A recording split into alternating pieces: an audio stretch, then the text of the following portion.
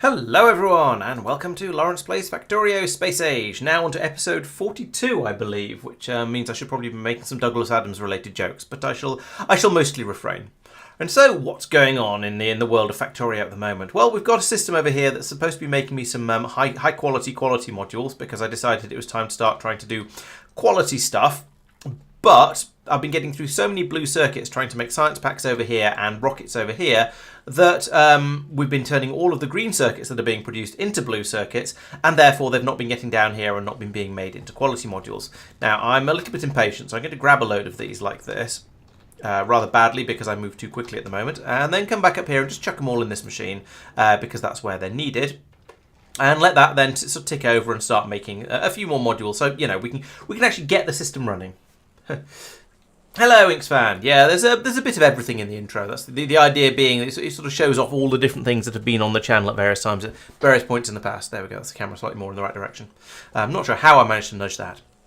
So there's the thing is though, this system here and the similar one down here that's working on making some high quality motors. Well, we've got 4 and 10 there, but I think we got those from somewhere else. We've also got a little bit of quality steel over here because I have this spaceship, which I'm actually going to turn round more or less first thing. We'll get rid of the passenger present op thing there, and it can head back towards Aquilo because I left this flying after the last stream, and it actually made it less distance than my previous generation of ship did, and it had problems because there weren't enough carbonic asteroids coming in, and therefore it wasn't pulling in enough carbonic asteroid chunks, and so the output of the output of carbon and the output of carbon and sulfur coming down here stopped flowing, and so down here we stopped being able to make all of the modules and things, all of the explosives we need to keep the rockets going, and the ship started to struggle. And if we look at it now, we can see there's only 628 rockets available, so it's already not in a particularly great way, and I'm going to get rid of one of these engines because it's going to be going even faster now because it's heading back towards the solar system. So I think having this ship go a little bit slower would be quite useful for its survivability and its ability to try and make these rockets fast enough to keep everything flowing. So my plan is to try and get some better quality, what are these guys? These are crushers, better quality crushers around here, and redesign this area again a little bit in an attempt to try and get more sulfur, more carbon flowing through here, and allow me to make more coal, more explosives. And at the moment, well, maybe I should be putting more productivity modules in here, because at the moment we are just very, very short of sulfur. We're a bit short. The coal is struggling to keep up as well. So you know what? Let's do that, because if the inputs can't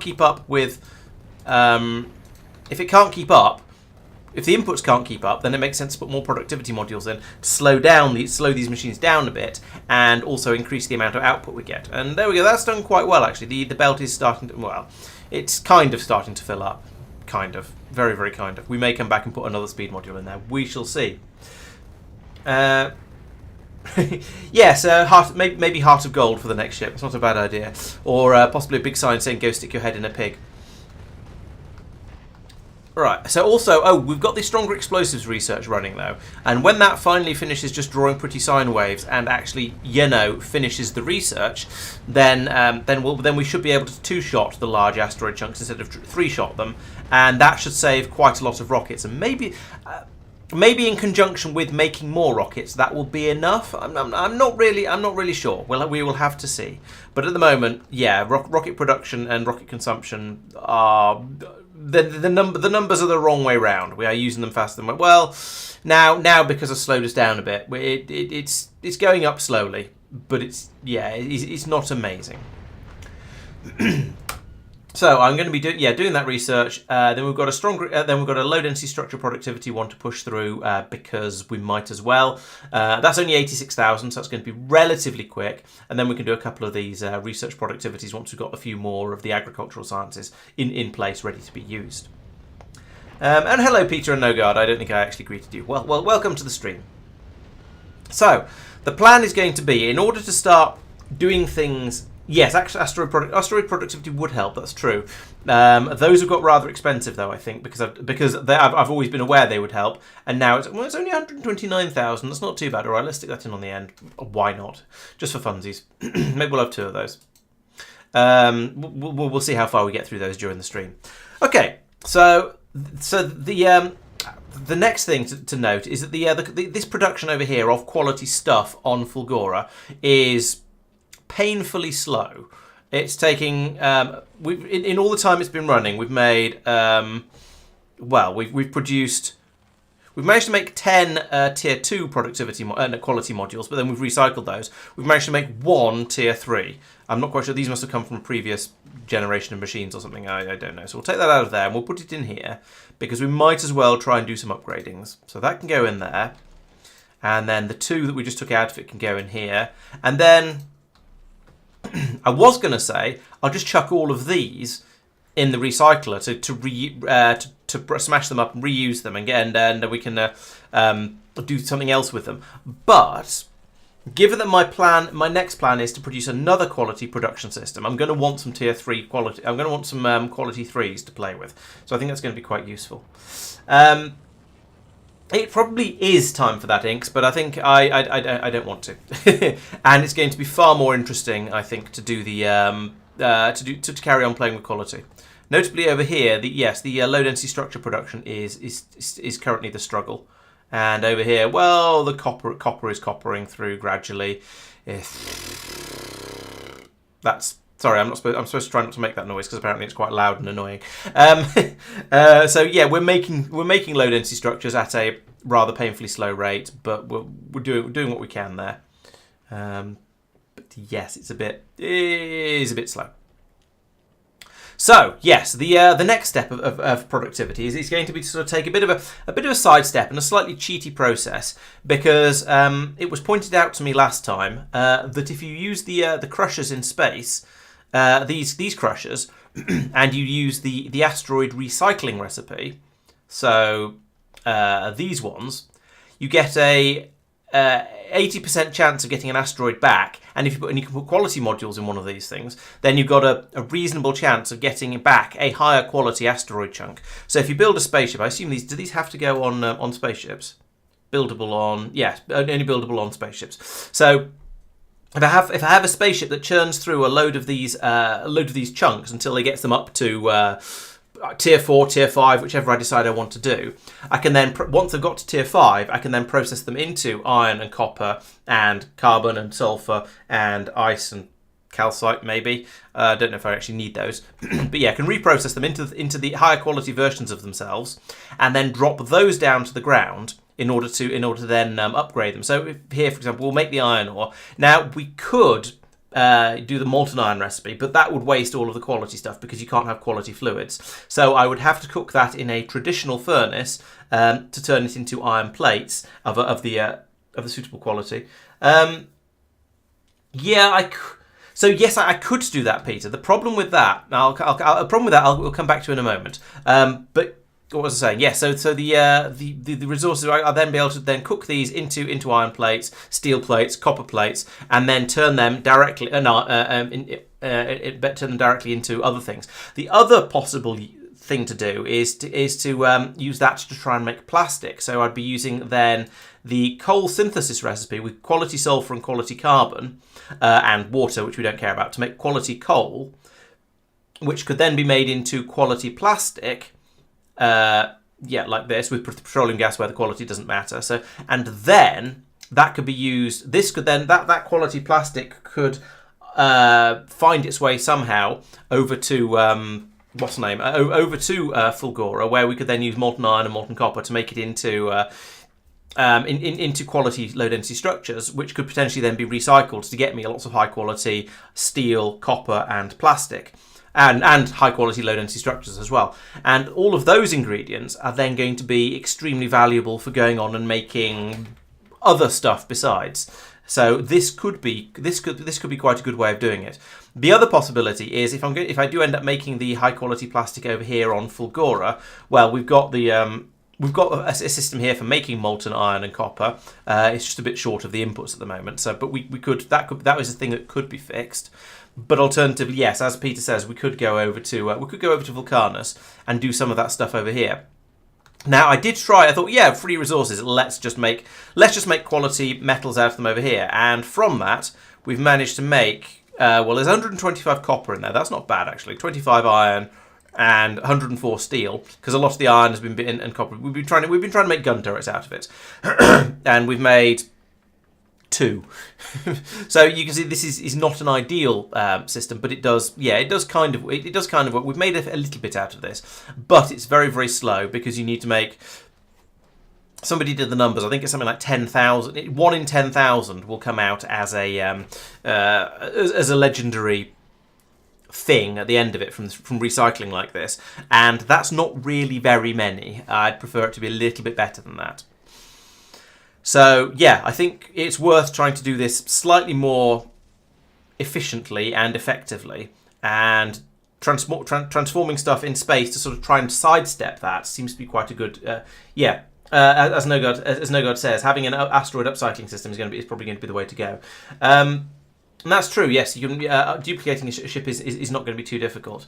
In fact, probably the thing to do would be just to drop down the. Let's see, it's.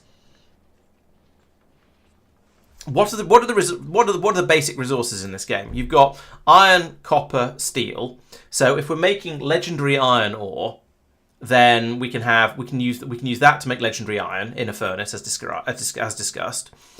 If we make legendary plastic, which we can do from making coal from legendary sulfur and carbon, and getting petroleum gas from somewhere as well, then we can make legendary low density structures, which we can recycle to get copper, steel, and plastic. Or we can turn that iron into steel, or we can make copper that way as well, and turn that into copper. Funnily enough, but after that, that's basically all of the raw resources that go into everything, isn't it? So I'm mostly interested in making stuff for space at the moment. So blue circuits, thrusters I don't care about. That thrusters are not a problem at the moment. Although I am curious as to. Okay, it increases. Yeah, you get more thrust. That's what I'd expect, but I don't care about that at the moment.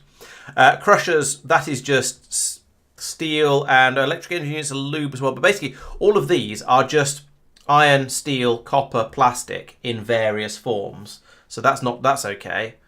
That's going to be slightly tricky because of the processing units. I might have to set up a system that just makes fancy processing units from initial ingredients. But again, that's not going to be impossible.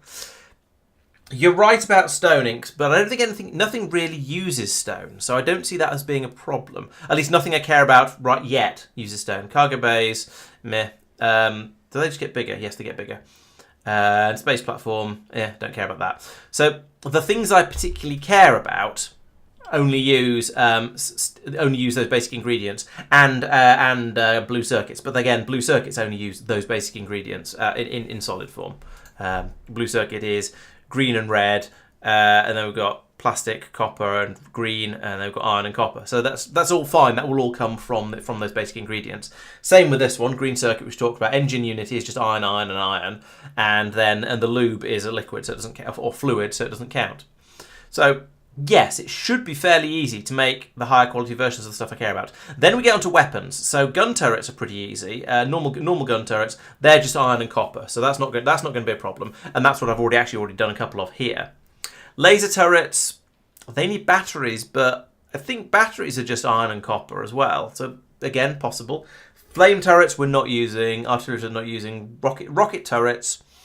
That needs carbon fibre. That's going to be more awkward. So we're not going to be getting high tier rocket turrets, I don't think, because unless I go over and start doing shenanigans on Gleba. But the rocket turrets have been absolutely fine so far. They're keeping up with no problems whatsoever. They just need more rockets to be fed to them. And then finally, railgun turrets, which are just absolute nonsense, and so we're not going to touch those. Right. Yeah, fair, but I don't actually care about assembly machines. Mostly assembling machines. So yeah, all these sort of things. True. So if I wanted to put in cryo plants on advanced legendary cryo plants, then that'd be a problem. But that only really gains me crafting speed, which admittedly would be nice, but is not vital. Yes, Peter. That's what I was talking about, which is why I was considering maybe the ship that's doing all of this stuff should be over here, because we already have an infinite supply of the of the two molten inputs over here. So it could just drop down legendary plastic, and we'll make the low density structures here. In fact, that might be a worthwhile thing to do anyway. It depends how fast we can actually start making these things. So I think it's time to make another space platform. And we'll start it over Norvis so we can build it, and then we'll bring it over and design it and stuff, and then we'll bring it over here, set it up, and see how things go. Oh wait, no, don't not too slow. Right, we'll rename you actually, because we've got a platform already. We'll call you Quality Street, because I think that's funny.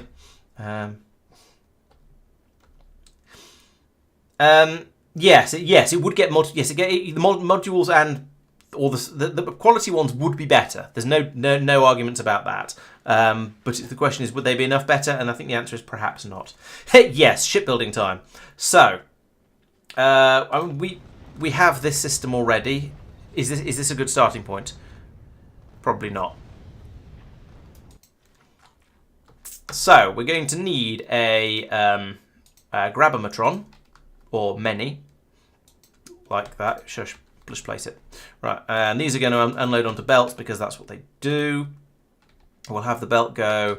We'll have the belt carrying on going anti-clockwise because all of my other ones have, and it'll confuse me if they don't. Yeah, building spaceships is fun. Right, so that's trivial. I don't know why I bothered starting with that. Then over here, I'm just going to be wanting the carbonic asteroids and then a little bit extra to make ammunition. So we'll only do the carbonics for quality for now, and then probably change my mind afterwards. But to start with, just start off with carbonics.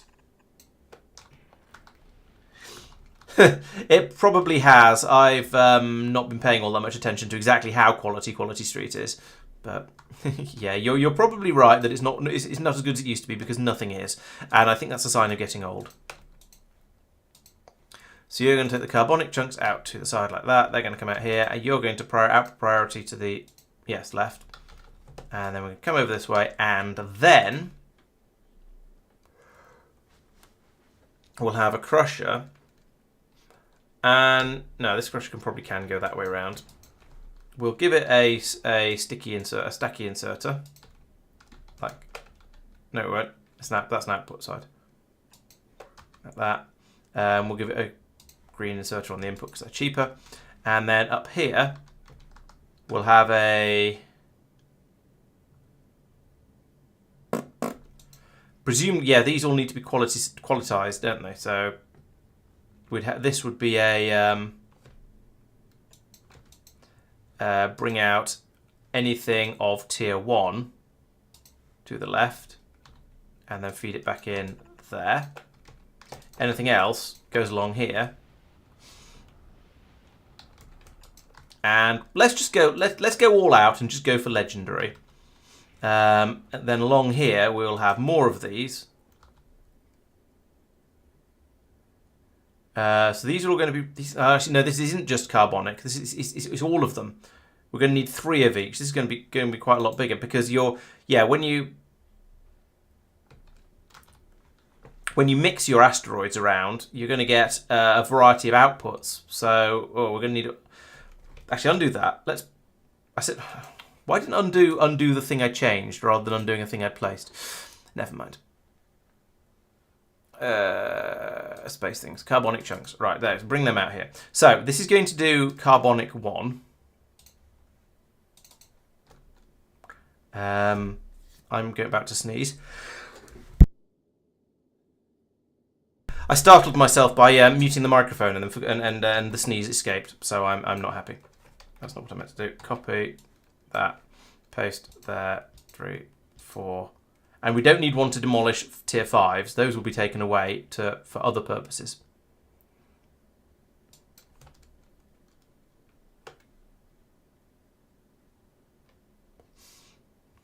So along here we then change the recipe, so it's tier 2 carbonic reprocessing and tier 3 carbonic and tier 4 carbonic.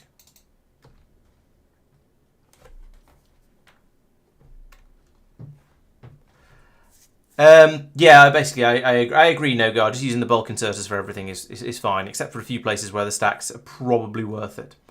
Right, so that comes around here, anything, right, and we want to split out anything that's a tier I suppose we only actually want to keep the tier 5 carbonics, really, don't we? And there won't be any coming out of here, because when you reprocess... yeah, you will either get... Oh, no, you might get a carbonic... you might get a better carbonic out, actually. So, yes, let's say bring out tier 5 carbonic chunks to the right, and everything else can go round for another go. And then these can be brought over here to a... This is a silly, wasteful design.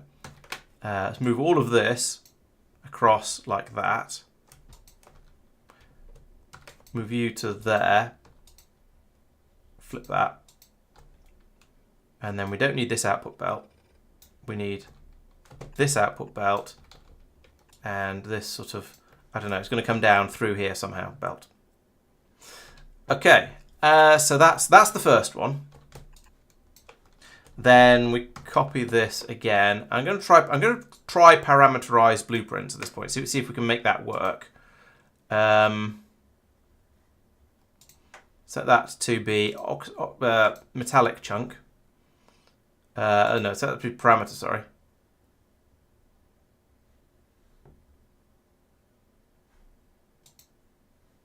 Okay, so it's done that one. It hasn't done these.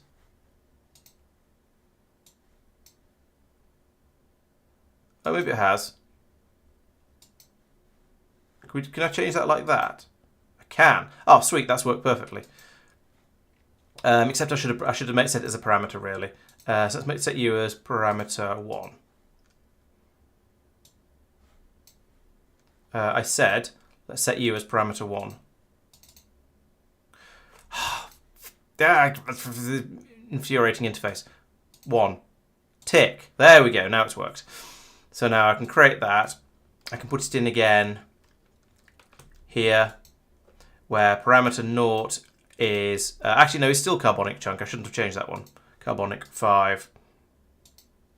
And parameter 1 is... Parameter 1 is reprocess iron chunks. There we go. I should have also included the input thing here as well. So that goes there and is a iron metallic chunk. These all need to be of any variety and any quality, so they come back in again and get re-was named any quality. There we go. So do all of that, then copy. I should do it again, and just because I want to try and drill parameterized blueprints into my head. So you're going to be 0, 0, 1. Normally Factorio's user interface is so good at. I think that there's just too much cancel in here and not enough accept. Right, so we'll do that, and yeah, so I can create blueprint. And now for my third trick, I can put it in here like that. And parameter 0 is the reprocessing recipe. So we don't need to, this time we need to do that one. And parameter 1 is going to be the ice chunks. So we choose that one. Yes. Right. There we go. There's my there's all my inputs.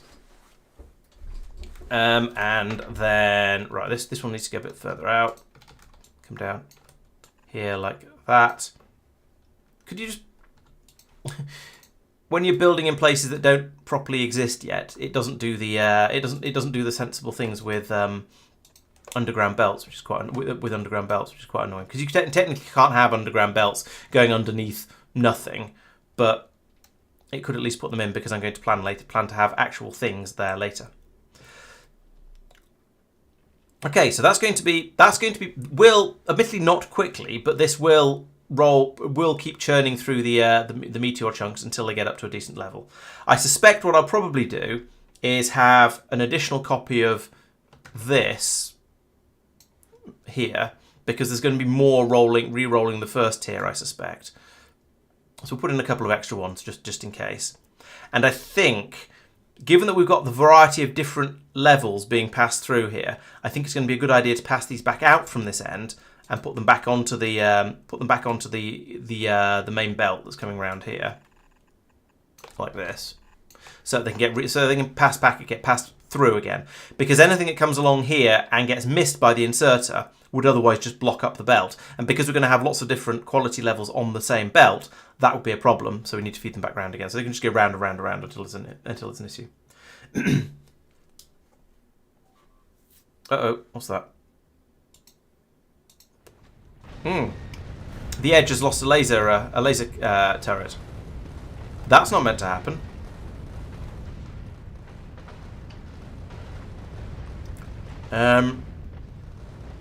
Okay, so that, I guess, is a sign that the ship is really, really struggling. Although there's quite a lot of rockets coming through sometimes. There's a sizable gap down here, though. So, yeah, okay, it seems that it is struggling. We haven't caught up. We've kind of caught up on carbon, haven't caught up on sulfur. Yeah, some limited progress. Well, no, it's ticking over reasonably okay, but it did seem to lose a turret, which is, as I say, not what we want. The Edge lost an edge. Yes, it got snipped off the edge, which is quite unfortunate. Right, bring this out down here then. Oh yeah, also this means you get lots of underground belts that are pointing in the wrong direction because the game doesn't understand the concept of sketching designs out. Right, where am I? What am I doing at this point? So we've got all the reprocessing here. So eventually we'll be getting carbonic chunks coming out here, and we then need to turn them into carbon and what's the name? Yes, carbon and sulfur. So we'll do that. And then this is going to be running relatively slowly, I think. So I'm just going to put in bulk inserters. I think stack is probably, for the time being at least, is overkill. I think that's going to be excessive. Oh, and these should be qualitied as well. So tier 5 advanced carbon processing, like that. There we go. And that will produce, let's be optimistic here.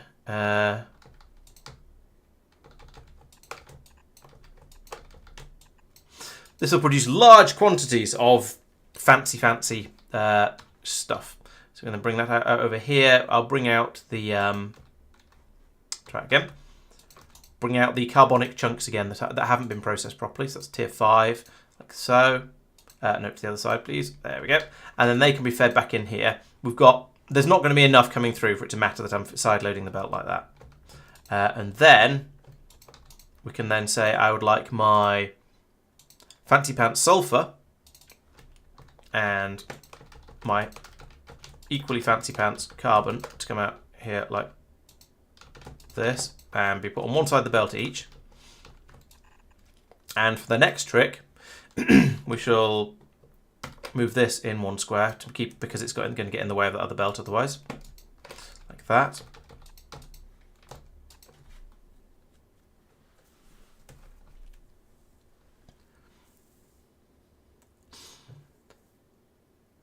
Yeah, I probably should have more. I guess I'm sort of, at the moment, I'm kind of playing with the concept and the idea behind it, rather than so just trying to get a system that will work, rather than worrying too much about exactly how fast it'll work. And then I intend to build a Mark II that will go faster. That said, it probably would make sense to just build it faster from the start. That said, if I carry on building it vertically like this, building it to work faster is just going to be a case of snip the edge off, copy, paste, put it back on again, and that'll, and so that should, yeah, and I can make it bigger relatively easily. But you are right, this is going to probably be woefully slow. Thank you, Simon. Yes, I think too much backseat suggestionizing would probably be a bit much. So where are we now? We've got the let's have a check over here. So we've got the sulfur and the oh, I'm going to need some ice as well. Yeah, for this recipe, and actually for this, no, not this recipe. We're just making plastic. And I'm going to also need it for the coal liquid. So we're going to have to make carbon into coal, and then coal into petroleum gas, and then petroleum gas and some of that coal into plastic. Okay. Question is, do I want to start? No, and then I'm going to drop that down onto. Or do I just drop those onto? Or do I just park this over Vulcanus and drop my high quality carbon and sulfur down onto Vulcanus and do the next step there? That might be easier. So we'll be doing this recipe, which is carbon and sulfur, which we're going to have coming in, and water. So that'll make coal. Then we're doing plastic production, where we already have petroleum gas on this planet, which is coming from generic coal, which is fine. And then we can do this recipe, and then after that we can recycle stuff down. The only thing that we won't have from that is iron. Everything else will come out of the low density structure recycling. So this seems like a good idea.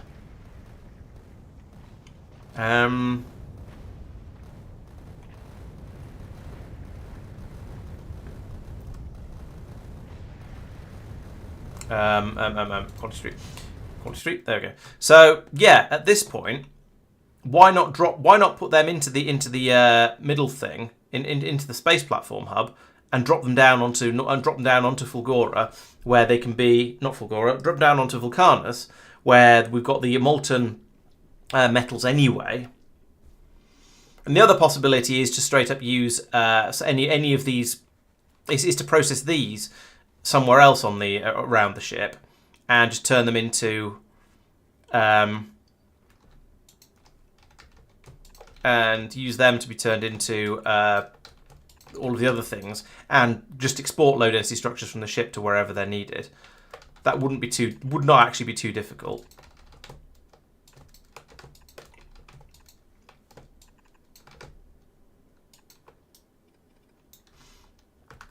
It would just be repeating some of the systems that are on another ship already.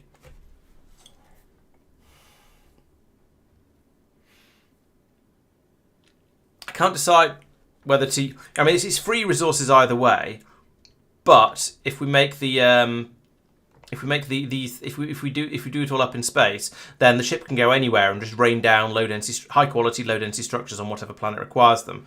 And at the moment, I seem to be doing most of my quality shenaniganery over Fulgora, so it feels like it might make some sense to do it there.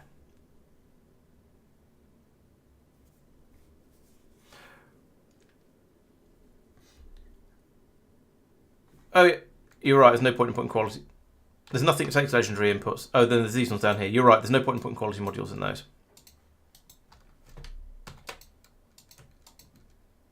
Take the modules back out, please.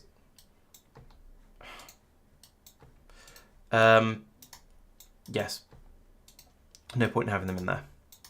So yeah, if I make a ship that is completely self-contained, that's going to be more useful in the future, because yeah, you can just drop the quality low density structures wherever they're needed. So yeah, okay, let's go with that. So that means I'm then going to need a system like this to make my molten copper and my molten iron, to then make low density structures, which can then, as discussed, be rained down. And also we can use that to make ammunition. And we'll just use bullets for these, because this will only be flying around inside the inner area. So red bullet ammo will be fine, and we'll have the iron and the copper for that. So that's going to be easy. And it'll also give us a supply of water, which will be good for fuel, and a supply of everything will be good for fuel. Yeah, okay, let's go with that then. So that means I will need another split outer system like this, for only bringing out tier 1 stuff though, and then another set of pulverisers, and making all of the other bits and pieces. Okay, that's not too bad. Let me go back over here. So I shall continue to... Oh, that means... But that does mean I need to do all the coal and stuff on this ship as well, which is... manageable, I suppose. Right, let's move this to over here so I can just carry on sketching without this ship getting in the way. Because I'm thinking... or am I? I'm not sure I am thinking sensibly, actually. I could do this.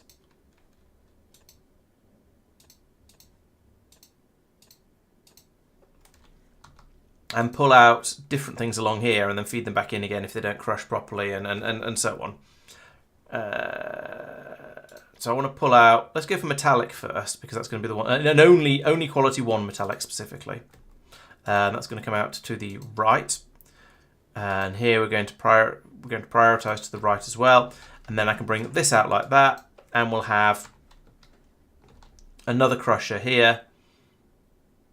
Or here, more likely. Or do I want it below? No, I think I want it below because then I've got more space to expand as necessary. And this is going to bring out the... Oh, I've run out of space, presumably until I put something over here. Oh no, even then I've run out of space. I've run out of space till it gets building, I suppose. Right.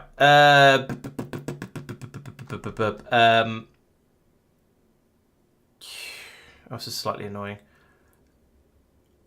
Because I want to get the any metallic asteroid chunks back into here. I suppose I could do... Oh, and then these are only... Actually, I'm going to have another belt going around the top here, aren't I? Because this is going to be a figure 8 sort of thing going on for maximum expandability. So, yeah, we can just go straight outwards with this. So, belt going like that with the output. A couple of these. Right, so you're going to be doing advanced metallic asteroid pulverizing. And have a like that. And then over here, we can split out the...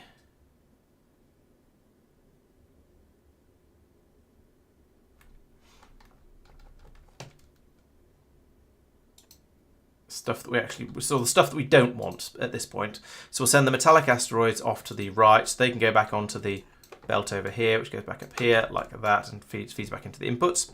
And then so we've got iron and copper coming out here on this belt, which will bring over here out of the way for now.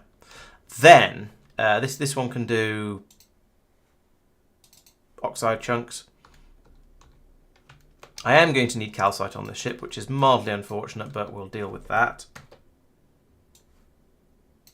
Let's put that in there, and you can do that one. So I'll make some of those, and then again, splitter, filter out oxide to the right, in, out.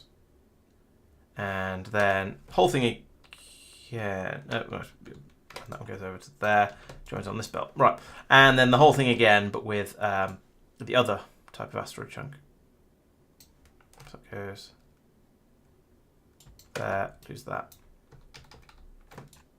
And this would be carbonic. So we take out carbonic asteroids to the right. They come around here. Oh, these should all be right. Right. So my expectation is that these belts will fill up fairly quickly once we've got enough of the resources. I'll put in triggers to stop them, tell them to stop, and all that sort of funny stuff.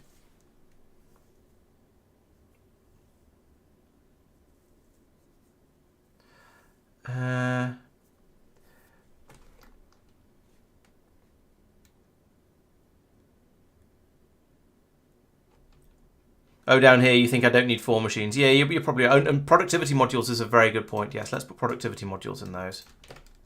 The first 2 at least, because you're probably right that we won't need more than that. I don't think there's going to be a huge amount of quality asteroid chunks coming through here. Right, so this one's doing the that one. And therefore here we would have carbonic. Okay. So now we've got normal stuff coming out. We've got this lot over here is trying to produce the quality parts, and over here we've got the normal generic boring metals coming through. So then we'll need a couple of foundries even, to make me my metals. If I say couple, I'll need, let's put in the 2 for now. 1 for each. So we have one that's doing, no, that's from lava. Where is it? These ones. Yeah, iron and copper. And we'll have a belt feeding the ores in like this from here.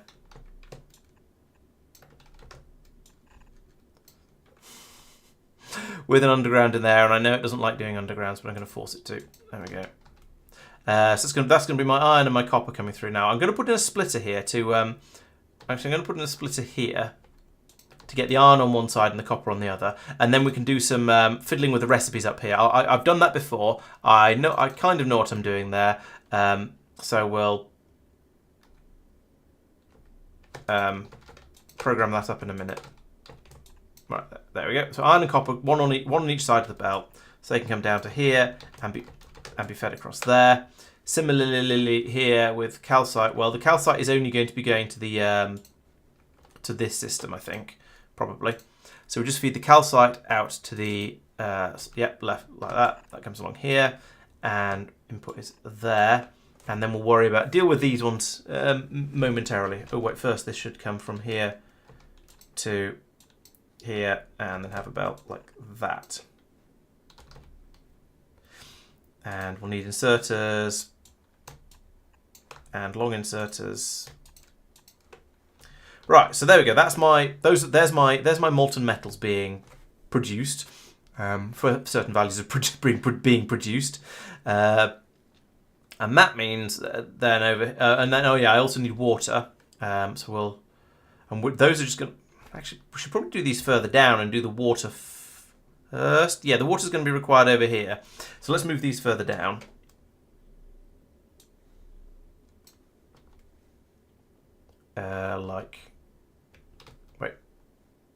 This.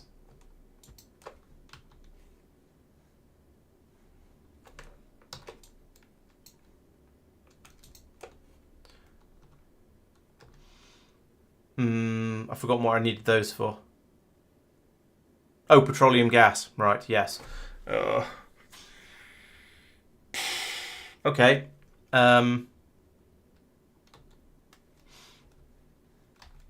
Let's get the water first. How's I doing water? Bring in the ice, melt it in a chemical plant specifically. Okay.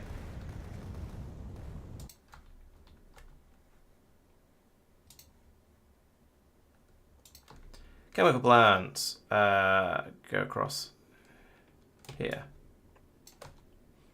I strongly suspect 2 is going to be more than enough, but we'll see. So you guys are going to do the ice melting recipe, like that, and you'll need inputs, and your outputs will be pipework, obviously. And then, right, we're going to have 2 copies of, basically 2 copies of the next system down here. One making quality coal, and one making low quality coal to be then abused later into other things. So that the coal is made in another chemical plant, and we just feed everything into it. Fine.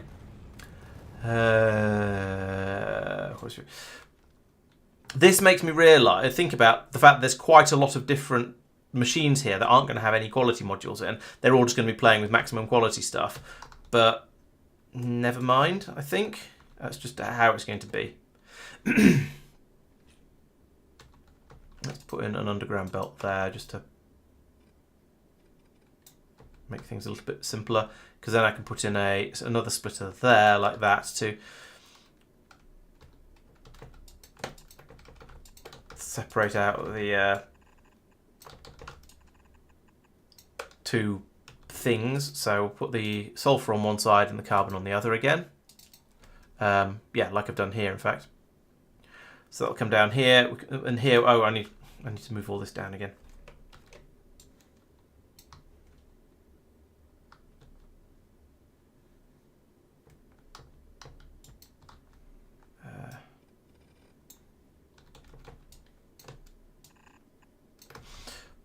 So you're going to be making coal like that with that stuff, and then passing it out down like this onto another belt. And this is going to be my bog standard, completely normal coal. Then over here, exactly the same thing. You know what, let's line them up. It feels sort of slightly pleasing to do so. Except you guys are going to be doing special coal. So we'd like to do special coal synthesis, which means you're going to be taking in this belt and outputting it here. Okay, this is all fine, I think. Let's remove these two just in case we do end up making more quality ingredients and carbonics than we expect to. Okay, so there's coal. We then need to turn it into petroleum gas. How do you do that in space? Presumably it is just the standard way of doing coal liquefaction, but I'm just going to check. So petroleum gas comes from, we've got coal liquefaction, so I'm going to have to crack it as well. Lovely. Okay, but coal liquefaction is done in an oil refinery. Can this be done in space? Yes, excellent. We're going to need to ship some heavy oil up to it, of course, to get that started. That's a minor annoyance that I'd completely forgotten about. But okay. You know what, let's move this off to the side because it keeps getting in the way. This is a bigger process. Okay, this side then. This is turning into a bigger process than I was initially anticipating. So, we have an oil refinery down here, like this. Which is doing the coal liquefaction. Is that any fun? It needs calcite. Only steam to get this one to work. Only sulfuric acid for this one to work. No, so it's going to have to be that one. Going to have to boil some water. Lovely. Okay, well we'll boil that when we come to it. Fine. So past the heavy oil can just loop round like that. That's fine. But we'll need no overflow pumps to crack it and so on. That's just some chemical plants though. So we can have one of these here and one here.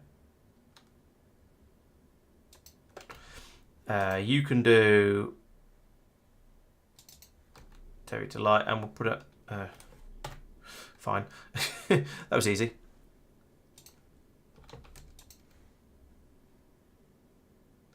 Oh, this is trying to build.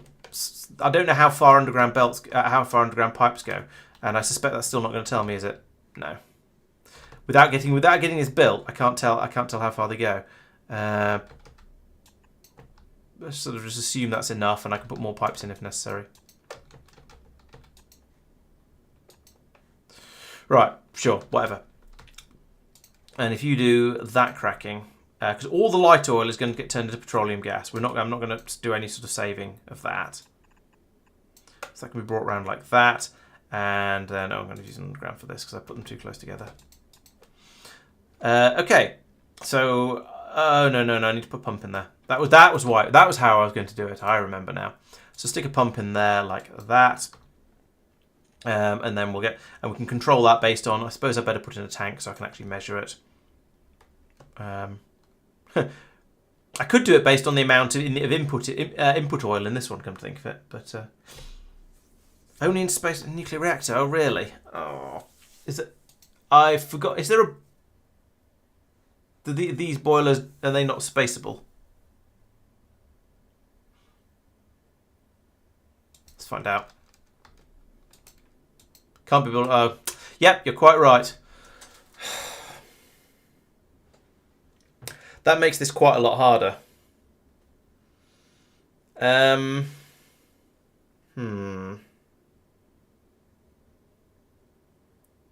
suppose it is going to need power, so sure, why not use nuclear?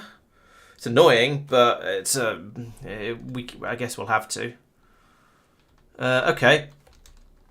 Well, we'll burn that bridge when we come to it. I need water in here as well.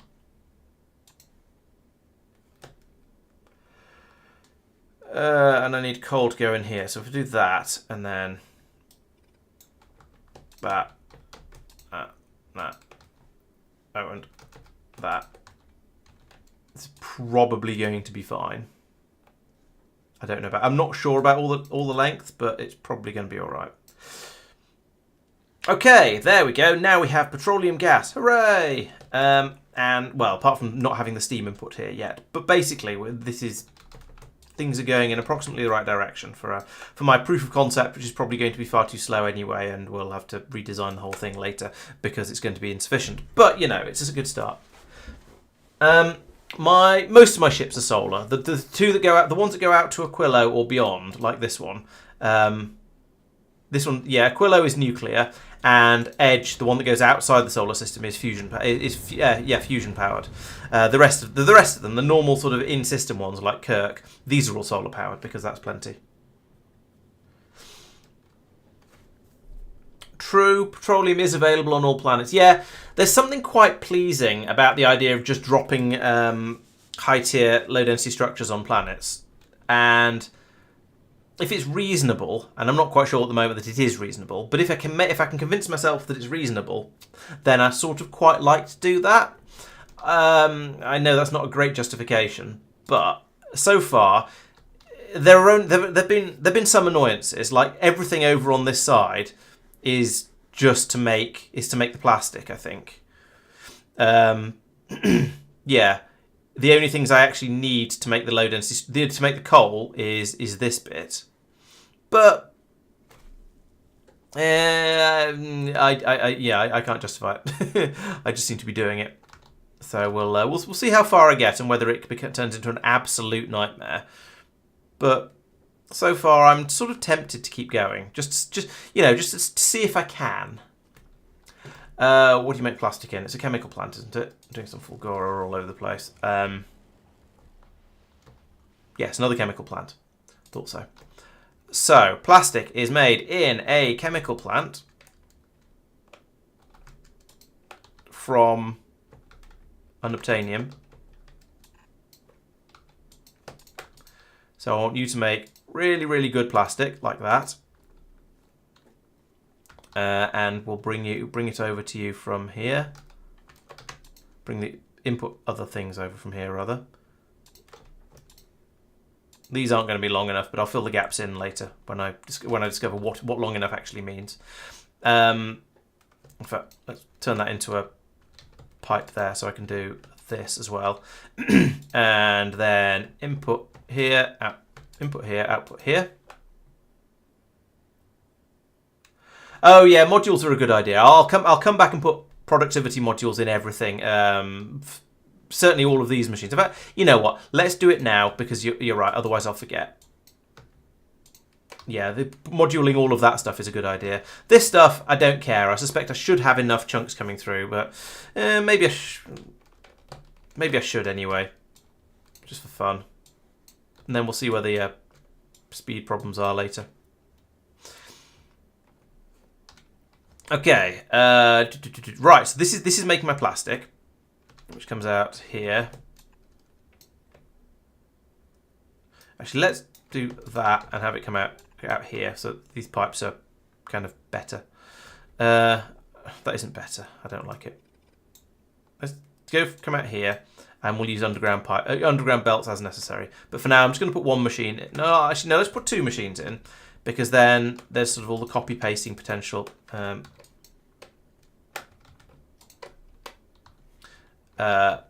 For later, because I'm going to have this here essentially, and this. Oh no, I don't need additional underground pipes because it's come in there. It's been so long since I've done this, I've forgotten how to play Factorio. Right, and then the really exciting part, where we get another one of these guys. We'll put him in here, and we say we'd like you to make low density structure 5s, like that. And that then we feed in the inputs from here. And I'm very, very tempted to put this up here because there's a convenient gap. I I say convenient gap. There's almost space for it to go in up here. And why not, says I? Why not put it there? And then run the pipes down the middle, where there's a bit of space. Let's put that there. And then this belt will have to go up a couple, but that's fine.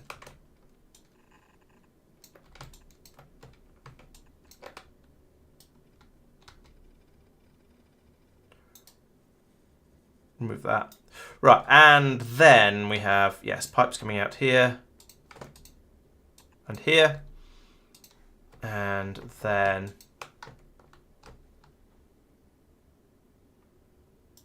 Don't go underground yet, because we're going to come down here.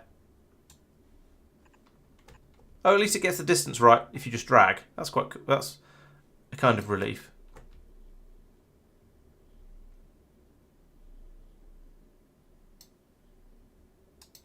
Up to there, and then over to... Which one am I even doing at the moment? This is iron.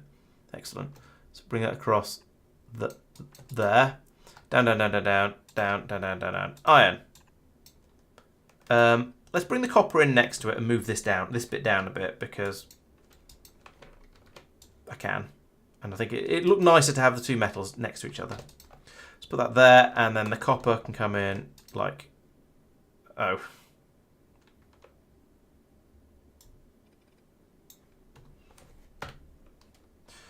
The copper can come in here, like this.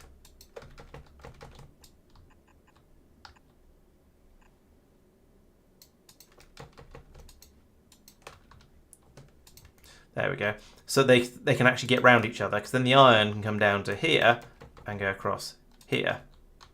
Like that. There we go.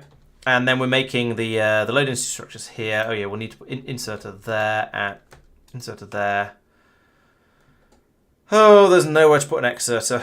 Actually, if I use a long exerter, because it's not going to be making these exactly. It's not exactly going to be making them quickly, is it?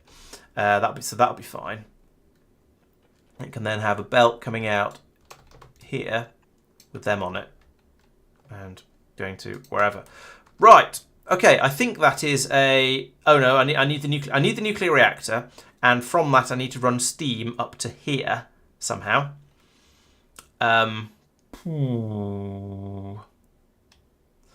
Right, let's take that belt underground. Like this. And then run a pipe up here, like this. And then out like this. And then if we move this entire thing up to above here. Let's move all of this for a second over to here, out of the way. I'm going to put my nuclear reactor in on my space platform hub, and it'll slot in at the bottom, so it'll be about here. Then we can feed the steam up here, and these can go straight into the top of the hub thingy. Oh, cryoplants, good point. Yeah, what can I actually use cryoplants for? Because I found with this ship, the only stage I could do with cryoplants was the explosives. I couldn't do the coal manufacturing with cryoplants, but maybe, yes, if I go back to the quality street again. So this, I can't go far enough over to look at my ship. I can if I zoom out a bit further. No, I actually still can't. If I zoom in, it'll only zoom in here. Right. Yeah, so this stage can't be done with cryoplants. Maybe this stage can. Let's check. Making plastic can be done in a cryoplant. Okay, so yes, we'll do that. We'll swap that out for a cryoplant then. It's only the one stage, actually. That's not so bad. I was envisioning having to redesign half the ship at this point.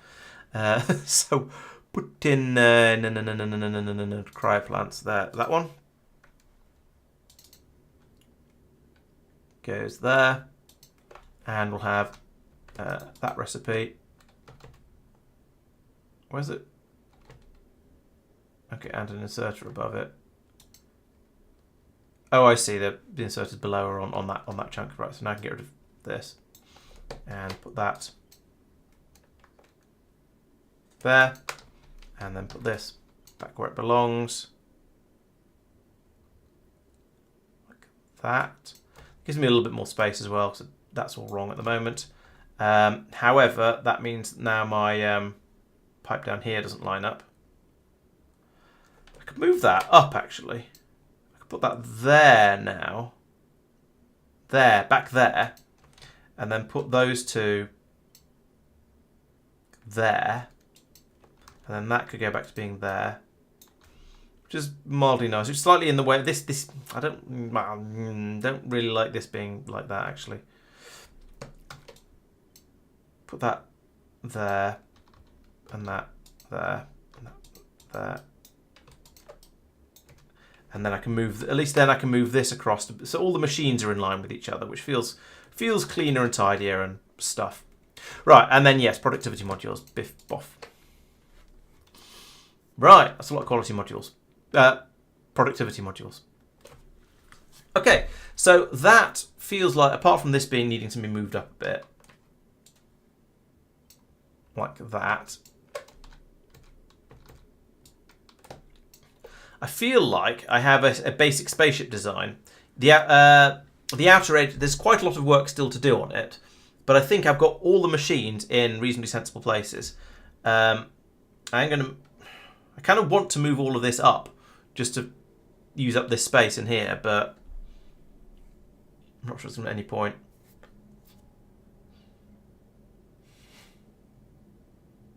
Oh, what's run out of ammunition? It's the edge. One of the edges is turrets. No, that's all right. There's plenty of rockets flying around now. I think. Oh yeah, we've got all the engines firing now. So we've met. We're now. It's got far enough. It's got close enough back to being back toward the Norvian system now. That it's, or Khalida system, perhaps we should call it. I don't know if that's canon. It's got back in. It's practically back in system now. So it's got a lot less rocks to deal with. So I could probably give it its extra engine back. There we go. I could put in another two in here and here as well, but I won't. Okay, so that's that. Let's go off to the icebreaker and say, I need your nuclear reactor design because that's a perfectly good one.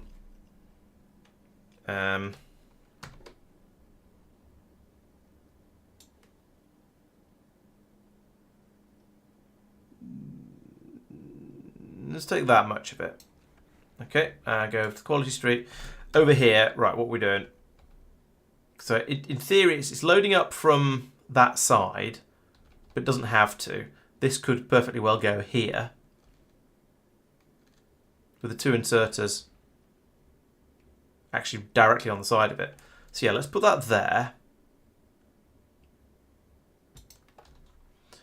Then we can cut that and put it there. And cut that and put it there, although that doesn't need to be cut and pasted, to be quite frank with you. And cut that and put it there. Okay, there we go. There's my basic sort of. That is a nuclear power plant. We need to feed the water in, and we need to take the steam out to do the rest of it. So now let's take all of this and put it. I said let's take all of this. Thank you, and put it on top. Or actually, no, I will. No, I will move this bit up first, I think, because then I can put it on top of these, and it'll sort of fit really quite nicely. So if I take all of this and put it here, then none of these line up, which is fine. I can fix that. So these are these two that go there and there. Then the petroleum gas can have its own sort of additional pipeline coming up here, I guess.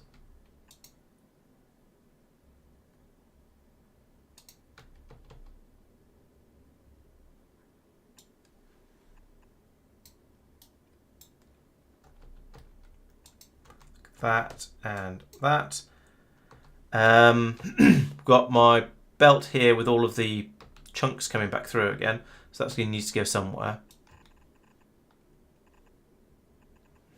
Guess down here works as well as anything. And conveniently, that sort of, it's got its own column, so that's not breaking too many of my design guidelines. And I'll run it round the side here, and then back up over here. Like that.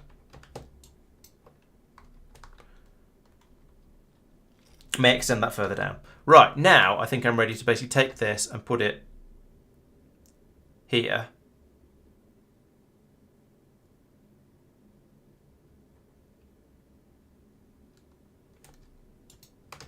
Like that. This belt can come down here like that, and this is going to dump the low density structures into the central storage system. This one's just feeding out to over there. I don't know if this is going to be enough nuclear reactor turbine to do what. No, it's not going to be. We're going to use. This is probably going to use enormous amounts of power, so we'll deal with that in a moment. But first, I need to get the steam, which is this pipeline.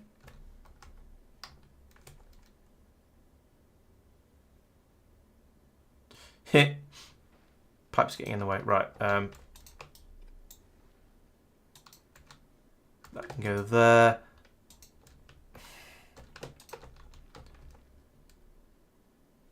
What I'd like is to bring that to here. I suppose there's no reason I can't do that. There we go. A little bit ugly, but that's fine. Right, so that'll allow that will now work, I believe. I might need more. Oh, we need heat pipes coming out the side of here. Why do I not have any heat pipes? Where are heat? Here are heat pipes. Need a heat pipe coming out there to heat that, and then off to as far as I go. This. I could crack it. No, I didn't. I'm going to just leave this side alone. I think for now because sanity and similar reasons. Right. Let's get it. Let's get this building, and then we can tinker around the edges in a moment. So we need all of this to be spaceship.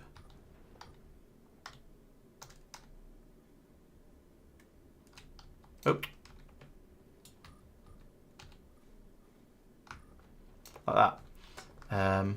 Let's remove this bit across the bottom actually for now. That's a bit unnecessary. Possibly unnecessary. And then this belt. Which way are you facing? You're going up as well.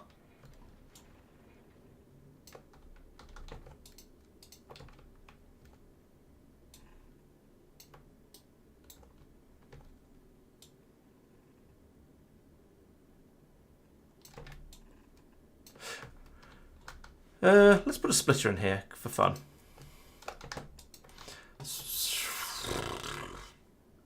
I haven't done ammunition and stuff. That's going to be an extra thing that it needs. But still, we've got a kind of proof of concept here going on, which I think is a good start. We'll need to take some of these metal feeds from here. Those will need to be extended further downwards, which I've not designed as a possibility because I am incapable of planning ahead or thinking things all the way through, or anything remotely positive like that. Apparently, so that's not actually going to work. I'm going to need to find another way to get the metals out, but we'll worry about that eventually. Although that said, I could just use yellow ammunition in massive quantities because I can get the iron out from here, and that might be enough. But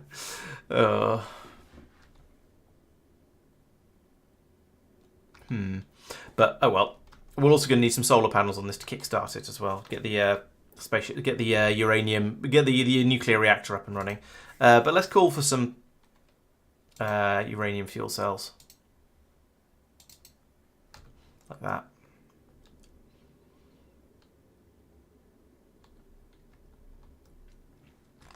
All right. I'm also going to need more of these guys.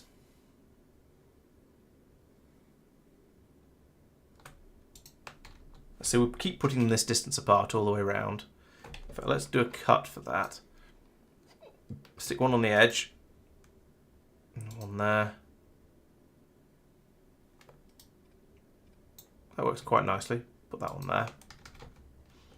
And going down the side, just do the same. La la la la la la la la la la. All the way down here. It's going to give a decent amount of catching potential. And the same over here. There's a little bit of overlap between them, not very much. That's probably about the right amount, I guess. We're going to need enormous quantities of flooring. Legendary ammo. Yeah, I know, I could. I'm not going to, but I could.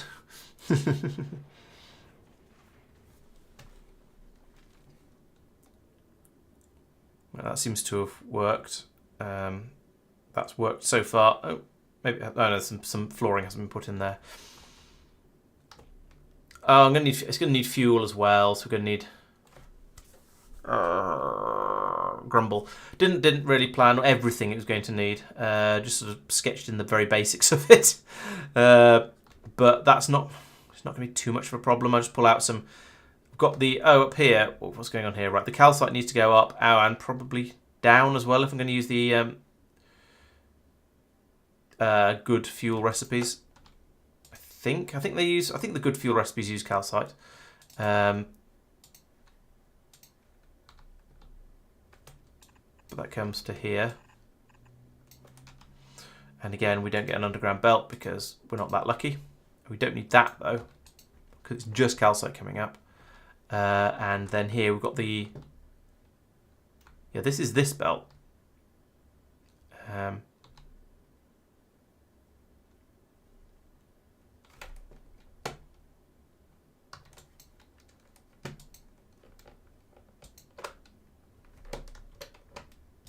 Put that there. That there, and then you, actually, we're just going to filter ice downwards. Ice to the left. Nose to the right. That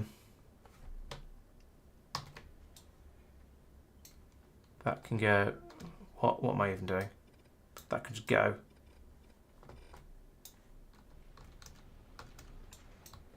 And then up here... Right, so this one, let's just swap the sides of that. Extend this belt over to here, and then this one can come up here like this and split out iron to the left. Iron to the left I think is important because I'm going to need iron to go downwards as well. So I'll try and plan ahead a little bit for once. Don't get used to it.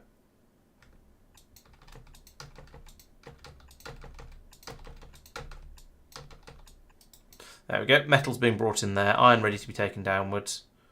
Fill those gaps in so that the game doesn't complain. Alright, I'm kind of tempted to let this thing start working in Norbit and just see if we get things just sort of starting to look like they might be kind of working. The only thing is, we're not going to get any carbonic chunks getting down here until we've got a lot of it flowing in.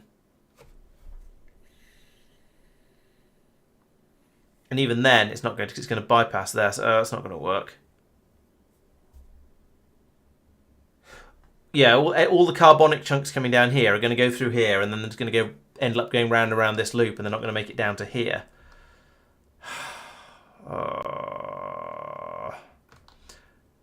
The other two are going to be okay, because this metallic is before this metallic, so they're going to get pulled into here. But the carbonic ones are just going to all go around and end up going out this way and be used. So I suppose actually, if we get enough, then we might not be able to unload the belt onto here, and it would break. But no, that's not something I can remotely rely on. Oh, plastic made in cryoplants. Yes, plastic is made in cryoplant. I think yes. That one has already been upgraded. The only ones that aren't upgraded to cryoplants are possibly these. Some or more of these three, which are doing the cheap stuff anyway. So I don't care too much. Maybe I'll upgrade them later. Maybe I won't. We shall see.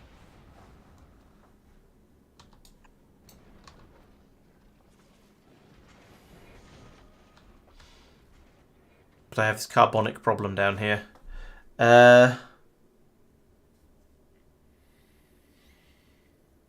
The smart thing to do is going to be to move this back down here and move this up to the top. Yeah, let's do that. I think that's going to be how I'm going to have to do it. So we'll take that, put it over here. We'll take this,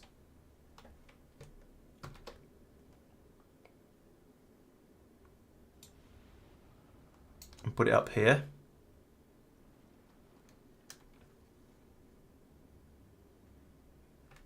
So I guess there. And then you're going to do carbonic. And it's going to bring it out like this. There we go. So that's the carbonic coming to there. I then need to remove all of this because this is now wrong. All of my metals and things are being fed to the wrong places. So now I've got the sulfur and thing coming down here. So the belt still goes to the right place. That much is okay.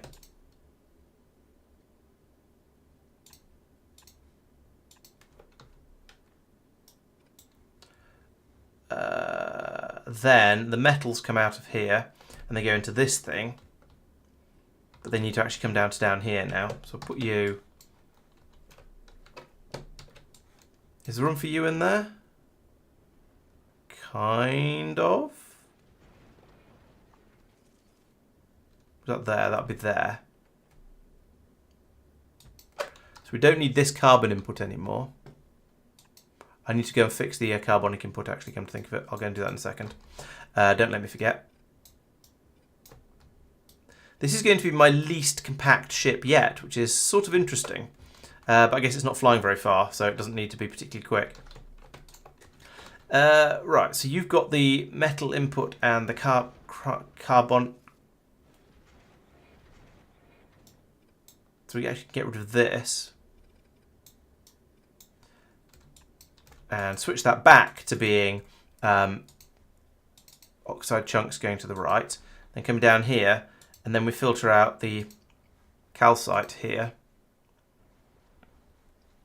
Calcite. Yep, they're like that. And then the ice can continue down to wherever ice goes. Here. Ice goes in here. Calcite comes to... Oh.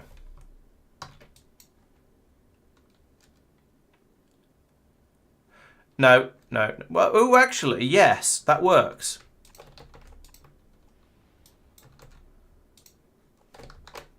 That can be both calcite and ice.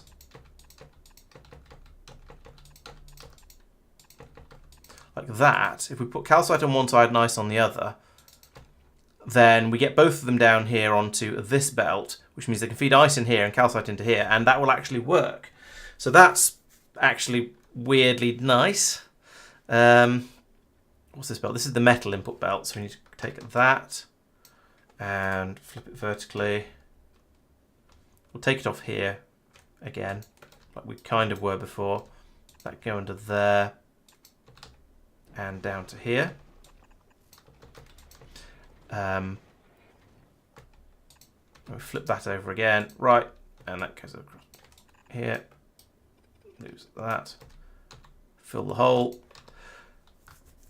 Okay, that's... Oh no, and then up here we need the overflow system. So priority to the right, and there we go. Right.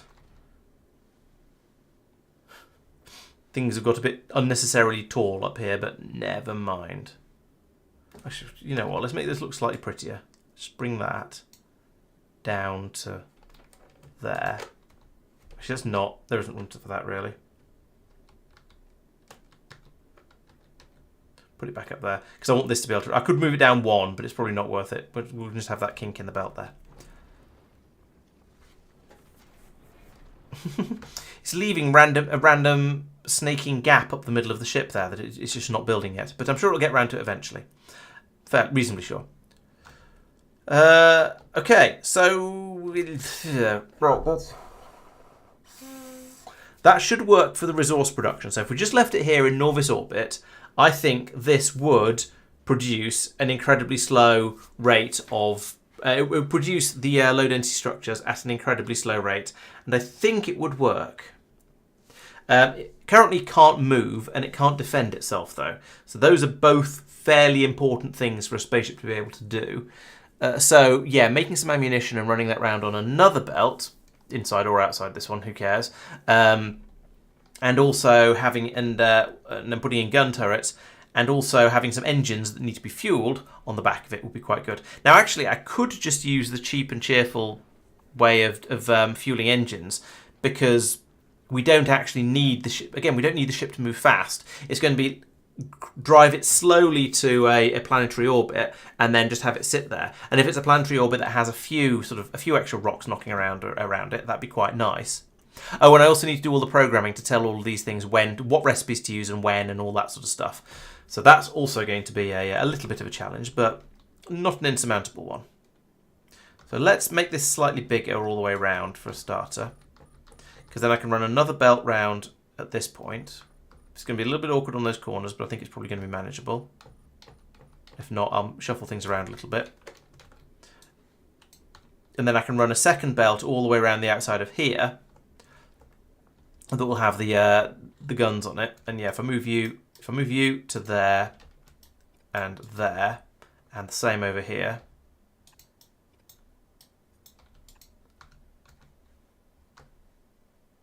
Then there'll be room for the belt to curve as it goes past. And then it's a case of putting in gun turrets at whatever frequency I feel is sensible.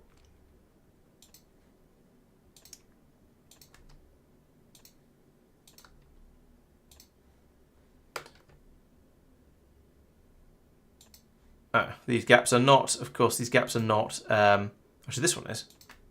But in general, the gaps are not even numbers of squares wide, because why would they be? What would the odds be? I could move all this stuff across. Well, I'm not going to. It's fine. And then because these are going to be in orbit round, these are going to be sitting around a planet, I'm going to put gun turrets in down the sides as well, with the intention of, because there's going to be small meteors, or small asteroids finding their way in towards the ship while it's in orbit. And we're going to want to be able to pulverize those to make sure we can turn them into resources.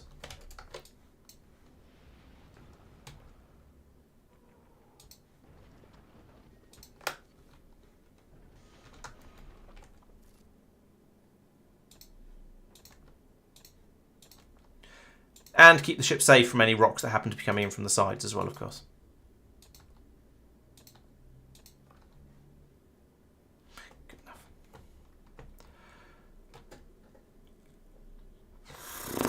Right, so ammunition production. We've got, this is the iron pipe coming down here. So we'll bring this down to here and put in another foundry. And have this one make iron plates. Fine. Like that. And then we have a belt coming. Let's have it come across here, because why not? And then I can put in these. This is just going to be assembly machines. They're easy. We're just going to make and we're going to make ammunition. We're just going to make yellow ammunition with these, because I think that's probably going to be sufficient. And then they can dump it out onto here, and then there'll be an underground belt here, so we can get this belt through to here and run it around all the way around the outside of the ship. I'll do the inserters in a moment. Maybe I'll do these ones. I'll do the belt. Sorry, what I mean is I'll do the belt up the sides of the ship in a moment, because I'd like to be able to just automatically. I'd like it to automatically drop the underground belts in, because that'd be so much easier.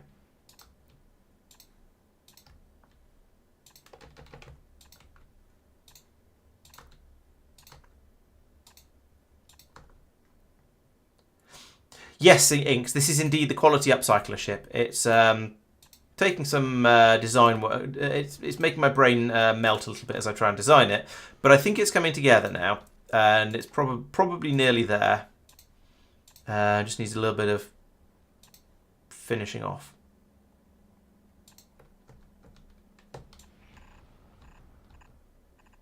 But I'm waiting for a bit more of it to get built first. I also need to do all of the programming for the ship, and that's going to be a little bit more complex. But you know what? Let's step away from this for a moment. Oh, and the fueling as well. I haven't done fueling. Maybe that can fit in here. We'll see.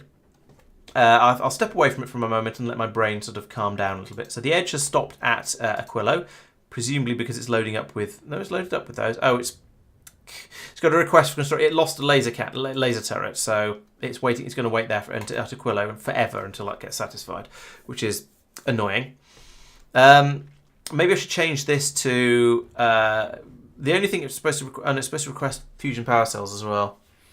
Yeah, let's change this to be item count, quantum process indicators, those things is greater than 400. And fusion power cells, cargo, item count. It annoys me. Those are different. It says cargo there and item count in the UE, but in the other UE, but never mind. Right, those should be greater than 100. Right, and then it won't get stuck there waiting for repairs on little bits and pieces that have been brought in from space. Right, so that can now come back in. We can do some more Prometheum research, and eventually we'll have rockets that only take 2 rockets rather than 3 rockets to wreck one of these rocks. In the meantime, we've restocked on rockets. So when the system is, when we have supplies available, we've got plenty of production capacity. It's just keeping everything loaded, keeping everything running at speed. That's the tricky bit. And you can see down here we're actually still filling all of this back up again. So it's going to take a while.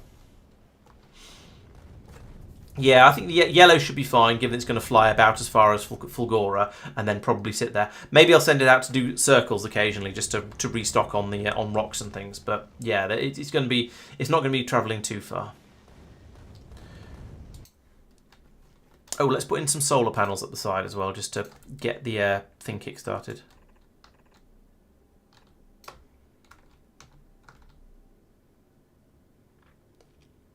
But yeah, this is now just waiting for Norvis to produce enough flooring and all the other bits and pieces that are needed in order to build the ship up. These need to make ammunition. Oh, and they need inserters as well.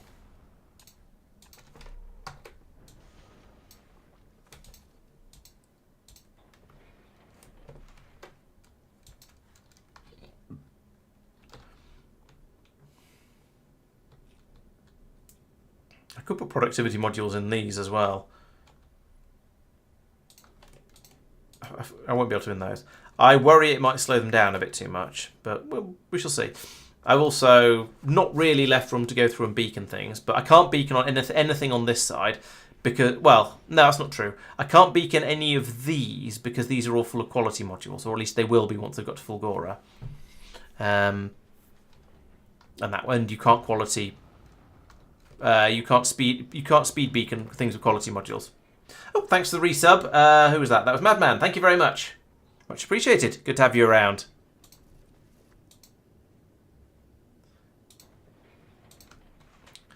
I suppose I should start thinking about fueling and other such shenanigans. I'm sort of putting that off because I know it's going to be painful putting the engines on the back of this thing.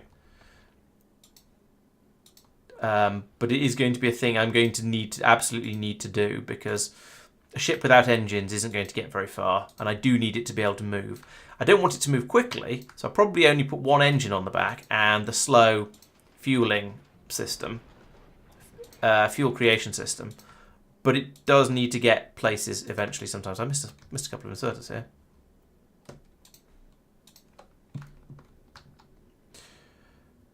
So, how are we going to do this? Right, I'm not even going to put the engine in the middle. I'm going to upset everybody and put the engine over to the side here. And then I'm going to go, how the hell do you make fuel? No, let's put an engine in first. Like this. And I suppose I should put a bit more storage on this because it's going to fill up with building components. So, yeah, let's do that. Oh, that's helpful. I can't. It's on the railway grid. So I could put it in across here, but then I won't be able to get to the engine. Or I could put it in here and remove this belt. What's this belt for? That's the trash coming down the middle. All right, let's put some in up here like that. And have this go off to the side somewhere.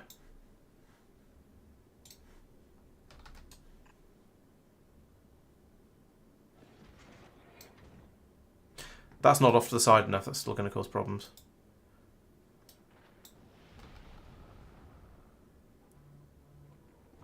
Let's come through here. Because then I don't have to belt weave. And that'll keep people happy. And by people, I mean myself.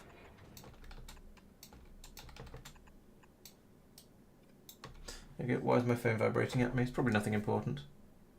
No, not particularly. Right. yeah, so that eventually, if that eventually arrives, that'll be a bit more storage. So to make fuel, the rocket science has finished. Rocket science. We're now going to be able to two-shot the big rocks with the missiles. So fuel. Not going to do this recipe. I'm going to do the easy one, which doesn't seem to be shown here. Is it shown here? Yes. Is carbon and water and iron ore and water. It's not much better. Okay, well, we're going to have... We've got water here. We've got to have carbon here. Not going to have iron ore, but, you know, it's close enough. So I put that there. And there. Then... Oh, actually, we're going to have iron ore here. That works perfectly. So do that there. That there. That and that. And so here, this is going to be the iron ore, so it's going to be making the oxidizer. That's going to be making the thruster fuel. And now I just need to get it from here down to here, which is going to be annoying, but not difficult. Thruster fuel comes from the near side. That's unfortunate, but manageable. So we'll do that here.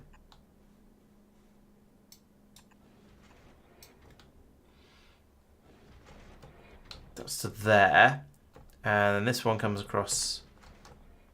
The oxide will have to come on the outside like this.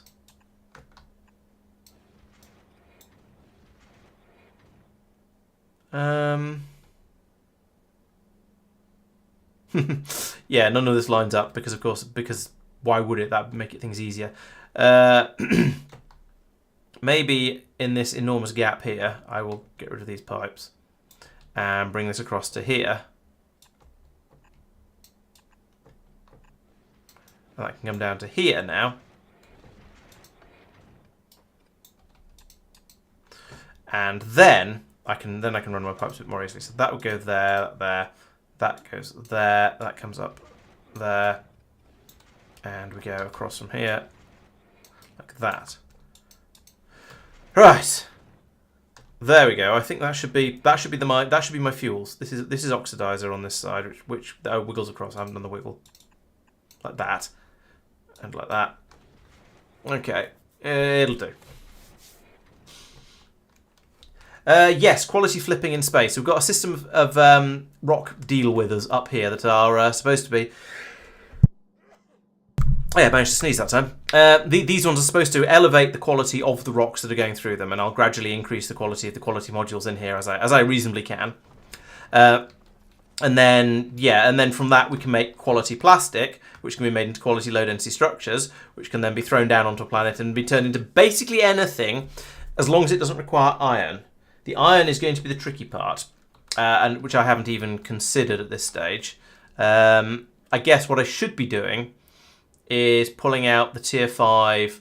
Oh, hang on, where are these going? Oh, no, that's all right. I should be pulling out any tier 5 iron or metallic ore chunks and crushing them and throwing them into the disposal chute over here as well. So I will do that momentarily. It might as well be now. So I don't need any of the other metals. I just need it is literally just iron that's required. So I'll put this in here. You are going to do pulverizing metallic asteroids to iron, but you're going to do it tier 5 style-y, like that.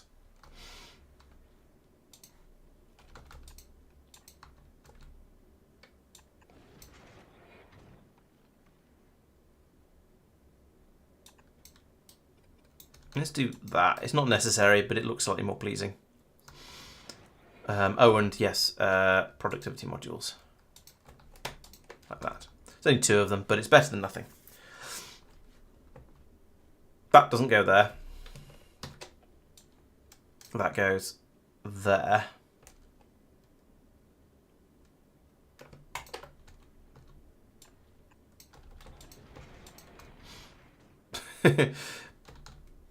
Yes, this is the belt that goes down and dumps into the into the hub down here, not this one.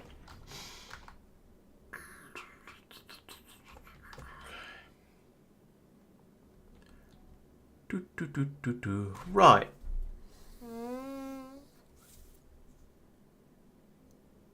Is there anything? Yeah, let's start thinking about the programming now. So these guys are always going to run. That's fine. These ones need to be set to monitor what's on the belt down here and switch back and forth as required switch back and forth between recipes as required based on the amount of carbon available.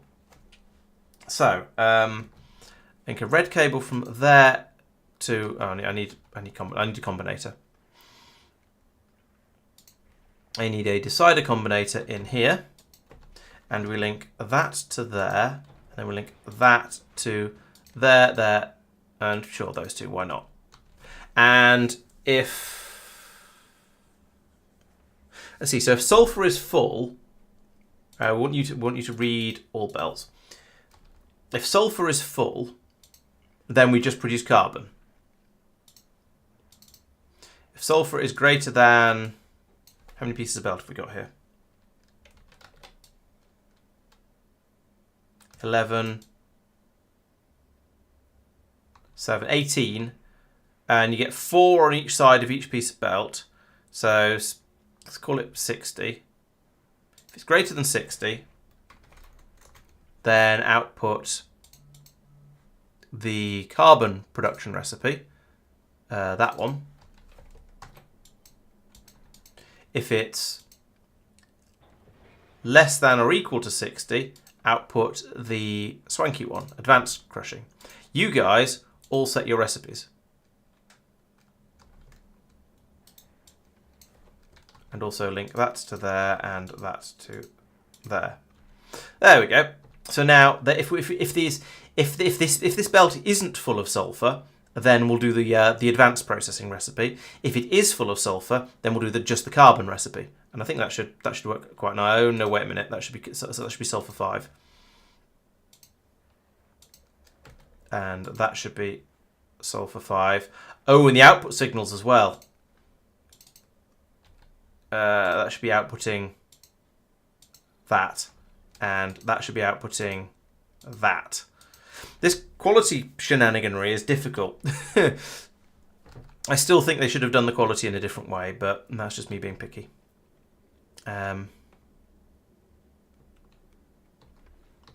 Still waiting for the flooring to come up, okay, and the belts actually. Okay, still lots to do there. Okay, so that's running though. That's controlling that sensibly, which is going to work. Should work quite nicely. Then over here we do exactly the same thing.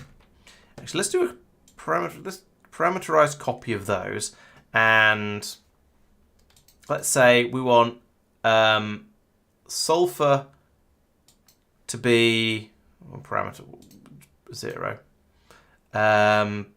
And then these ones are the 2 recipes, so it's complex then simple. I don't think this is going to be a very easy one to use the parameterized blueprints, but I'm trying to learn to use them, so I'm going to use them here, even though I don't really need to.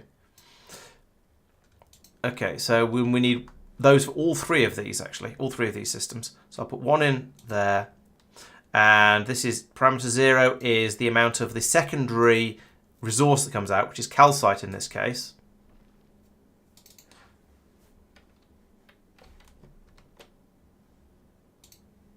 What's this? Don't be... Oh, right. Cancel that. Right, calcite in this case. And then complex first. So this is the calcite reprocessing, that one. And then the ice reprocessing. Yeah, there are some times when a single click is right, and sometimes when a double click is right. And the game has crashed. Wow. That's not supposed to happen.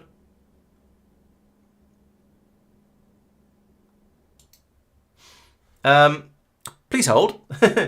Yeah, that was not meant to happen. Let me just rename the log file. Okay. So I can send it to them or something. Yeah, it's not often that I manage to make Factorio crash. I hope the last autosave wasn't too long ago. I've not been working particularly quickly, so hopefully I've not lost too much here, but yeah, that's not ideal.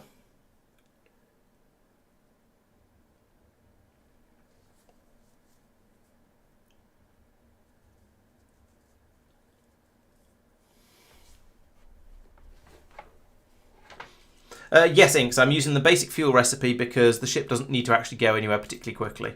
And yes, the iron is just the metallic asteroids, as you say. Right, where was I? Okay, I'm in the middle of setting these up. That's not so bad because at least I know what's going on here. So put one of those in. Right, you are actually sulfur 5. If sulfur 5 is greater than I said 60, then output. If sulfur is greater, then we output 1 just carbon crushing. 5. Yeah, and copy paste.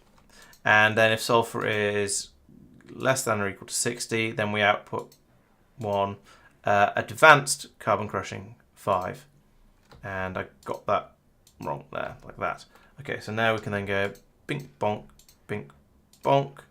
and then up here we say set recipe, and it's worked unsurprisingly.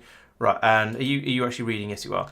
Okay, so that's now working. I'm actually not going to do copy paste this time because I think it's probably easier not to, especially as I'm going to need to work out numbers differently for each one anyway. Oh, actually, let's do it for the carbonics up here, just because it's all the same resources at this point, and then link that to there. It's going to be a lot more than 60 on this one though.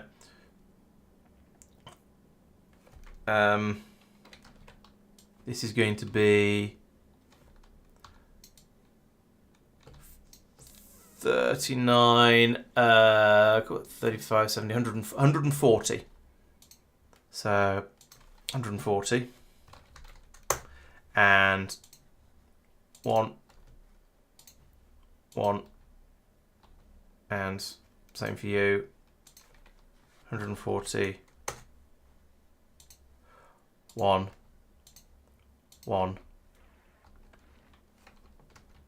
link that to there, and set recipe. What?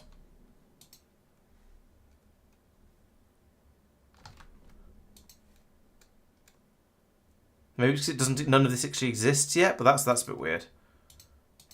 That shouldn't be set to a 5 recipe. I think it's because those haven't been placed yet, and once they are, they'll get their correct options set on them. Okay. Next one down here. So this is going to be the. Well, let's do this one first. Let's work downwards. So we're going to have the condition is watching for the amount of copper ore. If it's less than 1, 2, 3, 4, 5, 6, 7, 8, 9, 10, 11, 12, 13, 14, 15, 16, 17, 18, 19, 20, 21, 22, 23, 24, 25, 26, 25, 100. If it's less than 100, if copper is less than 100, output the coppering recipe, which is that one of those. There we go.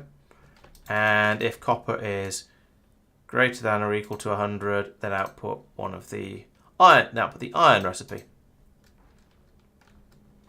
Then link that to there and there. That's to there. There. Come on. That to there and there and there. And then set recipe. Set recipe. Read belt content. No. Read belt contents all belts. Right. That should have one of these recipes set. Have I missed a...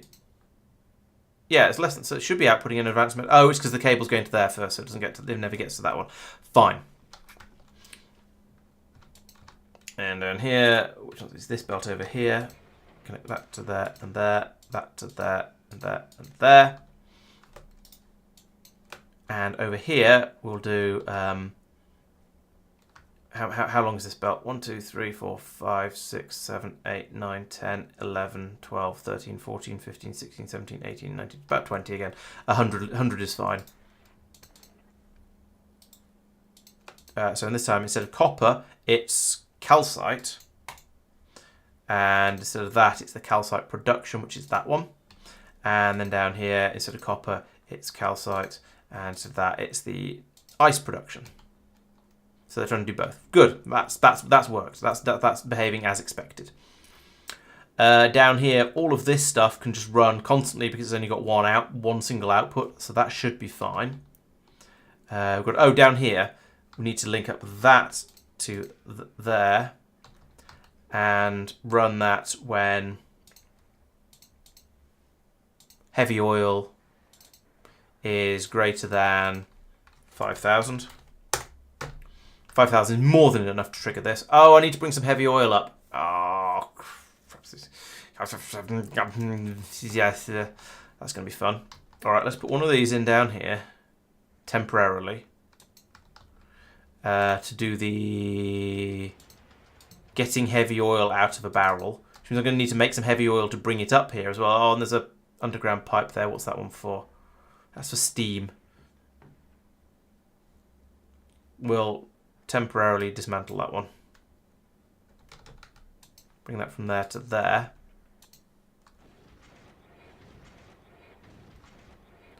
And then that, and request some heavy oil barrels, which we won't have on the ground because why would we? What sort of nonsense? Why would we have any heavy oil? That's just a ridiculous thing to have, especially in barrels. So I'll have to go down and get some of that to kickstart this system. And I need to connect up to these belts here, and I need to connect all of these together and connect to the belts and tell them what to send. Oh, actually, I can put this belt in now. At least some more of it. Up to there, anyway. The reason I'm avoiding putting it in when there's when it hasn't been built yet is because it's just easier to get it to put in the underground belts through automatically when I drag than to have it do them manually. Right.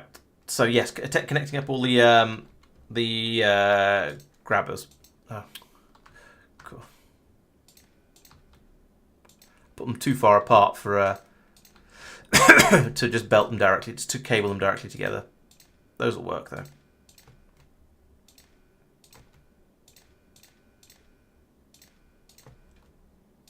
All the way around here.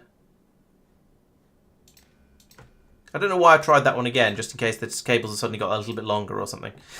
Right, so that is going to feed round. We're going to connect that to the. We're going to have a constant combinator in here, as we do one of these guys. Let's do it down here in the corner because it is a place. Right, so put that there.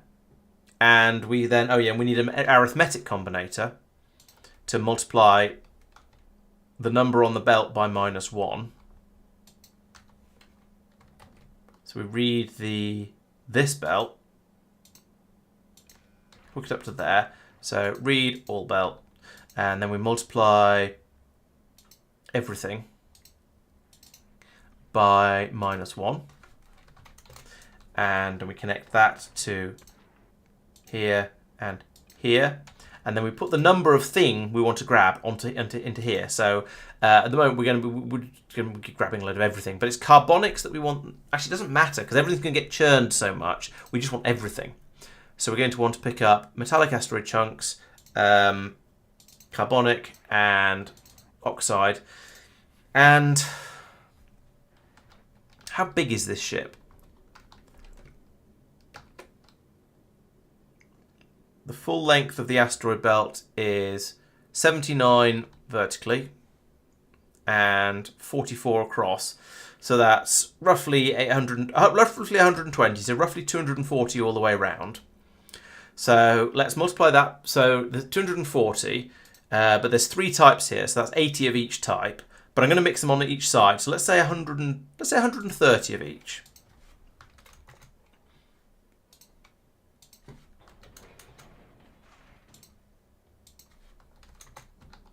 And there's going to be. Oh wait, no, there's going to be funny business. It's only going to read from there. It's only going to read a chunk smaller than all of. It's not going to read all of the belt.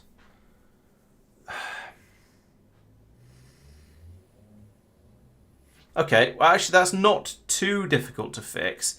If I put in another combinator in up here like this.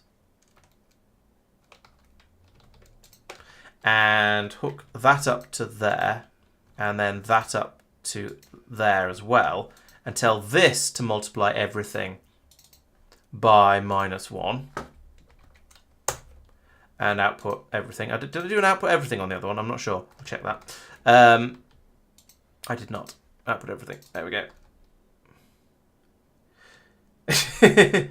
Hey, persistent. Yeah, I managed to make Factorio crash, which I believe is should be an achievement for. It was not deliberate. It just sort of happened. Yeah, I've got iron and copper. That's fine. They are. Yeah, iron is coming down here, down this pipe, and I'm turning it into iron plates and making. Oh, I'm not actually. And then turning it into ammunition. Yes, it is. It is, as you say, easy. I'm not bothering with copper because I think the yellow ammunition is going to be perfectly sufficient for what we need here. I think it'll be all right without. And I'm getting lazy, basically, and also a little sort of running out of space as well because I sort of want to leave all the extra space down the sides here for adding in more of these machines if it turns out I need them. I haven't done a particularly great job of that, but in theory it is a thing that I can do. Now it is just a case of waiting for all this to get built. What is Edge still waiting here for? Waiting for more Biterex to be brought up because it still has some Promethium. Fine, fair enough. It's doing what it's supposed to. That I'm okay with. Presume down here we are. Oh, because there's no rockets available. That's why. Because I'm using all of the rockets that we have. Presumably you're building a rocket as quickly as you can. No, there's no rocket fuel. Why is there no rocket fuel? Am I still making rocket fuel down here? Yes, I am. There is no rocket fuel because there is not very much light oil, because I've just been turning it all into rocket fuel, presumably. We've got too much petroleum gas, and are therefore not making light oil, perhaps? That seems like a possibility. All right, let's stick a additional tank in over here to allow us to make a bit more petroleum gas. Maybe what I should be doing here is making my solid fuel for this out of petroleum gas. But historically, the petroleum gas has not been the problem, should we say? Previously we've been using up the petroleum gas and not using up the light oil as much. So this was previously better, but maybe I should put in some sort of clever logic that says also make it from petroleum gas if there's a shortage of light oil. But oh well. Or if there's a shortage of light oil and a surplus of petroleum gas, rather. But still, that's given it a kicking. It's now suddenly 6,000 has appeared, and we'll be fine until these tanks fill back up again, which is going to be in about 10 seconds' time. Maybe I'll put in a couple more. I don't often need rockets like this. This is a relatively unusual point.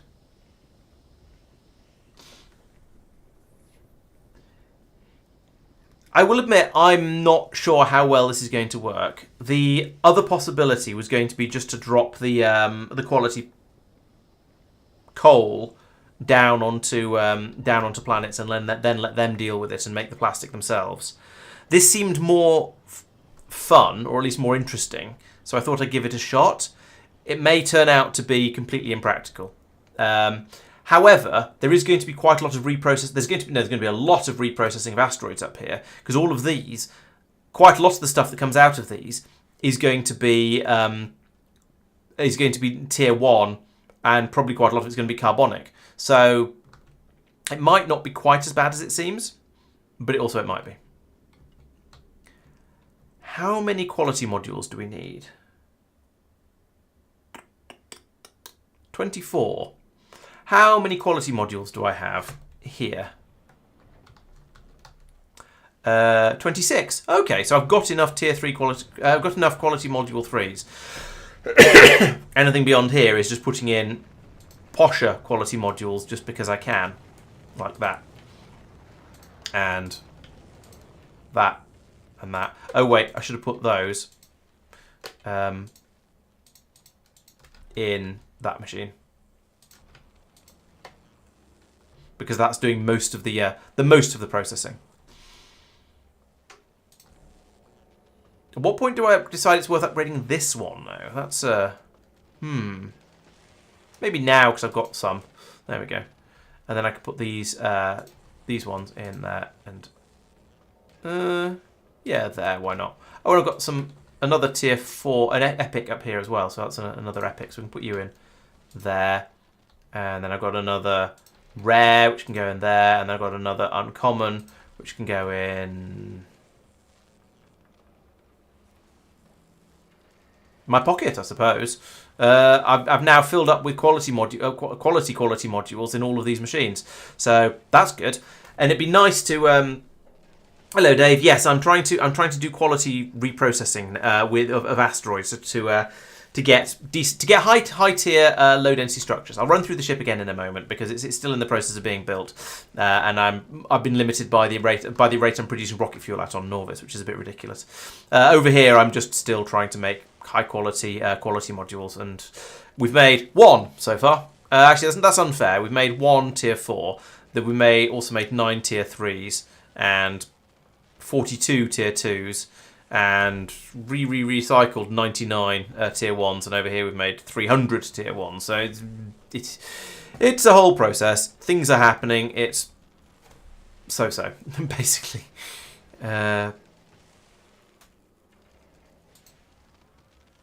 But yeah, eventually we're... my hope is that leaving this system churning, we'll eventually get some useful modules out of it.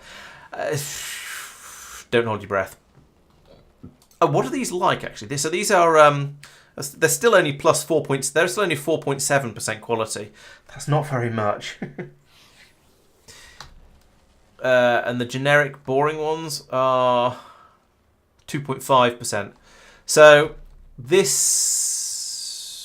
spaceship... these are only going to be 5% quality buffs. That's probably why they don't care about this thing, this being a thing that people are doing and trying to sort of do the quality, sort of bypass the quality system. Because it's going to take so long to get anything useful, or so much machinery to get anything useful out of this, that it's hardly worth it. But, oh well. It's an interesting idea to play with. I'm suspecting that the correct way to do quality is probably, as soon as you discover quality, is to put quality modules into all of your machines that are producing things like green circuits and maybe iron plates and stuff like that, and then just keep any slightly higher quality bits you generate. And then once you start to need them, you've at least then got a bit of a starting point to start trying to upgrade things a little bit more.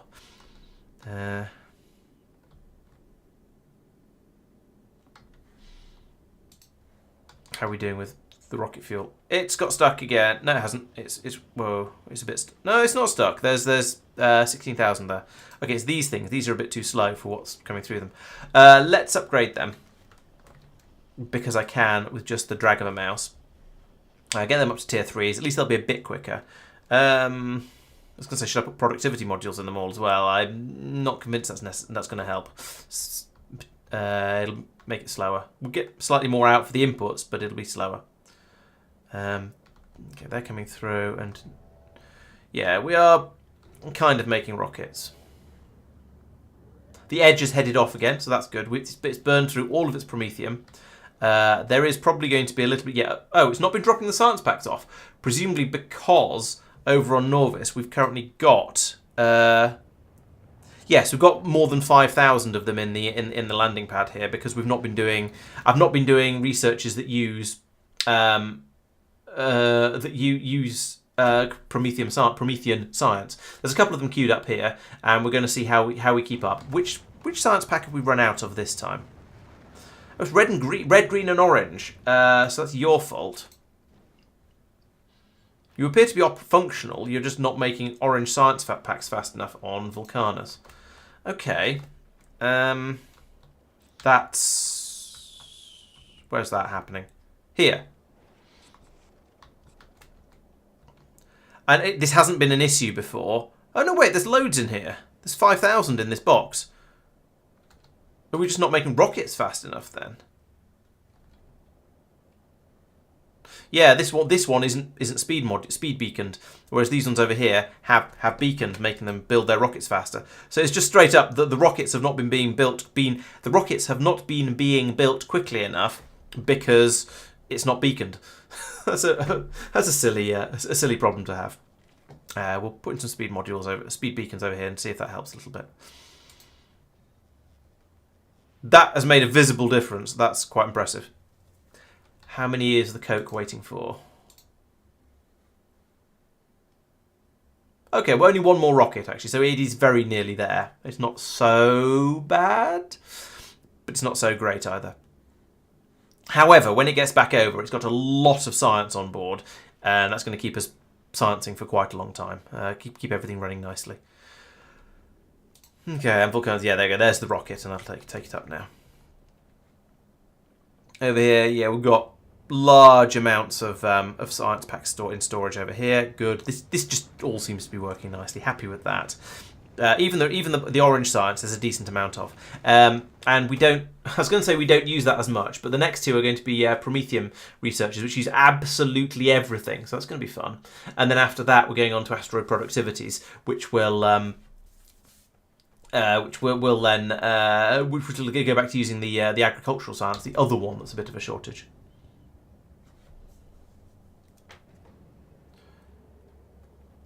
$40-minute legendary iron ore, 60-minute legendary coal, and 150 crushers. Yeah, okay, mine isn't going to be anything like as quick as that, but at the moment, I'm not trying to build for massive throughput, although there's potential to expand it. But yeah, it's more of a proof of concept at the moment, with the intention of potentially stretching it this way quite a lot, if required. If this, or no, I won't say if it's not enough. When these reprocessors aren't enough, because they're not going to be. I know that already. Oh, here's some more flooring.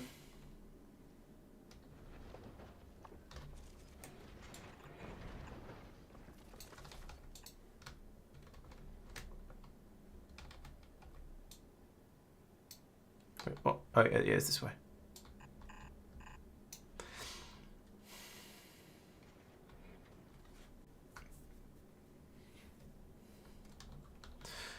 Yeah, it's just the rate that I'm able to launch rockets at that is stopping this getting built significantly more quickly than it would otherwise. And that red inserter there is doing a good job of. Well, it's doing a pretty good job of grabbing lots and lots of the rocket fuel that's going past.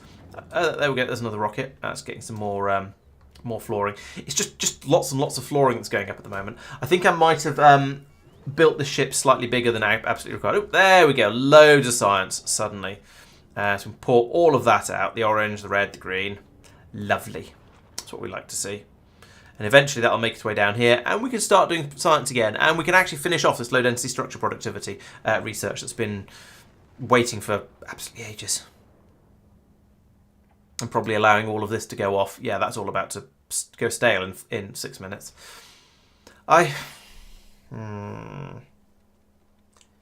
It makes me sad that the science packs, the agricultural science packs, go off as well, because it's just another thing that causes difficulties. But yeah, I understand that's sort of the point of the challenge. 17 minutes, 14 minutes, 11 minutes, 9, 8, 6, 5, 4, 4, 3, 3, 2.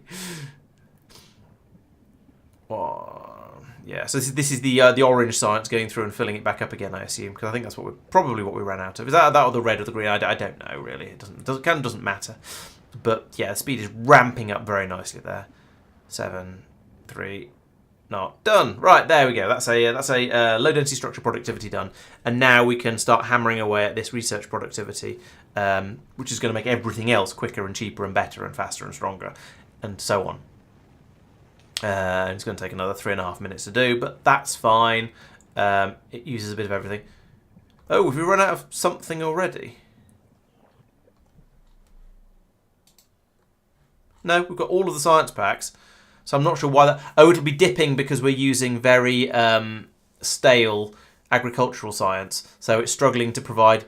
The agricultural science is struggling to provide enough because everything that's going through only does mumble percent of a research before it gets used up, because it's stale. So that's helpful. Oh well.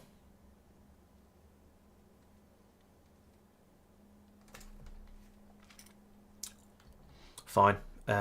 See if I care. And then I decided at the end of the last stream it'd be fun to just upgrade all of the belts across the entire factory to blue, and so that's putting my belt production system up here under a little bit of stress. As that said, oh, it's the lube production that's a limiting factor. Heh. Oh, that's funny. Where's my lube come from? Oh, obviously the lube comes from down here. There's one machine making lube, because until now, one machine making lube has been plenty of machines making lube. Let's put in a couple more, just because it's easy. Let's put that there, put that there, put that there, and put that there.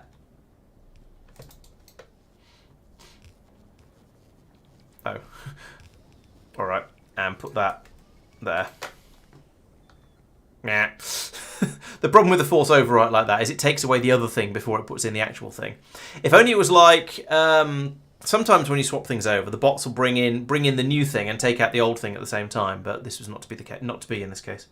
You know what? Let's put one more in, because there's easy room underneath this this substation for it.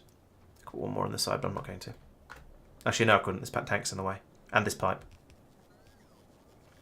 Right. Is that enough lube? Are you now slippery? I mean happy. Yes, now it's the gears that's the limiting factor, because some of these belts haven't been upgraded. Oh no, actually no, it's the rate the gears are being produced at by these assembly machines. Well, these should clearly be upgraded to. This should be a foundry by now, but at some point. But I'm not doing that. I'm not redesigning my entire bus and turning these into foundries. It's not worth it. But at least that's gonna get the belts coming out a bit quicker anyway. In the meantime, how are you getting on? Okay, we seem to have got all of the flooring now, which is good. We just need all of the belts. Belts. Okay, that's going to be problematic, because we're not going to get any belts up until all of those belts have been placed. Maybe I should go back down to Norvis and cancel that upgrade. It was this one. Not that it matters.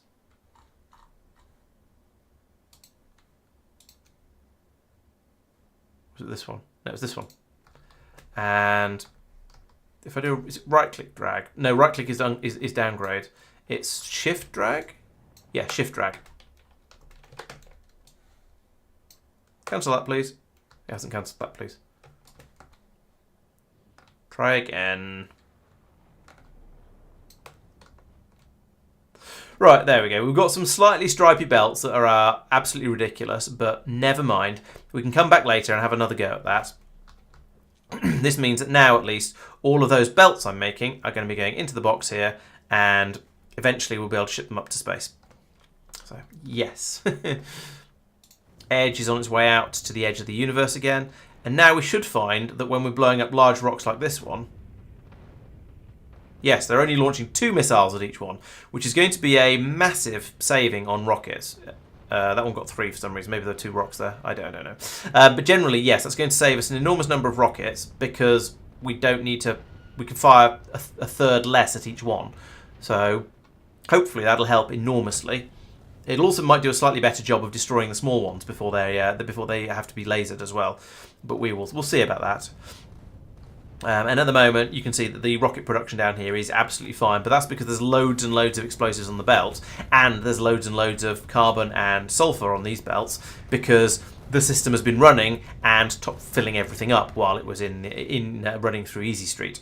So, yes, it's working really, really nicely now, but it's probably not significantly better than it was. Well, it's not significantly better than it was before, because I haven't changed anything on here yet. The next thing I've been checking is over here. We've made another 2 tier 3 quality modules. Let's put them in. Where are they? There they are. Let's put them in there just because I can. I think when the spaceship gets here for its quality modules, I'm going to ship up the best ones that I possibly can from all of these. I'm going to pull out these tier 4s from here, the tier 3s from all these machines, and hopefully by then I'll have made enough tier 3s and 4s to fill up the spaceship with tier 3 and tier 4 quality modules, and I won't need to use any tier 1s, and I can just put tier 1s back in this for this to churn through and have fun with, and etc. etc. After that, this system down here, this certainly will be completely redundant, because if we can recycle the quality low density structures to get steel, we can also recycle the quality low density, and then from that we can also, oh no, I won't be able to make these, so I won't have any iron. Quality iron is another thing I kind of need to consider. So let's have a look back at Quality Street, see if there's anything over here for making quality iron ore. Yeah, in fact that's going to be fairly straightforward, because we should have at least more than 0 tier 5 iron chunks coming out down here. So these, yeah, if we bring in a tier 4 ice, then it might get upgraded to a tier 5 iron, or if it gets, or tier 5 iron. Yeah, we need a tier 5 this one as well. No, this one. Because we're not going to use the I'm not going to be using the tier 5 oxides for anything at all. We're going to be using tier 5 carbons for this, and the tier 5 carbons for making something else down here. Making oh no, I'm already doing that. I've already thought of that.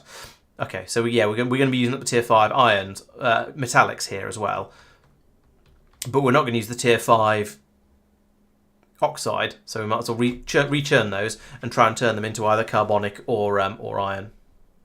Carbonic or ionic. Ionic? Irony? Who knows? Something like that, anyway.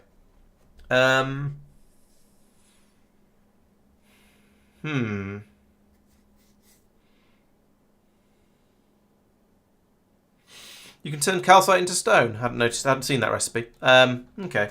But no, I don't think I care about that. I had a quick look, and I feel like everything I care about is made out of iron, copper, steel, plastic, and some fluids. I think it's okay. Oh, and I'm missing a little bit of flooring there. I went around trying to get all of those, but clearly I missed one.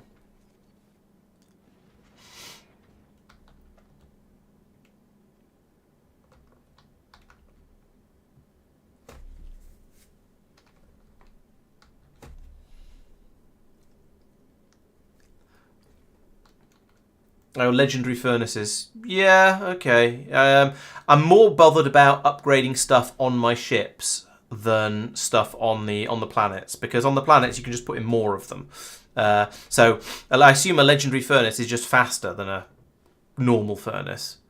So in that case, I don't actually care. But on the ships, it's a bit more relevant, because the reason I'm doing all of this is to upgrade some of the. Initially, to upgrade the crushers up here. Possibly it would be quite nice to upgrade the some of these machines as well, but at the moment the crushers are the limiting factor.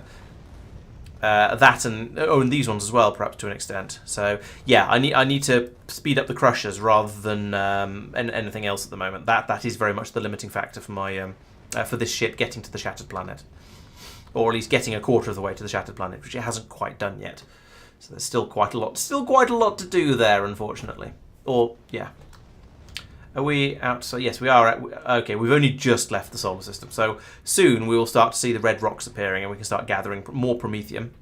This is going kind of. I mean, it's a bit all over the place, but it seems to be sort of working. I imagine that's probably down to the agricultural science, because those are the ones that's the one that's still a bit funny. But yeah, this ship's probably fine for the first sort of. It can fly out 30 megameters and then come back again with a large quantity of promethium. That it shouldn't have any difficulties with. It's when it goes out a bit further than that we start to see issues. Oh, we've got some belts up now. That's probably the first rocket's worth of them.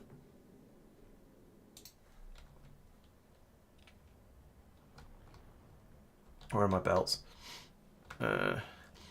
50. I don't know how many goes in a rocket off the top of my head, but yeah, it is working, but we're limited by the number of gears coming through. I think we knew that. So, I could upgrade these to stack inserters, actually. That would help a little bit.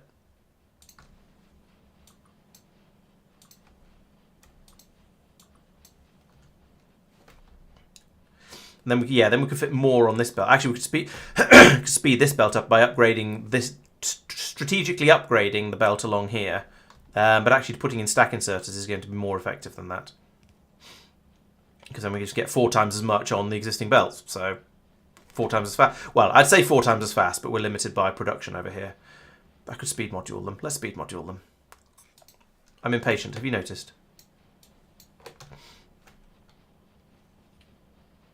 And iron shouldn't be a shortage on this planet anymore. We've got with the amount of with the processing going on up here. Although we are making the iron and actually steel at flat out speeds at the moment. In fact, we had run out of steel. Where's that all gone? What's used up so much steel? I am surprised. It's trundling through a little bit. What's all that going into? Probably purple science, actually, come to think of it.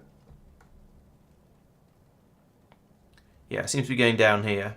Yeah, making purple science. Okay, that's fair enough. I mean, that is a valid use for it. We do need purple science. In fact, we need purple science faster than we're making it at the moment, which is slightly horrifying, given that I've... oh, no, we've got a shortage of inputs somewhere along here. We've got a shortage of these things because there's not enough bricks coming in. Because there's various bits of yellow belt slowing it down. Okay. All right, I should do little strategic bits of belt upgradery like this. And this. It's only 27. It's not so bad. We can spare those. I don't know if that's going to be enough to improve things significantly. Question is, has this been upgraded all the way back? And it looks like it has. So I think this is another place where I should be putting in stack inserters. And I think this is complicated enough, fiddly enough, that I'm going to do it. Oh, I've got one already. So all of you guys. Actually, it's not that complicated, but yeah, we'll switch all of them over to stack inserters and get many more on the belts. It's not going to be. They're not going to be able to keep. We're not going to get much more throughput here, but at least we'll get. It'll be more obvious when. I don't know. I don't know if there's any actual real point in doing this because the belts are essentially full already, but. Oh well. Upgrades are always fun. But I think there is. Yeah, I think the supply is going to be a problem there fairly soon. Oh, there we go. We've filled it up now with just using the normal blue belt, flat blue belt rather than a stacked blue belt, and now we're producing the furnaces a bit more quickly, the electric furnaces a bit more quickly, and it's. Well, we'll come back and have a look in a moment and see whether it's okay or not. But it seems to be it's probably better. No, it's definitely better. But I don't know whether it's going to be good enough. Okay, what else are you waiting for? Oodles of belts, some crushers. Okay, crushers should be being made in the abomination. But that's it. Belts and crushers. So let's check out the crushers down here. You're supposed to be making crushers. Is this filled up? Yes, this is jammed again. Take those out. Those are a final ingredient, a final product rather. What have we got too much of in here? Copper by the looks of it. Take that out. Far too much iron, far too much steel. We've probably tried to make one of the difficult heavy things. That's a final thing. Take that out. So it's that. Actually, no, it isn't. Never mind. And we're short of solar panels now. Okay, because yeah, we made a load of those for the spaceship. Fine. We've got rather a lot of blue circuits in there. Let's get rid of some of those.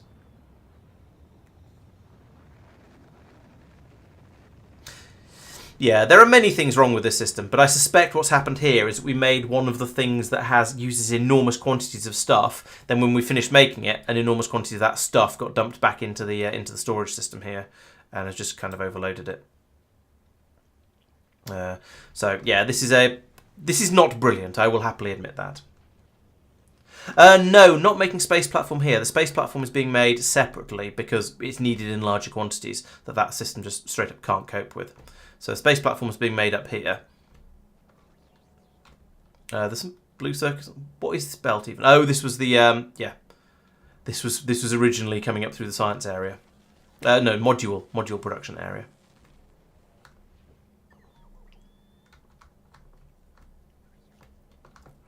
So hopefully this will fairly soon start making the what we're trying to make at the moment. We're trying to make laser turrets and crushers and grabbers and solar panels and turbines and cargo pods, and that's it. Okay, so it's not.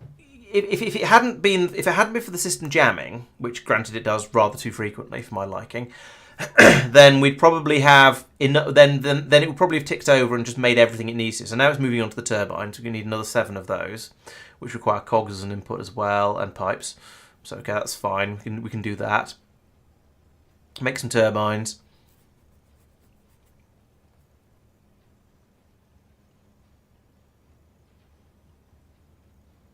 I'm not quite sure why the number of turbines we wanted to make went up then, but it did. So yeah, we'll churn through them, and then hopefully, well, I don't know what order these things appear in. Which ones are we going to make first? Okay, we're going to make the cargo bays, then the collectors, then the crushers. So it's going to be a little while before that all finishes. Cargo bays, collectors, crushers. It's going to be exactly the wrong order. However, it's going to do it before it does the laser turrets at least. But the rest, yeah, it's going to be a while until we actually build the crushers. So Edge has how are you doing? Yep, filling up with little red rocks now. That's good. The rocket production is still sufficient, although you'll notice that most of the backlog that was sitting on the belt here has now been taken out and gone onto the ammo belt. So it is ripping through the ammunition fairly quickly, but so far we've been able to keep up with it. The other two are absolutely fine. They've basically never been a problem, which is why I switched over one of my railguns up here. I think it was you, yes, just to targeting the big rocks as well, just to take some of the load off the rocket turrets. I do wonder if it's realistic to have to go sort of all in on the railguns. Maybe that's something I'll test over the weekend or between streams and find out whether we can whether if I tell the railguns to target huge asteroids and then big asteroids. What's taking some damage? Oh, I didn't see what it was. It's not this anyway, so maybe I don't care. If you tell them to target huge and then big, and then just let the rocket turrets mop up anything else that comes in, I'll probably rip through the railgun ammunition very, very quickly and have a problem from that instead. But it'd be interesting to see how the balance plays out, because the railgun rounds are quite good at destroying multiple things with a single shot if they're nicely lined up. So in this sort of target-rich environment, it could work quite well. It'd be interesting to find out anyway. Oh, the space platform is using lots of steel. That's a good point, Simon. Yes, you're probably almost certainly right there. Yes, that'll have been why I've ripped through so much of it, and why it's now calmed down a bit. So over here, oh no, the steel train is not sleepy. It's only a quarter full. I think it must have gone and come back again. Do I need more steel production? Probably. But it's very, very sporadic and occasional. As long as we're okay down here for steel, then yeah, we've got loads on the belt still. We've got loads on one side of the belt here. Yeah, I haven't put a balancer on this one apparently. A side balancer. That would be nice. And actually, I could just do it here. Get the old upgrader on that one, and do that bit. And then I could say,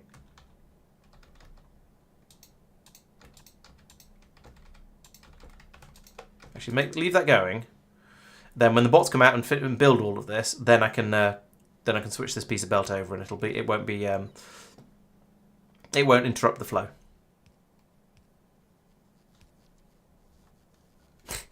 Well, I suppose I can do it now. Actually, there we go.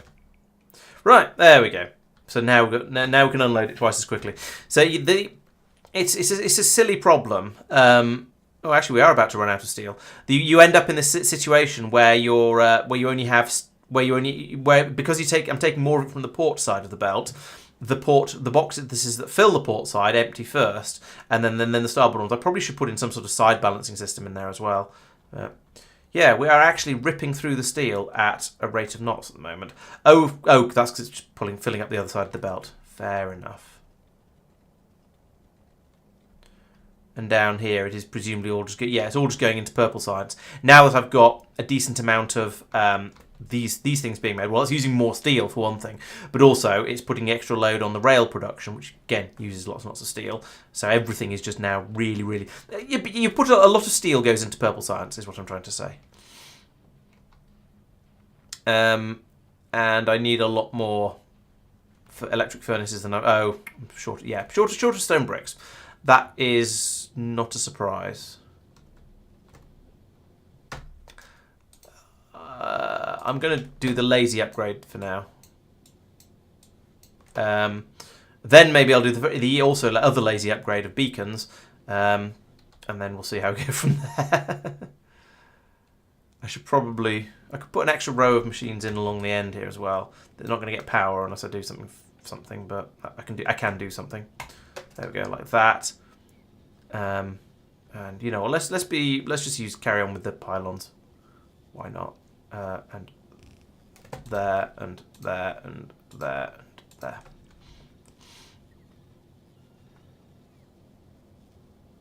That should be a decent increase in brick production. We've gone from we've doubled the speed of brick production, so it's a start, I suppose. I guess the next thing to do would be to put in another copy of this, maybe on the other side of here. Maybe redesign it with better, with beacons in mind, and also substations in mind. Those sort of things. Yeah. You're not full yet. Nearly half full. Maybe I do need more. I was going to say maybe I could swap some of the iron production over to steel, but looking at this how full are these guys? Okay, these are mostly full. But actually, why not just put in more? We've got plenty of molten metal coming through. Why not just put in more of these? I see no reason not to. So put in another set of that down here.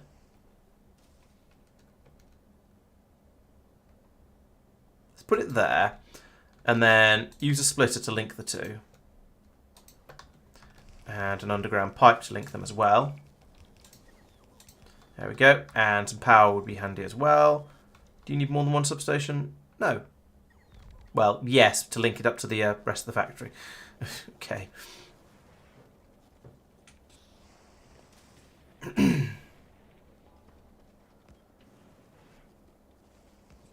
Alright, there we go. Lovely. Twice as much steel coming through. That was really easy. I like it when it's so straightforward to put in an expansion like this. And in fact, you know what? It was so straightforward. Let's do that and flip it horizontally and put that in there. Oh, and vertically. Put that in there. And do it again, because that belt still ain't full.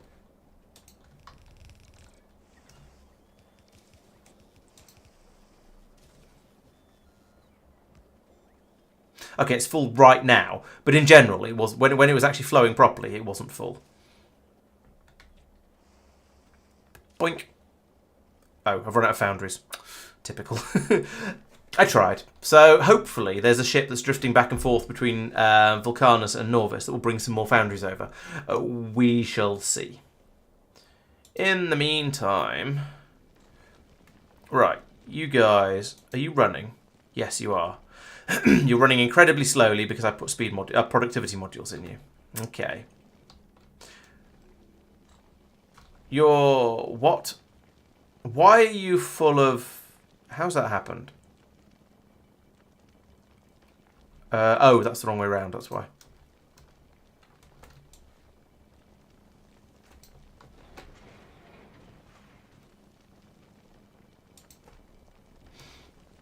Oh, and we're very short of power. That's why it's so slow.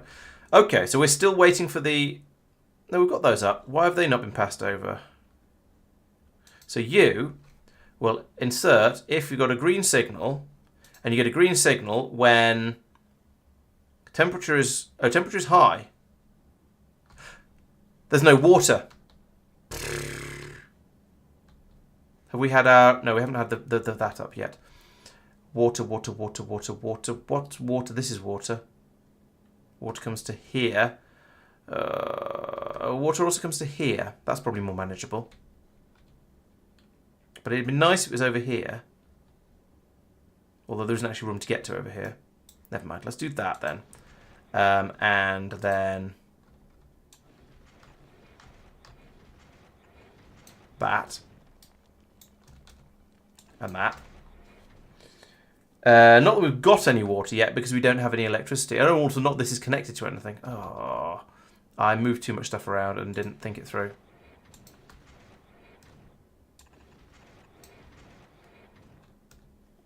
Right, not that any ice has actually made it through to here yet. It will... Oh, no, that's some calcite. There's some ice. Right, so that'll come down here and get melted. And then we'll get some water down to here. And then we'll start to actually have electricity. Hopefully some of it will actually make it into these things. Because at the moment, what's the power supply like at the moment with on the bootstrap mode? We have 1.8 out of 32 megawatts. Fine. And the power requirements are only going to go up as we put more and more stuff in. But... Can I put another one of these? Yeah, I can. There, little puff of steam there. Which hopefully allowed things to work briefly. Yes, there was the power from that little puff of steam we saw coming out. It was 2.5 megawatts though, so you know that's not remotely enough. Got demand of 48 megawatts, and these produce 5 each. Yeah, I've gone a little overboard with the modules. Let's take these back out again because I don't think this needs to be. These don't need to be. May not need to be productivity moduled. I'm hoping we're going to have enough rocks coming in that these can just run at normal speed and normal power levels. We'll give it a shot, see what happens. And also, once things charge their internal batteries, then maybe it won't be quite so ridiculous either. But yeah, here comes some more ice. So we get little puffs of like that, and melt. That's very slow. Can I put down some more? How much solar have I got in storage? 40. Okay, let's put more of these down. It's not going to make an enormous difference, but it'll help a little bit. It'll sort of... That might double the rate that we can be disappointed at. I don't know if that's a good thing. Yeah, there we go. There we go. Suddenly we've got... Well, suddenly I saw one of those bars go up much more quickly. So that suggests, yeah, like that. So we're able to get at least a bit of melty done, like that. Oh, that's promising. It's getting to 40% or so before. Oh, and then it has another little burst, and yeah, this is kind of promising. Oh, but also kind of painful. I should probably be saving the first water that comes out to go into the turbines down here, rather than letting it just fill up these machines. But never mind. These little puffs of steam. Turbines in space. Actually, no, turbines in space would work, to be fair. They probably work even better than they work on Earth, actually. But it still feels silly.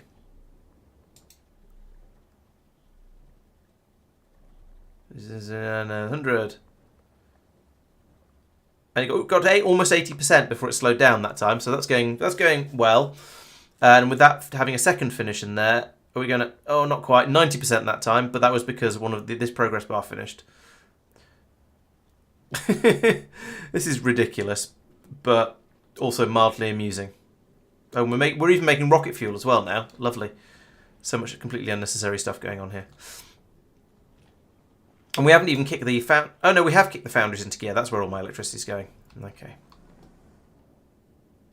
You know what? Let's stop watching it. Let's go and look at something else for a few minutes and see if anything else can be a little bit more... Give me happier thoughts. Like over here, how are we doing? We made another tier 4 module. Sweet.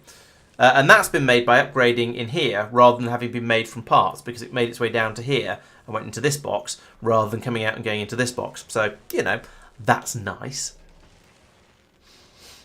If I have ice on a planet, I could ship it up and place it in the machine. You can't place things in a machine with your cursor on a space platform, I don't think. And it's not the supply of ice that's the problem so much. I think the ice is probably okay at this point. It's the time it takes. Yeah, it's got plenty of ice now.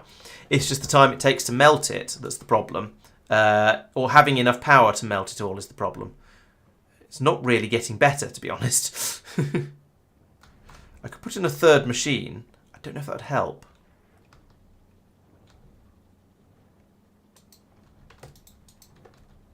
I can't put in a third machine. I've run out. That's a surprise. A bit of a coincidence that I happen to have used up all of my chemical plants. And granted, chemical plants are probably the things that I've been using in the largest quantities, apart from pulverisers. But still, the fact that I just happen to have used exactly a rocket's worth of them is quite surprising. How many is that? Yeah, 10. All right.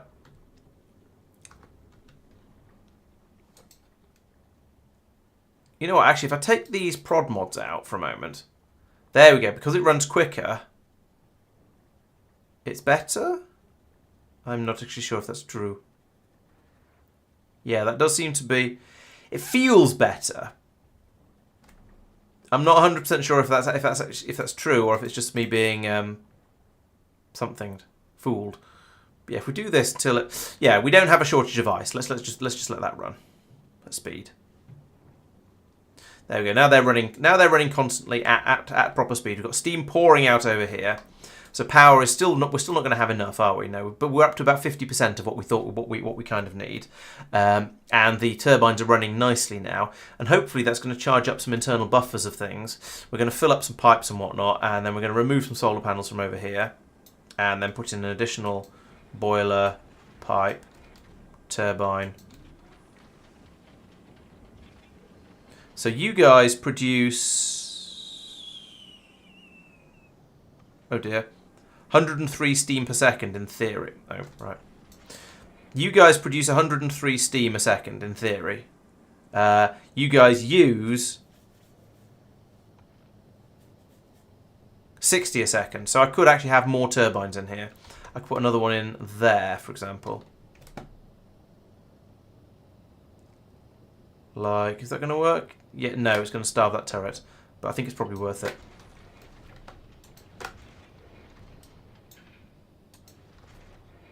Lose the turret. There we go. So now those have calmed down a little bit. The steam pipe is empty. Have we run out of water again? Yes, water is still a problem. Oh, we've run out of ice. Because we've got too much calcite. And this system hasn't worked. So we've got... Are you not reading? Oh, that's why. And you've got... Oh, it's only 82. I've obviously got my numbers doubled somehow. Okay, well, let's lose some calcite. There we go.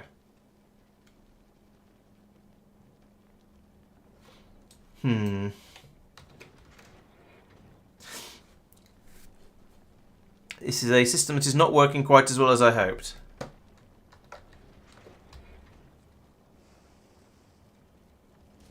Maybe now if I've got the number right, it'll work better. And up here, we've had exactly the same problem. We've got... Oh no, we've just got too much carbon. Okay, that was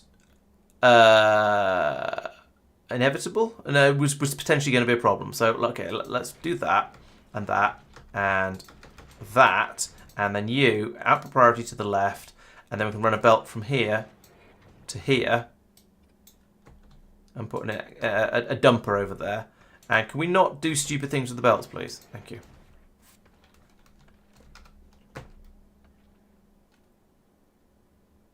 Okay, and we're full of... Yeah, okay, so the numbers are wrong here as well. So there's 27? What? Oh. It's these belts being put in the wrong way round, that's the problem. There we go.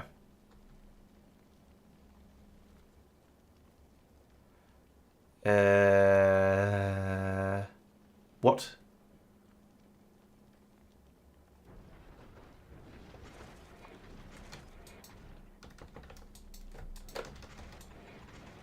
Put that there. Then that was a weird one. Then over here we've got a similar sort of problem. We're not using the iron ore up fast enough. We are using the copper. We've used up all of the copper, and presumably up here we've got the same sort of. We've got. Okay, no, this is the other problem. So this is this bit where I want to output priority to the left, and then take this off over here, and throw it overboard, like that, and then the copper can make it through. Right. How do we feel about this? How are things going? We've got we have a supply of power. That's good. We have a supply of copper. We have a supply of iron. That's good. We are making ammunition. That is also good. This is going very, very slowly. Let's take its prod mods away from it. There we go. Now we can start. Now we can start making ammunition a little bit more quickly, and things might, actually arm more of my turrets. Although actually the arming has got to about here, so it's not doing too badly. Given how few bits of rock there are floating around Norvis, that's not too bad. We've got the restirring going on over here. I don't see any quality chunks of ore travelling around at the moment. Oh, we haven't got any quality modules yet, so these are just stirring it up for fun. So that's a bit pointless. But never mind. We'll get the ammunition all set up. Then we can fly over to Fulgora and get the first set of quality modules put into the crushers. And we'll need to get a cryo plant from somewhere as well. So does that mean going out? Well, we don't need that soon. I can ship one of those in from Aquilo, perhaps on another ship or something like that.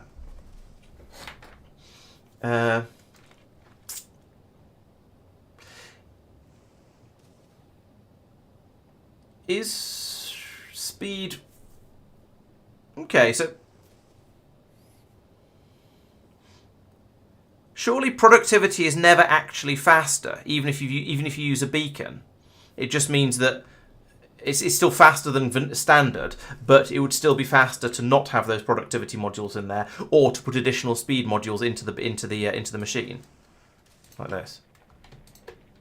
Okay, I don't have any speed modules on the ship. Let's have some speed modules on the ship, because I want to make ammunition a bit quicker than this. Assuming, I've got plenty of iron. Any old iron. Oh, now we've overflowed on copper. Right, okay, so here we go. Yeah, we've got the... Okay, no, we have gone over, but too much so. So let's drop that down to 50 as well. And did I reduce... Oh, it needs to be both of these, doesn't it? 50 and 50. Did I touch these? 50 and... Yeah, this should also be a 50. Otherwise, it'll try and do both or try and do neither. And those are both problems. Oh, true. Reprocessing is lossy. You're quite right. Let's do. All right, we'll do that. Yeah, that's the input side, and that, and where's the third one? 1, 2. What? 3. There we go. Yep. Turn it off for now.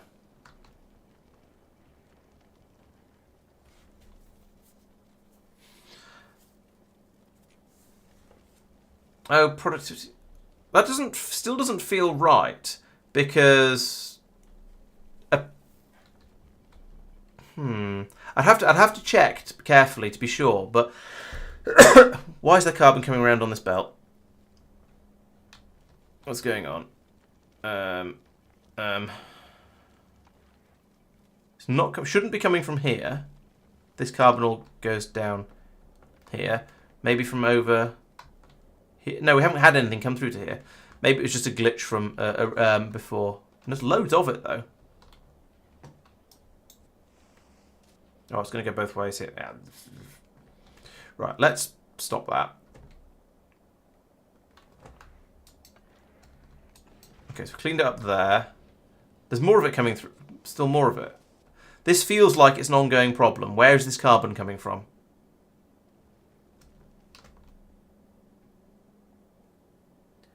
Hello, person with rather difficult name to pronounce. Thank you for the follow. No, I don't speak Russian, so I can't. I don't think I can join in on that conversation. Right, there's a rock chunk there on the belt as well, which is fine. But there seems to be quite a lot of carbon coming through. In fact, let's break it there, because everything has to come through here. Yeah, delete that, whatever. Yeah, there's quite a lot of carbon. Have I accidentally put in a pulverising recipe in here somewhere instead of a... No, I think the only ones that should be generating carbon are these ones up here, fine, which put unload onto this belt. Some of this goes under here, unless it happened briefly when I was trying to do... You shouldn't be running when there's... yes, we need an additional if there's more than mumble. Right, yes, I need a third insert thing along here, which says if carbon is... It doesn't matter particularly at the moment, but it's going to be very wasteful later. If carbon is less than 100, what is carbon at the moment? Let's find out. If carbon is less than 100, since there's 189 on there, then output a green square signal. Right, and link that into there as well.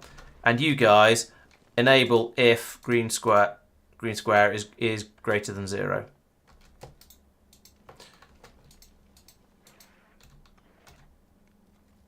Right, so they're now turned off. Also, if there's a shortage of sulfur, then we need to output the recipe saying to do the sulfur and also a green square. So that means it will then work even if we've got a shortage of sulfur but not a shortage of carbon. Well, at the moment we do seem to have a shortage of sulfur. Have I changed the numbers on here? 140. Oh no, we haven't got a shortage of sulfur. It's just this is a really long belt, so there's room for loads on it. That's probably okay. I'm okay with it being that much sulfur. Right, I should probably do that with the other ones as well. Although this has jammed, again on copper. So that 50 copper is still too much. Probably. Let's clear it out. And see if it is actually too much. See if it jams again. But I also need another one on here that says if... Connect that to there, and that's to there. Goodness sake. Right. Start again. I accidentally rotated it, then I connected the cables, then I rotated it back, and so everything was stupid. Right, so you're going to say if iron ore, iron ore is less than, 100 seems to be a suitable number here, then output a green square. And you guys enable if green square is greater than 0. Also, if there's a shortage of copper, which is this one, if there's a shortage of copper, output that and output 1 green square. Then it'll turn on if there's a shortage of either of them. Okay, so it's exactly the same as the other one. Then down here, click, click. And you are ice. Yes, ice. And the magic number here appears to be 50. If ice is less than 50, output 1 green square. Enable, disable on green square is greater than 0. Okay, that should keep all of these in balance now. And there we go. So this one has stopped because it's got enough of both of its products. This one is still running because I don't know why it's still running. Maybe we're a little bit short of iron, and then we produced too much and it got thrown away. Not the end of the world. A little bit wasteful though.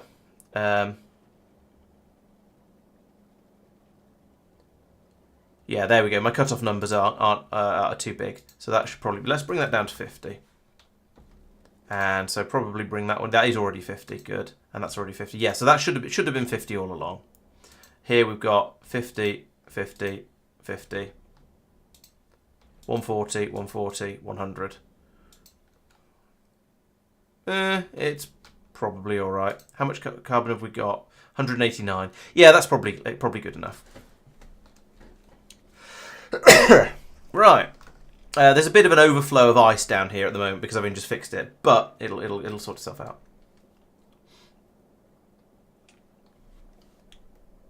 Productivity is 83 iron to 83 gears per second. Full speed is 156 iron to 76 gears. Interesting.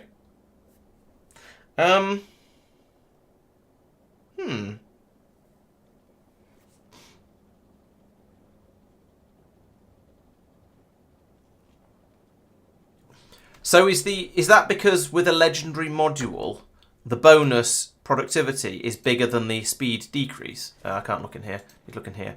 So one of these.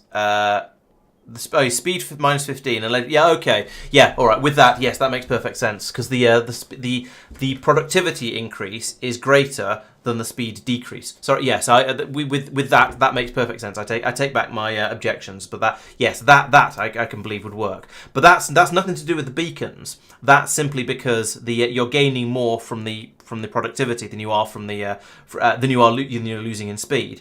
If you did your beacon and yeah, it's just that productivity module 3s have a bigger benefit than they have a downside. No, sorry, it's just that legendary productivity modules have a greater upside than they have downside because of you get the buff to the legendary just to the productivity. So yeah, okay, that makes perfect sense. Also, you should be legendary as well. There we go. And let's remove that and that so we don't get any lost on the belts there. Okay, all the gun turrets are now armed. I think that means it's time to try flying this thing to Fulgora. This may take a little while because it's only got the one engine down here, but then we are using up fuel faster than we're generating it, which is quite impressive. Is that just these machines just aren't fast enough to? They're not even fast enough to fuel one engine. That's astonishing. That surprises me. I was expecting them to be, maybe even expecting them to be perfectly balanced, so one of each would work with a single engine, because that's what you're probably going to throw together as your first ship to see what happens. Unless it's a power issue. Oh no, we've got enough power now.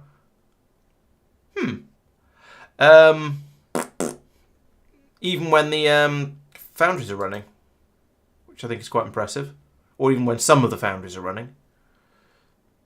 Yeah, apparently so.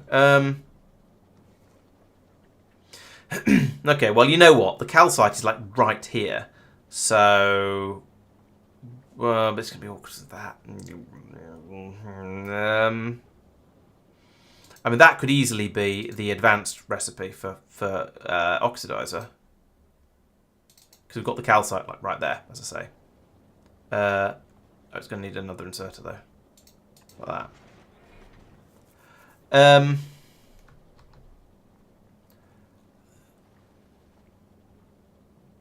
Then I would need that there and that there and yeah, that there, and then we switch this over to the advanced fuel recipe, like that.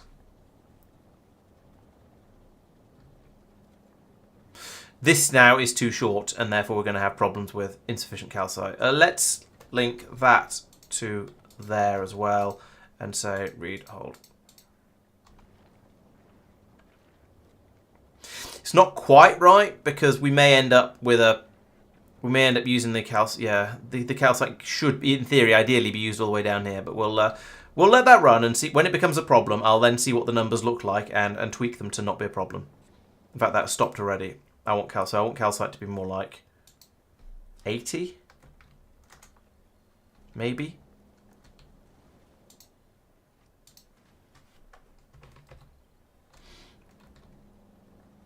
Ha! You know what I could do?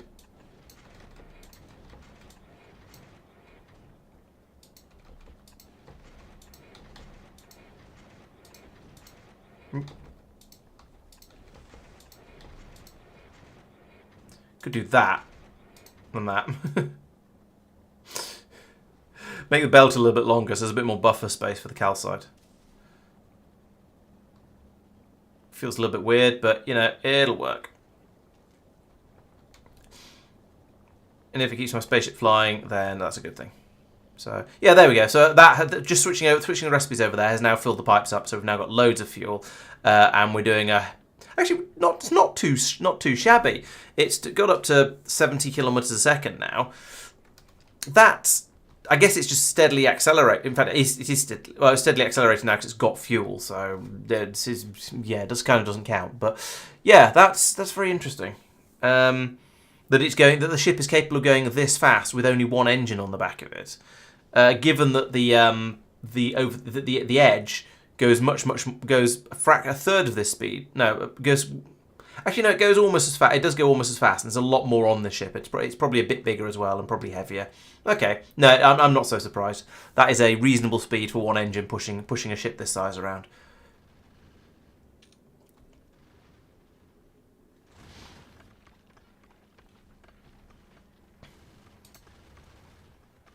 Oh. We have some chunks of rock, but not a huge number. Okay, fine. Right, so the ship is nearly here. I'm going to need to take all of these quality modules and drop everything here down to basic, generic, standard tier 3 quality modules. So you, bim bim bimdy bim, bim bim bimdy bim, bim bim bimdy bim, bim bim bim, bim bim bim bim bim. I'm worried I'm not going to run out. No, I'm sure I'm not. All of these had these quality modules in before, so it should be fine. There we go. So that's all of those. I've got another few of those. So what have I got now? I've got 5 epics and 21 rares and 11 uncommons. And it was 20 something that I needed. So if I chuck all of these in that rocket, then in a rocket and send it up to the ship. Why am I not exoskeletoning? There we go. So you, turn off automatic, have those. Those? Oh, don't be automatic. That's weird. Those and those. That should be enough, but let's send those up. No, let's hang on to them. We'll see. See how I feel once they go up there. I could send these up as well and put them directly into the production. Get some down. Yeah, let's do that. Let's have a little bit of legendary stuff being brought back down. It's just straight away because it'd be nice to see the system working. And I've been assured that I can insert stuff directly into a machine by remotely, even if it's on a space platform. So those can carry on running. I don't care so much about those. Right, what is that ship here yet? It has arrived. Now, I don't suppose there is a such a thing as a cryo chamber on this planet, is there? No. Ooh, I wonder, does the Edge have spare cryo chambers? Yes. Where is it? It is at Norvis. It is doing important egg-related business. Okay, well, when you leave Norvis, if you ever get any eggs, I would like you to go to Fulgora and just wait until I remember that you exist. So we'll do that. What is going on down on Norvis? Why are we not getting eggs through? Eggy. Oi. We've run out of food for them. Great. So I've lost all of my what's-namers. Why are the 7 of 9 and the Kirk not bringing over the juicy what's-name stuff? They should be. It's requesting it. And it's sitting in Gleba for 30 seconds to make sure requests like that happen. Are we not getting any bioflux through to the bioflux rocket? No, we're not. The bioflux rocket has only got a small amount on it and it's all about to go off. Interesting. So there is not enough bioflux being made to keep the system in general happy. It's all getting used up. It's all getting used up, presumably, making, I don't know, important things like iron and copper. Yeah, in fact, it is. We're ripping through quite a lot of copper at the moment, so we just don't have enough bioflux. Okay, are you guys all running? Yes. No.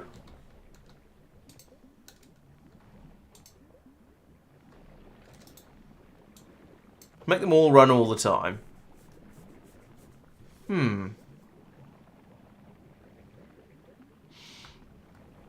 So even with all of these machines, we're still potentially not making enough bioflux to keep the rockets supplied.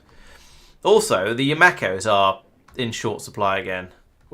I think I worked out that the Yamako, sometimes you get to a point where the Yamakos don't grow steadily. There's occasional bursts of them, and I think frequently when I go and have a look, it turns out we're just getting a massive burst of them coming through. So Here we can see the train's being loaded up. How's it? Okay, so it waits for 30 seconds to see how much cargo can be loaded in that time. Or waits till it's full. And it's going to leave just before it's full by the looks of these bars. Oh well. I mean, to be fair, that's probably what I... Okay, there it goes. Right.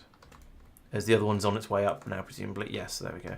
So we'll have had a nice flood of Yamako coming in. And we can output some more now. Well, yeah, producing Yamako fast enough seems to be a... I don't think that's the problem. Well, maybe it is actually, given that we're not producing any now. Maybe the increased rate of research is putting quite a lot. Is meaning the blue science production down here is presumably putting quite a lot of load on the iron and copper production, and that's particularly the iron production, because I think this is all iron. Oh no, it's copper in the red circuits. Yeah, presumably this is putting load on the copper on the metal production up here. No, up here, and that's meaning we're getting through quite a lot of bioflux to feed these reactors. Particularly the copper one by the looks of it down here, because iron seems to be okay, but yeah, we're ripping through a lot of copper, and that's getting through a lot of the bioflux. Then that's coming in down here, and we're getting through a lot of sulfur as well because of reasons. So that's getting through the rest of the bioflux.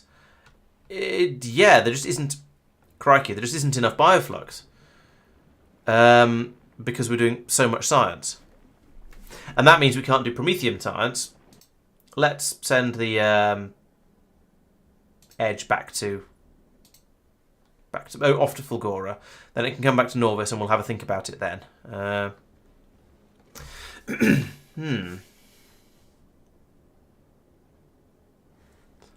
Which science have we run out of this time? Probably not promethium. No, it's purple and yellow and agricultural. It's always agricultural. So purple is slow because we're not making these fast enough. I could put more machines in. We seem to have enough of the inputs now. I guess that's the next step. Is just is put in more assembly machines. So I guess I can do that. Or speed module them and beacon them and stuff. But for now, I'll just do that and that. That'll get me a bit more throughput. Yellows shouldn't be short. They're being made on Fulgora, and we have a plentiful supply of them here. And the brain, isn't it? Brain. No, it's Yakko. There we go. Yakko, what are you doing, Yakko? You're at Fulgora. You're waiting for yellow science to be brought up. Why is yellow science not being brought up? Ship's not full. That's a good, important first thing to check. Rockets are not made because we've run out of low density structures here again.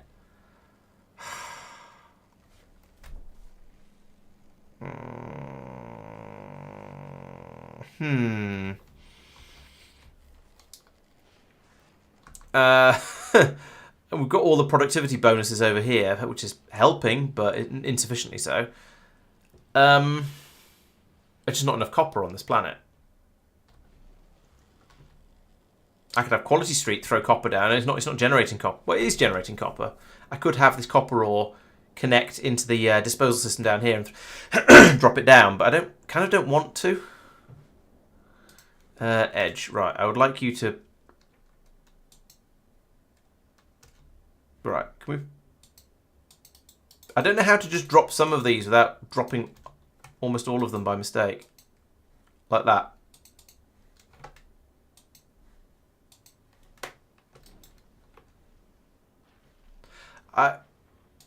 You can't click on them to pick them up. Q just gives you a ghost, which does nothing. And Control click puts them all in. Control right click does nothing. Shift right click does nothing. Shift click puts them all in. And I don't want to drop all 16 of them. I want to drop 2 of them ideally. But I'm not convinced there's a way to do that. Unless I put them out onto a belt. I could do that, I suppose. Filter those.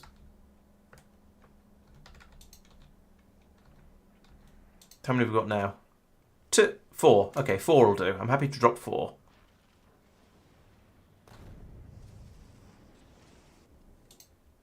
Why are you not dropping them? Is it full? Surely it's not full down here. No, it's not full. Oh, there's not enough capacity because there's constantly copper coming down. And carbon. And... oh, maybe... I wonder if that would help. If I put in more... if I put in some landing silo pad thingies over here, would that allow it to bring in... would that allow pods to come in faster and therefore we'd have more copper available? Probably not. Because I think we'd just get... as it... we'd just get larger amounts coming in each time. Each pod that comes down would hold more of it, but I think it's worth a try. So I don't seem to have any of those. Can I drop down some of those as well? It's a bit sort of... I need to send these down. Okay, there's 3 of them. Send those down. So there's I guess Yakko and Nicked and maybe Spock are all trying to drop copper down at the moment, and so hopefully these have entered a queue. There was something going. No, that was calcite. Can we drop the things I actually want to drop, please? Rather than just random other stuff that, granted, is useful, but is not what I'm intending to get rid of at the moment. Also, could drop a lot of copper down. That'd be quite handy. Nope, it's just copper going. Could we... come on. Drop the things I actually want you to drop. Alright, let's go and have a quick look on the other island. See if there's any... cargo pads over there. I suspect there probably aren't because I don't remember having to drop any down on this planet because I was quite happy to sort of scrape by with the bare minimum initially. But it's I think it's worth checking. No cargo pods. Why does that have car in it? Oh, just because it says the word cargo in the description. Fine. Yeah, so I can't do anything about that until it... oh, request from planet. Yeah, okay, let's do the... yeah, true, because that's working with all the others. So, oh, no, don't leave the player character there. You'll get hit by lightning. And whilst it probably doesn't matter, I'd rather put them somewhere slightly safer, like here. Yeah, okay, so let's say, can I have some cargo pods, please? 5.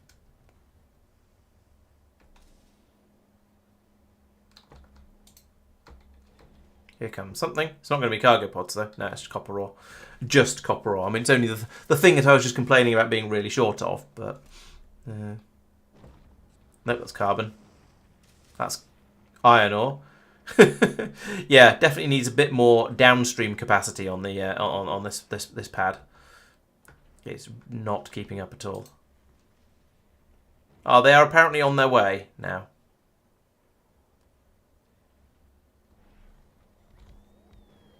There we go. Now hopefully things can be dropped in a bit. And there's some more of them as well. Alright, let's put in another. Oh, actually, let's get rid of that request now. We don't need it anymore. But I will put in 4 more because I think that's what I've got.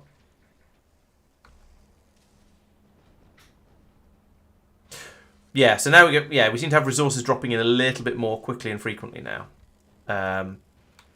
Maybe this will help. We shall see. What was that? Oh, that's my cryo plant.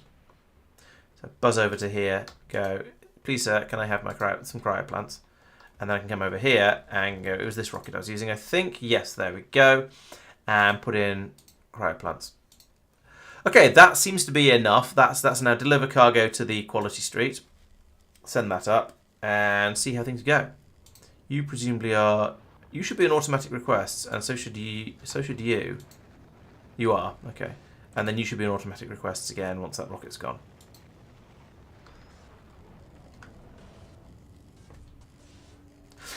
Right, so I've now sent up lots of quality modules that aren't the ones that we actually want, the thing thinks it wants, but that's okay. We'll go.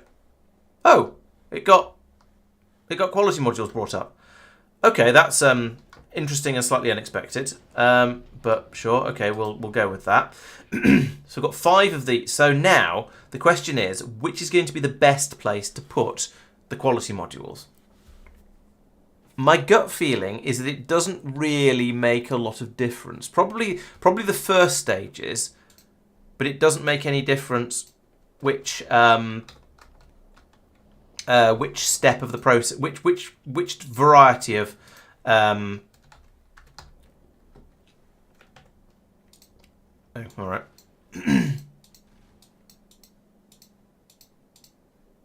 I've run out. any other good ones? I don't think there are. There's one more of these. All right, we'll put that one in. I know we won't.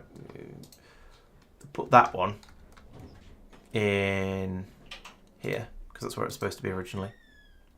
And then we'll put that one. Oh, we already have. Right. Okay. So that should. Actually, there's no point in putting quality modules in there. That should be productivity modules.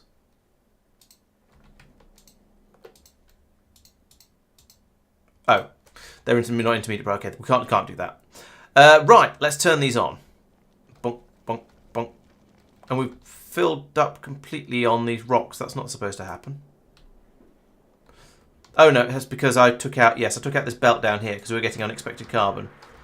That seems to have stopped. As far as I can tell. But we'll keep an eye on it.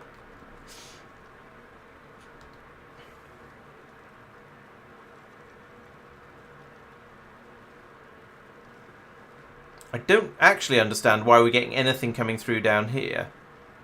Oh, it's because it can't get out of the ends here. That's okay. That's fine. That makes sense. Okay, so now these are running. There's a chance of making slightly better quality rocks out of them, but it's only, even with these ones, it is only a 10% chance. 1, 2, 3, 4, 5, 6, 7, 8, 9. Oh, there's one. There's a 2. There's a 2 going through down there. So that'll get picked up by this, which will then re-roll it and produced a 2. Fine. Okay.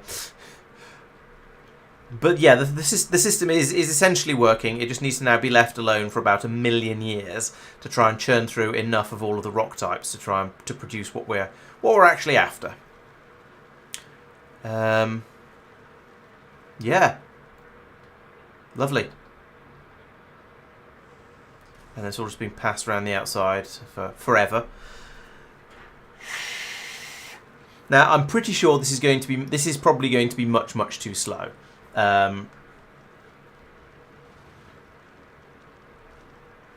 Yeah, that's what I thought. Yeah, the first stage isn't first, which we don't have, which I suppose is, yeah, these are the first. No, these aren't the first stages.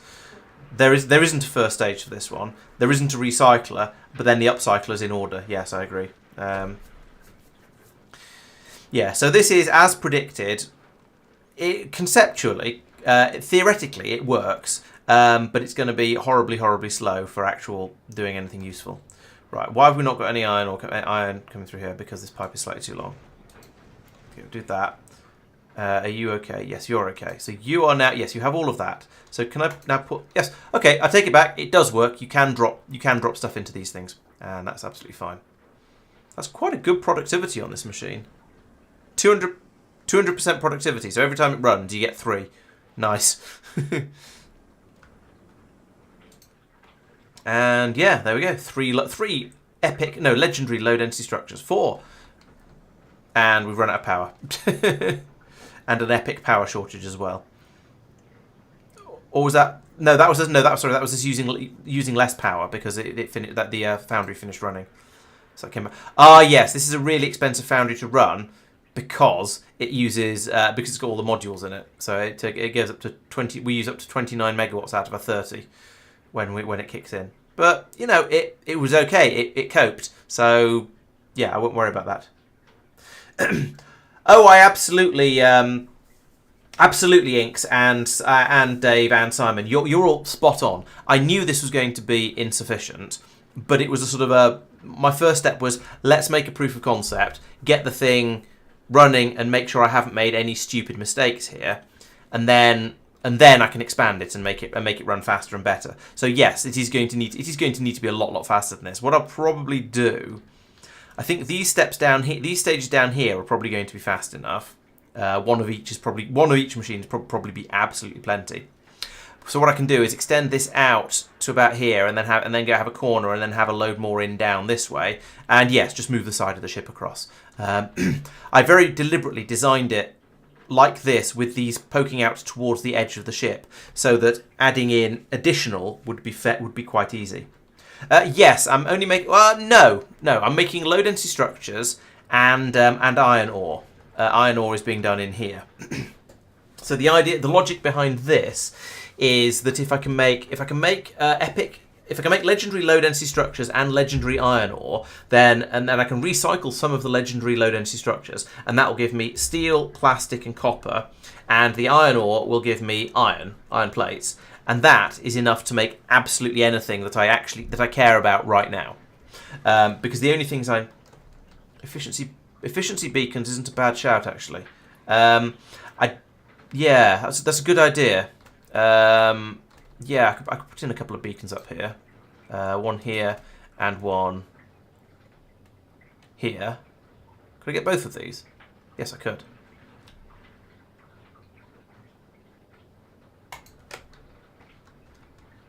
Like that. Yes, that is an excellent shout, putting in efficiency beacons on the buildings that are going to use all of the juice.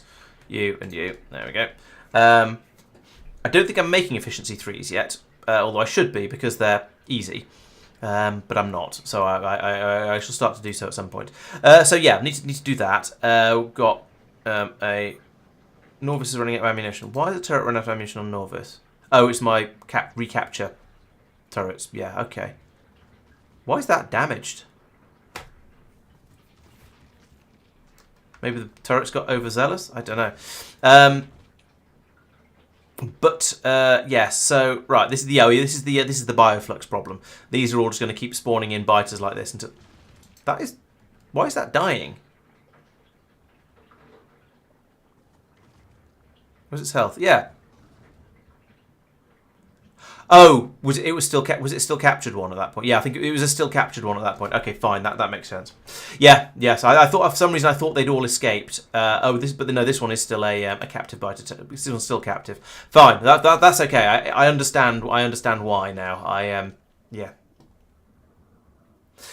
Yes, exactly. Yes, that's that. Yeah, you're right. All of you. I fully. Yes, I understand that. Yeah, I just hadn't. I thought they'd all escaped and become uncaptured. Oh, there's some food.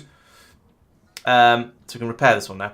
So we can still have some eggs being made down here, but just nowhere else. Yeah, so now hopefully that means we can make some more capture rockets. Is that automatic? Yes, it is. Excellent. So we can. This area will actually now sort itself back out again. So that's really nice. So let's send the edge back to Norvis and get rid of that stop there, because it's done what I needed it to do now. Yeah, and we can fly back and do science, because we can get eggs now. Right, so back to the quality street. This is all fine, except for these things which I haven't built yet. Okay, I think the next step is to fly back to Norvis and extend this, because Norvis is where all the bits and pieces come from. And then we can fly probably back to Fulgora, and then use the quality stuff we are theoretically generating. In fact, I could ditch these before we go. And then hopefully get some better crushers. Oh no, the better crushers are for a different ship anyway. This just needs to be made bigger. Okay, back to Norvis.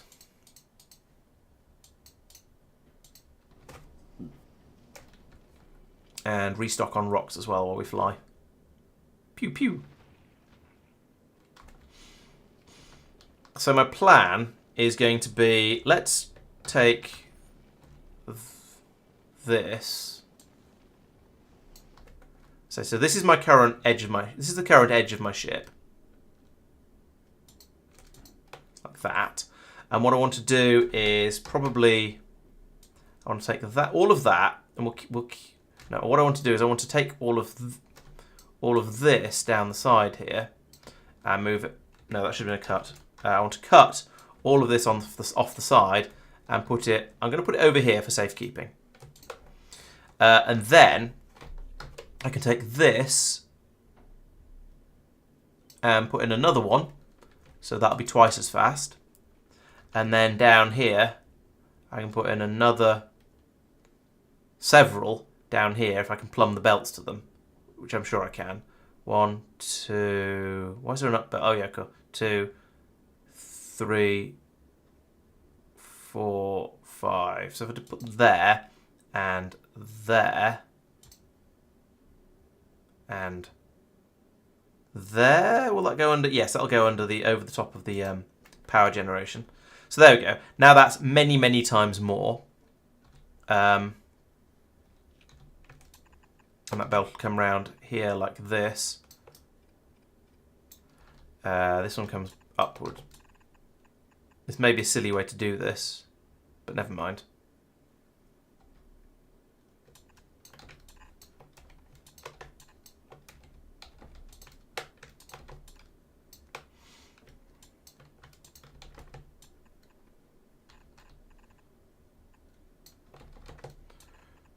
Right, so that takes up that space. That will then go there. I feel like I'm wasting a lot of space with belts doing it like this. But I'm not quite sure what the better way to do it would be. And this one.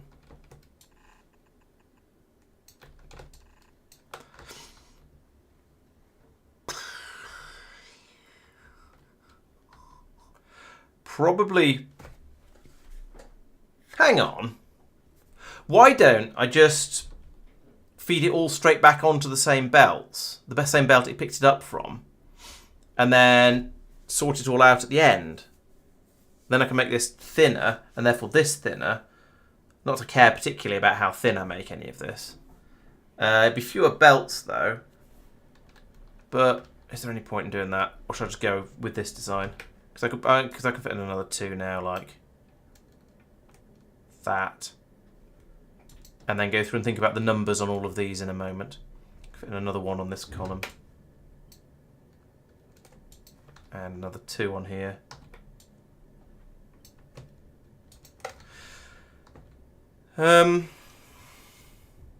That'll do. It'll work. And then down here we have the output system. Let's just bring it straight across like this. And then feed it back, and then that feeds back onto the other belts that we're going past. I then fill in the gaps in here like this. I have to admit, my original plan was just to build straight outwards, but I think having it sort of passed down here is quite a good idea. Except that I'm also aware that this feels a little bit.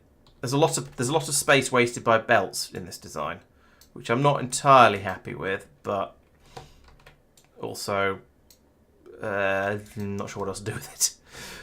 Okay, so how many machines have I got on each row then? It should be the same number because of the way they come together like that. So I've got across there, I've got 14 and 16. So I've got 30 of each. So if we have, you're saying stage ratios of 5 to 1. So if I had 10, nope. That'd be 15, 3, 1, 1, wouldn't it? So 15 doing 15, 3, 1, 1, and that'd be about right. Okay, that's not too difficult. So I'll leave those in for the moment. So how many is that? That's 16. No, hang on. 15, 3, 1, 1 doesn't add up to 20. 20. So it's to 30. 24, 1, 1 would be closer. 25, 3, 1, 1 would be the. Yeah, it doesn't quite fit. Of course it doesn't. So let's do 20. 20 at tier 1, so that was 16. 17, 18, 19, 20. And then 17, 18, 19, 20. 1, 2, 3, 4. 1, 2. 1, 2. And a couple more on the end of the tier 1s, just because why not? Okay. I suspect I'm not going to have the input capacity for this, but we'll see how it goes. Right, and then the same here.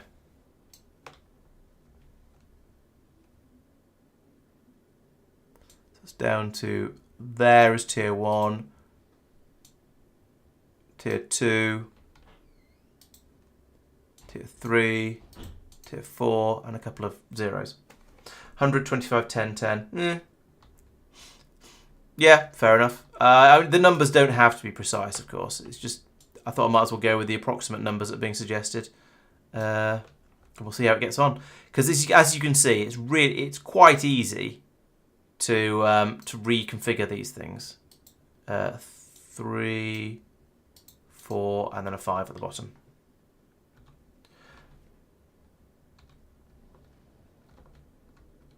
You're planting tree. You're obviously not playing vanilla then, Simon, because I'm pretty sure planting trees is not available in vanilla Factorio. We're only allowed to destroy the environment. You aren't allowed to improve it. Right, so I can put that there, and then okay, this bit down the bottom here can go.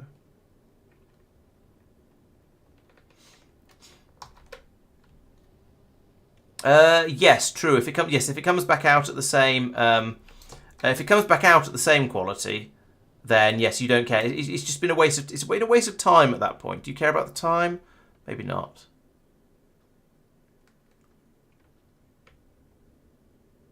There, and then I'm going to want more turbines across here, which is going to be fine because I'm going to have the grabber is going to be moved across a bit out of the way. This is going to then go to underground to about there, I suppose. And this one can go underground to about... Wait, what? That should be that way, shouldn't it? Yes, it should. Do the same there. I think those might be too long, but we'll find out when we get back to Novice. Oh, there's a tree planting recipe for agri. Oh, of course there is. Yes, that makes sense. Yeah, that's a nice idea of an extra thing to play around with. Yeah, I should probably do that myself at some point. Just, you know, in the interest of doing all of the things, TM. Right, so we've got my layout of grabbers and guns seems to be about thus.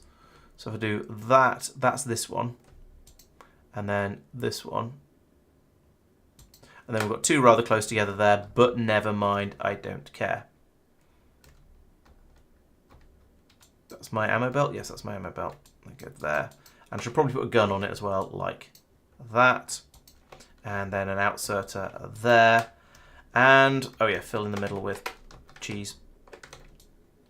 Like that. Okay, have we made it to Novice? Yeah, no. The ship has stopped. Why has the ship stopped? Go to Novice. Why have we stopped? We've not got any fuel. Why have we not got any fuel? Because we've not got any carbon. Why have we not got any carbon? That should have kicked the recipe back into action. Carbon is less than 100, which it is. Send out a green tick. Enable on green tick. What? Green square, sorry. If green... Yeah. Output... Oh, there we go. That's why it broke. Okay, I mean, I'm annoyed. Well, annoyed is too strong a word. It's mildly miffed that it broke. However, if I can see why it broke and it's a really obvious reason and I'm able to fix it, then it's not as upsetting. It doesn't matter so much because I can fix it. It's not doing. It's a quick and easy fix, and I don't get too upset. Right. The environment can be modified and preserved. Yes, you can. Yes, that's one way of looking at it, I suppose. Right, Novice. I'm going to need to make some tier 3 cheese module thingy modules. So you need you there, and there. In fact, you know what? Copy all of that from there to there, except that and that. Fine. Oh, that's exerting. That's fine. That's fine as well. So do all of that. Then I'm going to need right. We need to reprogram all of these. So you're going to be doing fish modules. You're going to be doing fish 2. You're going to be doing fish 3. You're going to be what even are you? Why is there a random thing here saying output 500 into this. And then that's setting requests. What? Go away. I don't know what you're there for. We're going to get rid of that. I don't know why, therefore go. Why you turned off? Oh, because these are all, yeah, so fish. Fish 2. Fish 3. This is where parameterized blueprints should shine, but there's going to be enough, there's so many different things across here that I'm not sure it's practical to use them. Also, we're going to need a blue chest up here that's requesting spoilage, and then we need to make sure we have some spoilage brought over. Spolage. So, down here, this is where the spolage comes from. So what if we take you... move you from here to here, and then we put a red chest, yeah, let's take a red chest here, and an inserter here, but not yet, and then, I don't know what's going on up here, but this can just be that. Right, and then you, I'm going to link to there, and you can run when spoilage is greater than 1,000, 2,000. Right, okay, now we just need some moss science to go off, and we can bring it over here, stick it in this box, and we can make productivity modules out of it. It's a weird thing. No, efficiency modules out of it. It's a weird thing to make efficiency modules out of. Why does spoilage get turned into... Why do you use spoilage to make efficiency modules? I don't understand. But never mind, that's not the reason why. How is science? Science is not. Is that because we're out of... Yeah, we're out of agricultural science. The 7 to 9 is sitting there, Kirk is sitting there. Why are we not making science? Uh-oh. Oh dear. Oh dear, oh dear, oh dear. This is all very, very bad. Glebo has gleebed.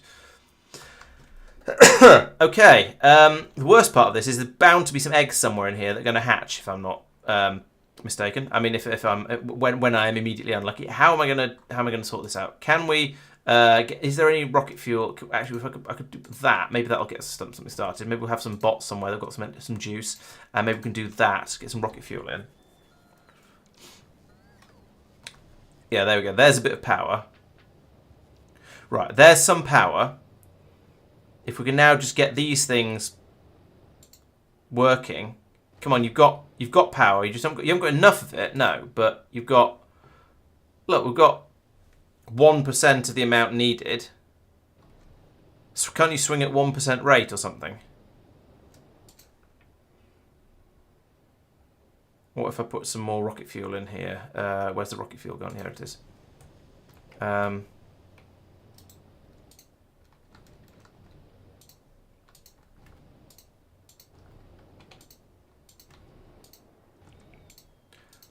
Let's start it up like this. I'm slightly surprised there is plenty of rocket fuel in the storage system, and I'm very, very glad of it.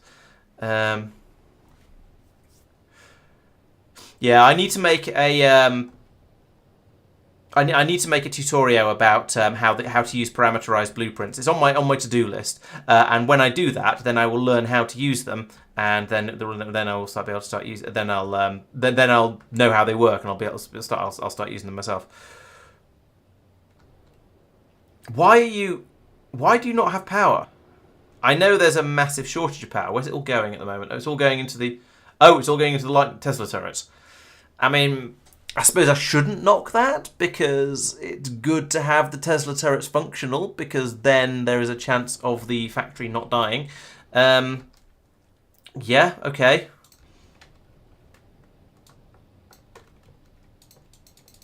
Oh, I can't do that. Gleba regularly glebes. If you haven't got glebed, then you're very lucky. Oh, here we go. They're starting to wake up and slowly do things. Oh, look at those stuttery inserters.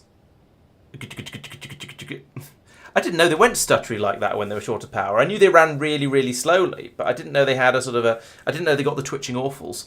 But apparently they do. Right, hopefully we've now got some juice. Yeah, okay, we're at...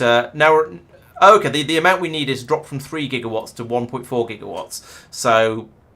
That's good. Demand has dropped demand has halved because all of the lightning turrets have charged themselves back up again. Now we've got all of the assembly machines are trying to charge themselves up. Maybe at some point we can let the inserters have some power and, you know, solve the problem and generate some heat. It said we're at 600 degrees now, so that should be. If this is at 600 degrees, we've got plenty of water. These should be producing all of the steam, and so these tanks should be filling up. We should have enough power. This suggests that my power generation is insufficient, which is interesting because I haven't really touched Gleba for a while. And we've lost. No, we've taken. Yeah, okay. That's the problem with having a power cut. All your eggs hatch. Now, I mean, I have systems to deal with that, so it's not the end of the world. But it is a little bit annoying because you take some minor damage. But mostly it's annoying because then you have to find some more eggs. Hopefully, at least one of these machines will still have some eggs in it, and we'll be able to start re-egging. Oh, that's a lot of them all of a sudden. This is why I'm using lightning towers. They're very good at crowd control. Okay, so we have some machines working. So could you not? Oof. I'm very, very glad I happened to look at Gleba when I did, actually, because this was if I hadn't noticed when at the point when I did, this would have fallen apart and there'd have been no power for these lightning turrets when all those guys spawned, and I'd have come over here in a panic because there would be Glebians in the middle of my factory destroying goodness knows what, and I'd have been then, whilst panicking, I'd have been trying to get these up and running again, and when panicking is never a good time to be trying to get your power systems back up and online. However, things are now okay. We have everything is recharged and therefore things are starting to work again. Oh, and we're launching some more bioflux, so that's nice too. Isolated power grid for inserters, yeah, maybe, or for something over here perhaps. Yeah, it's not a bad idea. Have this somehow. Yeah, I could have these along... Oh, it isn't quite enough range. I was going to say I could have these along the bottom here, getting power from the turbine. Because normally I'd like to be able to... I want to be able to power the everything from the turbines normally. I could actually put one in here, like that. Okay, it's only going to get those, but I could put it here. Bear with me a moment. So if I put that there, it's going to get power from some of these turbines, and so it's always going to be powered. Then running along here, I could then get some copper cables. I could unlink that,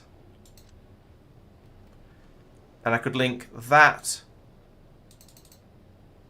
to... in theory, I could link that to there. Let's put in another pylon. And then we'll yes, that goes there and unlinks that. So now, if I then put in if I then remove that cable there, and remove that cable there, now all of these inserters are being powered on they're on a separate electric network, I think. Maybe they're not.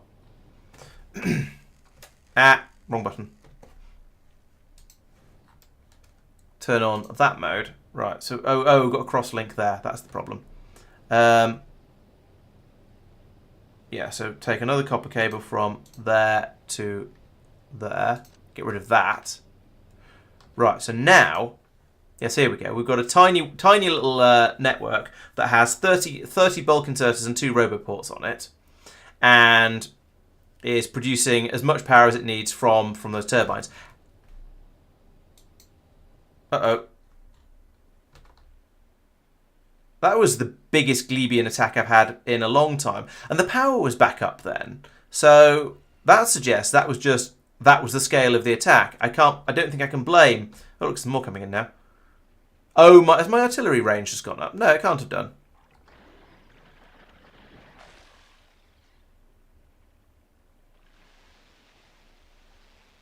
Can we have some crowd control, please? Thank you. Actually, that wasn't crowd control. That was them all just expiring. But, you know, it'll do. It's close enough. Yeah, so that was a normal attack as far as I can tell. Well, it was a big attack, I think. Maybe we've... yeah, I think we might have artilleried something like... There might have been a new egg raft down here that spawned in, and then we artilleried it, and they got angry, and they sent over an attack. I suspect that's what's happened, because that was a bigger attack than the normal handful of penta critters wandering over to see what's going on. I don't know, but it was a little bit alarming. Anyway, where was I? Yes, over here. So we've got these ones around the bottom that are just powering the inserters, but are connected to that handful of turbines. Then across the top here, we've got all of these ones that are connected to all of the turbines and are taking the power off to the rest of the factory, which is why all the turbines are still spinning. And they are connected to, well, this pylon, which is connected to this pylon, which is connected to the entire rest of the factory. So we've now got 2 separate electrical networks, one to keep the inserters going and one to keep those going. So this means now, if I can find some solar panels, I don't know if I've even got solar panels on this godforsaken hellhole. If I put them in along the bottom of here like this,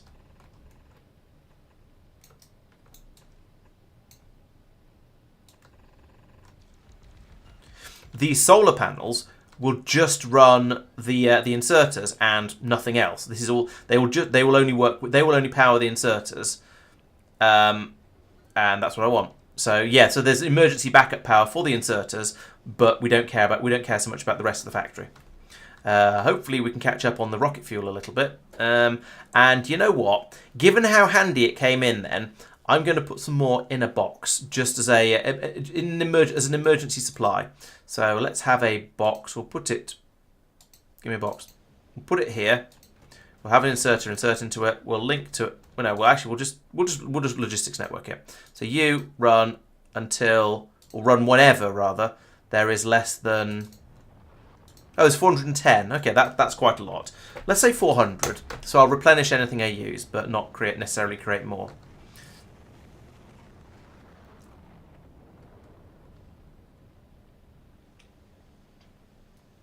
No, I don't believe there are any fish on Gleba. Pollution might have increased. Yeah, is quite possible. Inserted in 2 roboports. Yeah, but that's fine. I think I'm okay with running because as long as the inserters will still run slowly, even if the roboports are hammering them, it'll still work. And actually the other bonus of that is that this might just about. It's not quite. This could be within range of this roboport, and therefore is going to allow, and then therefore we've definitely got the power to put in the to get the rocket fuel out of here and put it into the thingies. At least that's the hope. Okay, so that's sort of saved this now. I noticed the rocket fuel is coming through quite slowly at this point. What are we short of over here for rocket fuel? Jelly, by the looks of it. Okay, well, jelly is coming through. I think there's a lot of cleaning out of. Yeah, there's a lot of spoilage coming through at the moment. So I think there's a bit of cleaning out going on of all these machines because they stopped running for a little while. Third belt near the blue circuits. Low density structures, rocket fuel and artillery shells.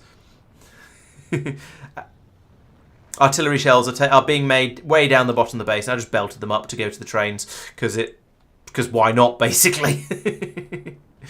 It's a little bit silly, but it's also a little bit useful. Okay, there we go. There's some jelly coming through now, and some slightly struggly inserters.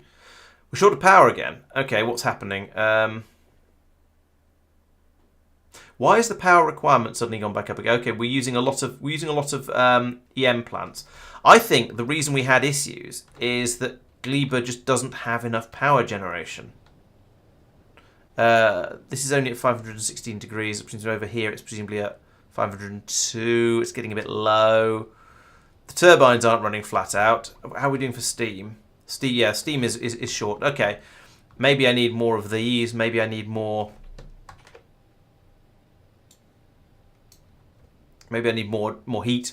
It's not. It's quite possible. It's not. There is indeed very little power in a piece of spoilage, which is why we tend to mostly run, or often significantly run on rocket fuel. I'd quite like to feed some of that back up here. To be honest. Right, let's do that. Let's feed some of the rocket fuel back up, like this. Why is there spoilage on my rocket fuel belt? Rocket fuel doesn't spoil. The hell? How did that get there? Also, why does this rocket fuel belt? Why is this a rocket fuel belt to nowhere?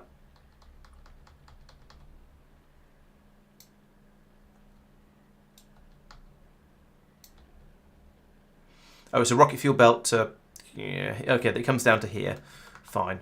But you know, I think it's needed somewhere else at this point. Especially if there's spoilage on it. We'll turn that up and burn it.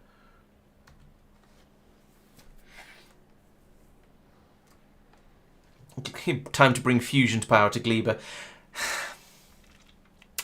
I mean, maybe. Oh, is it night time now? Yes. Typical. It's now night time, so nothing is working.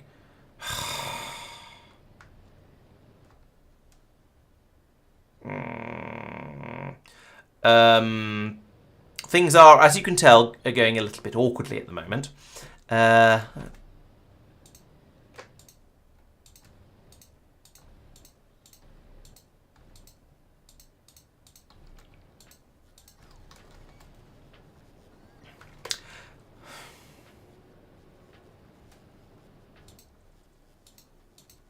Could you just rocket fuel? I don't want you to send. I don't want you to pass. Because there we go. They've got heat now. They've got a bit of electricity. Yeah. So I think what's happened here is that we've always been a little bit short of power on Gleba, but most of the time when the rocket fuel was flowing through, it was almost enough, and therefore we're able to generate a little bit. We were able to generate. We were able to keep the lights on, keep everything running, but the amount of rocket fuel available was gradually decreasing. Now, I think we've just got to the point where it's become a serious problem. Not only is the rocket fuel sort of gradually decreasing, or no, it gradually decreased all the way from up here where it was being made, and we ran out of it. That is my theory. Hard to be certain, but that's what I suspect has probably happened. So I was sort of saying earlier, but didn't really finish my sentence. I don't really want to bring fusion power to Gleba because I like planets to be self-sufficient as much as possible. I want them to be able to, if their spaceships stop flying for whatever reason, I would like them to keep working without not have an absolute crisis. Now, given that Gleba appears to not be just working, maybe I'm being a little bit overly optimistic on that. But that is the hope, should we say? Okay, that's the roboports actually getting charged up, and now the inserters are taking all of the power. How long does it take for dawn to, dawn?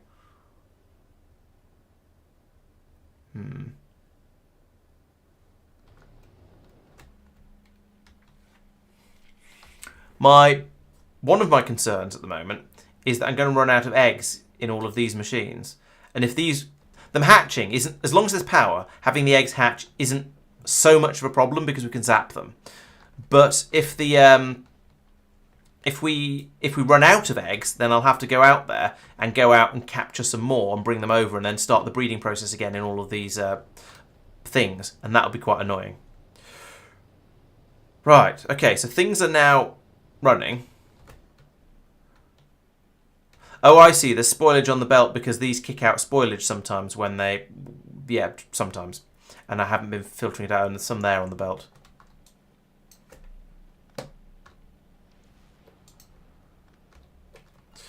Yeah, I've not been filtering the spoilage out when I should have been.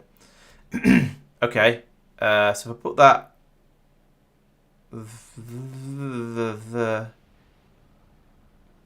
Yeah, there, I think.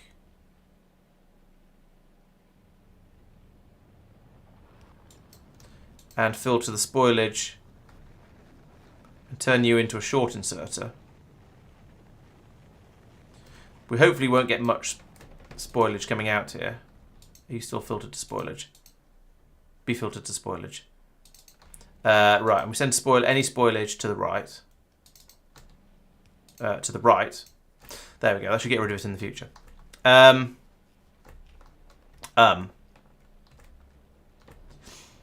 Yes, so the concern is that we're not actually making rocket fuel fast enough to power the factory at this point. Also not making heat exchangers either, but... I mean yeah, I've got a steam battery. I haven't necessarily got a huge steam battery, but yeah, you're right. There's no harm in having more things along here. And then probably monitoring these and having an alert that goes off if there's a power shortage. That'd be a good idea. There probably isn't a transmitter on a speaker, a programmable speaker on this planet though. Right, my concern at the moment is if we're not making... Oh, we've run out of nutrients up here, so we're not making anything. So I need to trigger the emergency nutrient production, like this.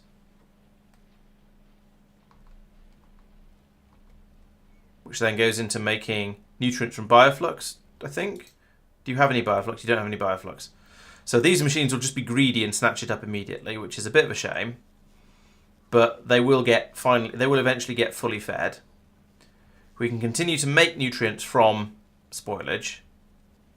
Now those will start to flow through. Where are they going? The hell? They're supposed to go up here. Oh, I modified things, so now they don't. I've broken stuff as usual. Right, okay. Okay. So put that there, and then that's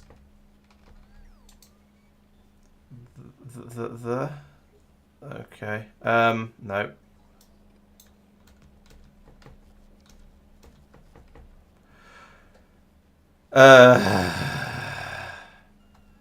Heck. No, that isn't going to work.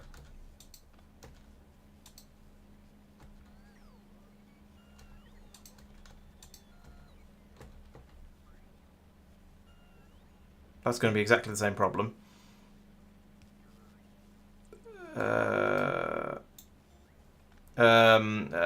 This is just spaghetti awkward. Right, if I bring this out down here and bring that in there, then I can remove all of this and then just have a blue underground across. I've run out of power again. Like this and this and this. And there we go. That'll dump it onto here, which means we'll then start making all that. That then is going to bootstrap and do the emergency bootstrapping. But we've run out of power again, and this is really awkward. And eventually, I'm going to run out of rocket fuel from doing this. I can only do this about 4 times before we start to have real problems.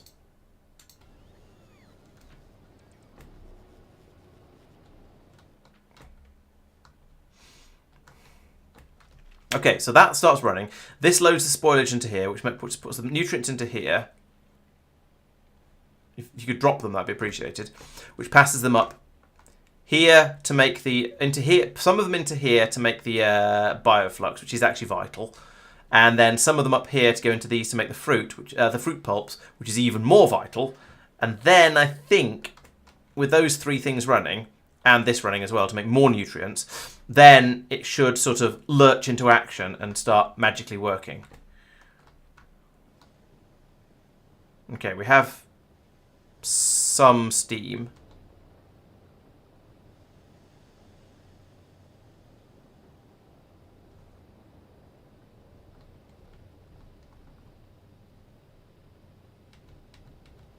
Okay, they're working out to about here, which is better than nothing, but not amazing.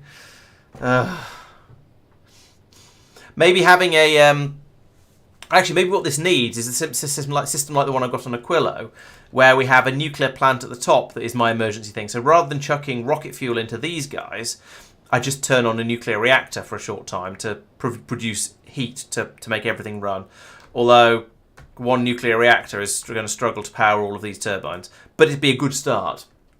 I think that might be a good idea. Maybe that could be a project. That could be a project for next week because it is already 11:30. But there we go. Right. So what's happened here is now we've got some power. We're making the nutrients here. The nutrients are being fed out of both these sides. Half, which is a bit silly because I don't need quite that much of it to go out either way. But anyway, some of it comes down this way, goes down to, that'll allow these machines to run, and then it goes off and is wasted on other machines that don't technically need it at the moment. The other half of it comes through here. Some of it goes in here to power these machines, which, as you can see, they've got fed all the way up to about here.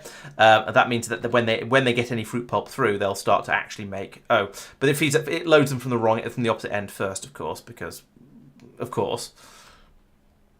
Should probably have this belt go in at this end, wiggle through, and then come out at this end, and then go down to here and go in the opposite direction, and then go straight onto here. That probably makes sense, actually. Why have we not got any jelly coming through?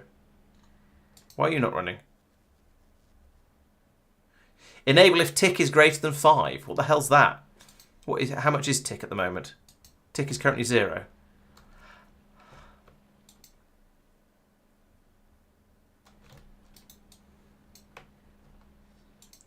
Just work. I don't know. I don't even remember what tick was on all this. Oh, and I've run out of power again.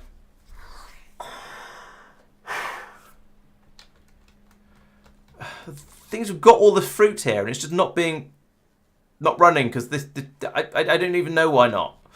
Because there was some stupid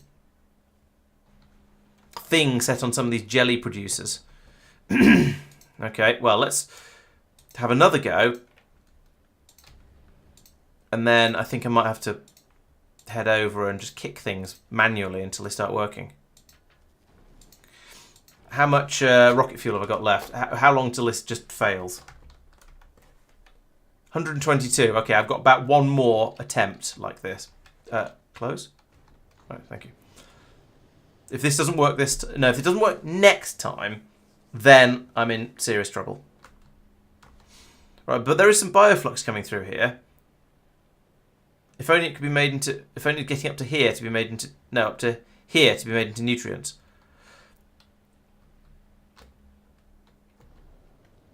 And if only the power stayed on for more than 20 seconds.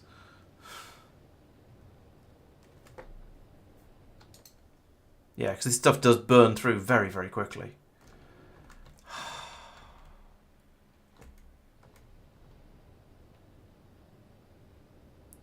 Right, we have some electricity. This thing does not have electricity for some reason. Come on. Stop putting it all into the lightning towers. And I could cut off they're linked in quite a lot of places because I don't want to cut off the lightning towers. But I could cut off the lightning towers.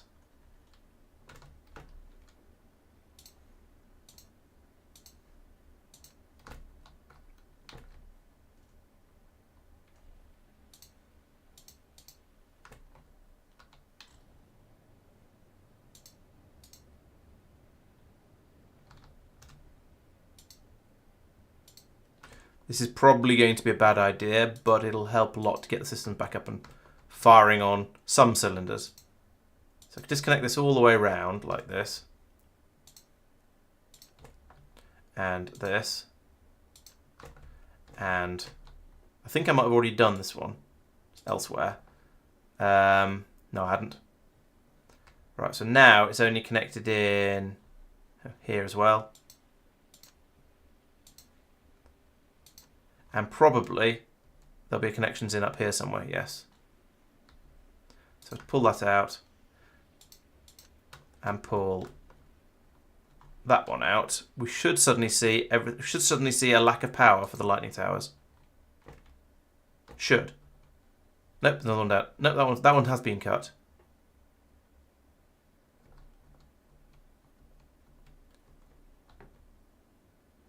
Oh, we've got some more eggs hatching. Great.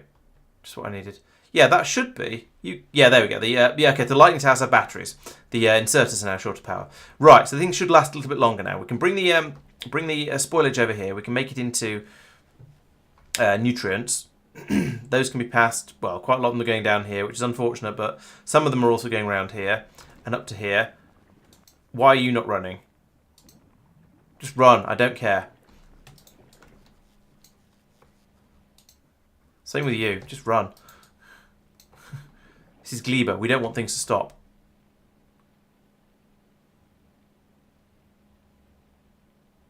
Right, so there we go. We've got the jelly coming through now. We have a little bit of. Oh, we've not got any nutrients here. Of course, yeah. As I said, it's feeding it all from the wrong end. I was talking about turning this belt round, but I haven't done it yet. So we need the Yamako to make it down to where the machines have been fed.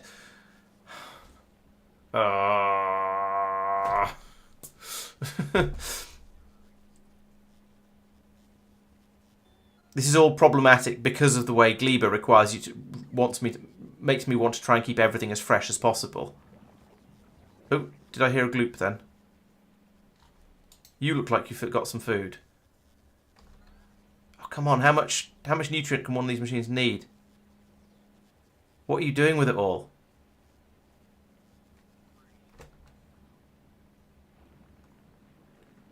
Why are you not making any? Oh, you are making a little bit of Yamako mash.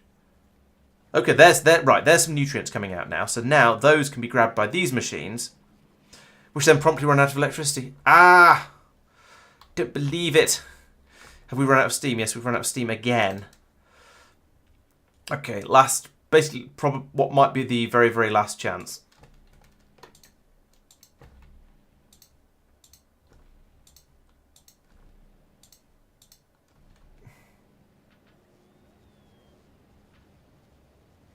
Hopefully I got it in before everything cooled down too much. We can get the electricity flowing again. Because I saw, yeah, there we go. There's some bioflux being put into these machines and stuff. And there we go. There's nutrients coming out, and that is if we get this one running. Why did you not get any bioflux?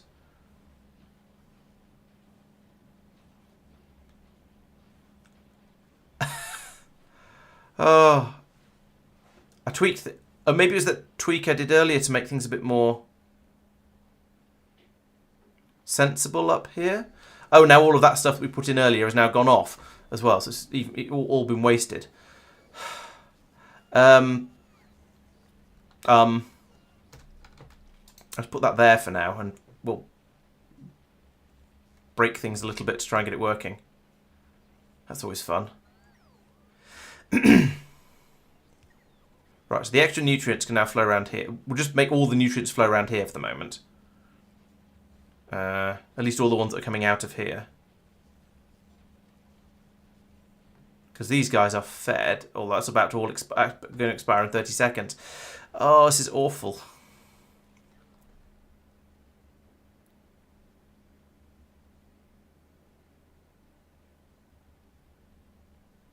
The kickstart, in theory, should work, but the nutrients just don't last long enough. And we've got, yeah, all right, it's time to make this belt go the other way.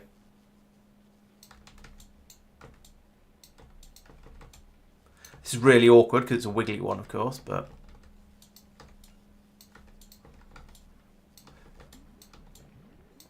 right, I hear glooping noises. That sounds like that's kicked in, and we're actually getting some progress now. Right, the glebing may have finally disinglebulated. Oh, except I put that in the wrong place now. Right, get rid of that. That's no longer relevant. So that comes through the... There we go. Now, what are you doing? Why are you not Oh, that's why. Maybe that's why it broke. Right, you're getting a filter for just nutrients. I think that might be why the whole system... That one inserter there, not having a filter set on it, I think might be why the entire thing broke. Because that got some spoilage in it. It meant it was no longer feeding nutrients out up here. I can turn you off now. Meant it was no longer feeding nutrients up here, which meant all of this starved and stopped working. Yeah, I think that might be the source of absolutely everything that went wrong. That's crazy.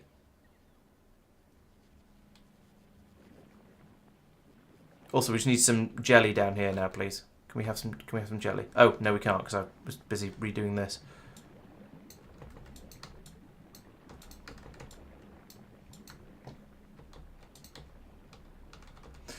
This is copy and pasted.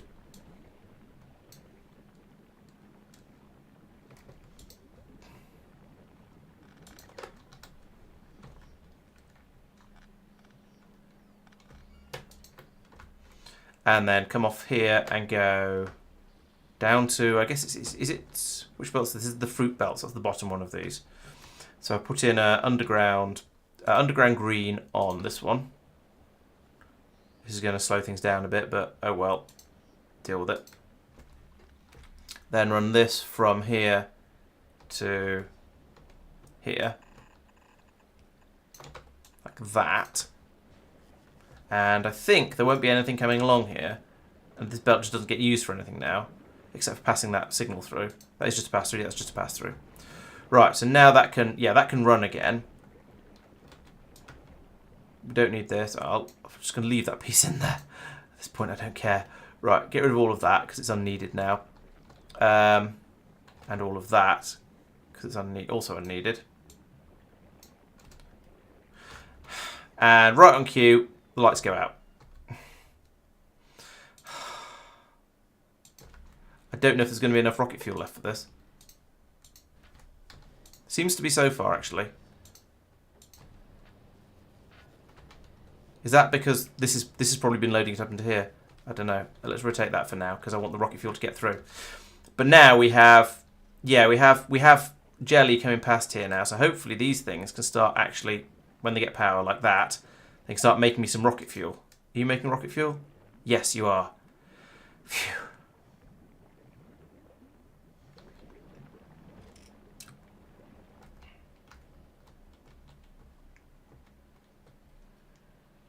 And in fact, you know what? I think I'm going to flip that round.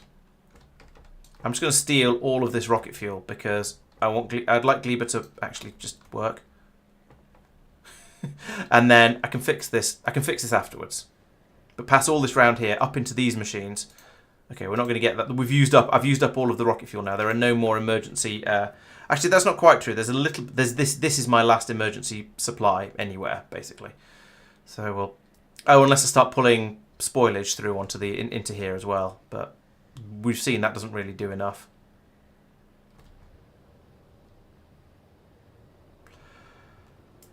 Yes, yeah, spot on, no good. I mean, it's done well.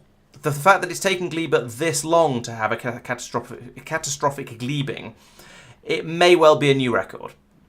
I'm certainly personally quite impressed that we've managed to hold on for this long without everything going bang. However, everything has now definitely gone bang, and oh no, we have some eggs. There are still some eggs here. So things are not all doomed. I don't have to go back there in order to fix the system up.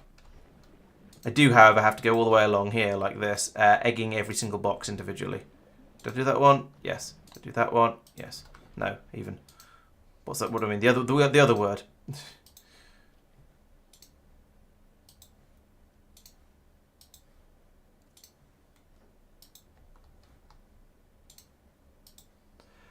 This, of course, isn't going to do anything yet. I'm just setting up the requests for now. Then, in a moment, once the machine at the end has had time to breed its eggs a little bit and have a decent number of them, then I can come along and start actually putting the eggs into the boxes. And don't keep all your eggs in one box, as they say. But it does seem like I'm amazed that there's one machine seems to have managed to keep its eggs going. I guess it's because it's right at the beginning of the chain, so it was getting what little bits of food were coming through, and therefore keeping the eggs sort of stirring round. And we've got 5 in there, and we've got 2 in here. Right, okay, so it's fine to go bip and pull those out. Bots will come and grab them. Take them away. Oh, and I should relink now. Have I got power sorted? Power is kind of sorted.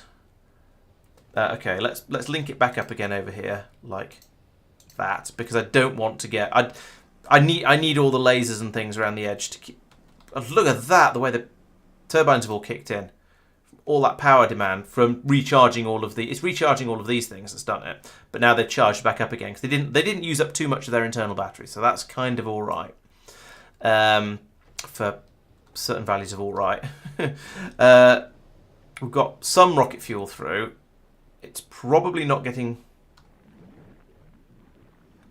Oh, that's a thought. Yeah, that's a good point. Could recycle biochambers. I have to recycle several of them, but yeah, that's an interesting thought. Interesting point. It would, yeah, that would work. Go back up to 5 again, so we can recycle your... Yeah, recycle your eggs. Oh, but there's a shortage of... Why is there a shortage of nutrients? What's going on?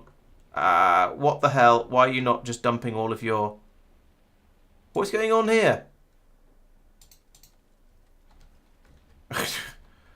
There was... Oh, I let some bioflux through. Okay, no, that's my fault. That's on me. I understand. I understand what went wrong there now. I'm not happy, but I understand. And the same here, probably. Yeah, there we go. Accidentally let a little bit of bioflux through, and that blocked up the belts. Now, yeah, we've got at least some of both of the foods coming through, so you should be... okay. Why is the spoilage backed up? It's coming through here and being dealt with, but it's just... Yeah, we just have so much spoilage from everything stopping and then all going off that it's spectacularly broken. Oh, goodness sake. Let's fill up the other side of the belt. That'll help a little bit. If we get that in decently quickly, it'll help a lot. Come on, bot. Oh, here they come.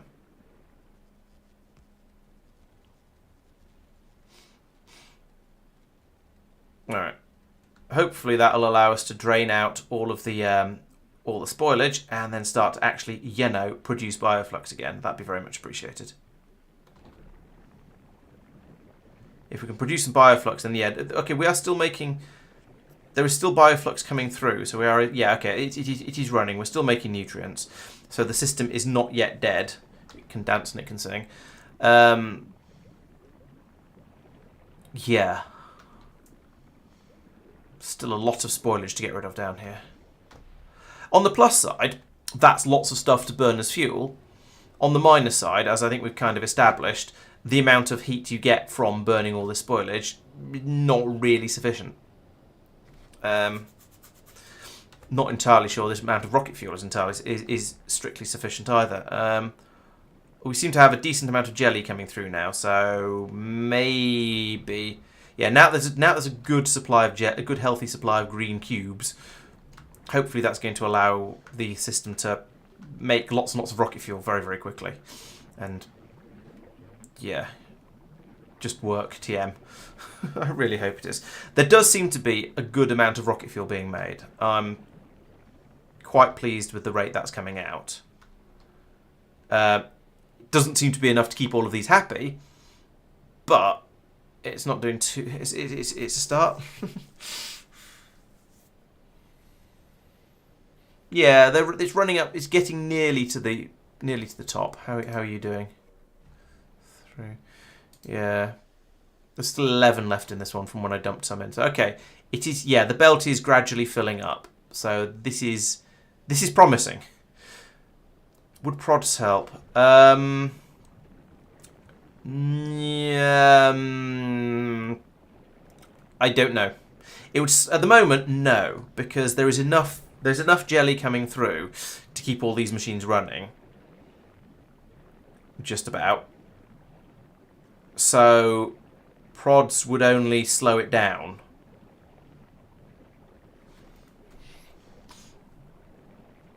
No, I think prod mods wouldn't help. Because, as I say, it would just slow it all down a bit. I couldn't get more jelly coming through. This belt's full. This is a crazy quantities we're getting through here. These are green belts, and they're fully stacked, and yet it's all getting turned into bioflux. And then the bioflux is maybe enough. I don't know. I don't know whether the bioflux is enough. It wasn't previously because we were loading it onto a rocket over here, which is now actually full, but hasn't launched because we don't have a ship here. Okay, I think it's time now. Is it time? No. Yeah, the time has come, the walrus said, to turn this belt back to a south-facing belt, at least as far as here, and then to delete this bit. Not that bit, but never mind. And then delete this bit and this bit, which aren't doing anything. Although they did provide a convenient buffer of rocket fuel, so I'm very glad I had that. But yeah, we do need to chip it down there so we can actually make the rockets. And also, I want to start filling this up, so I've got an emergency supply again. However, well, as you can see, stop putting it on the floor.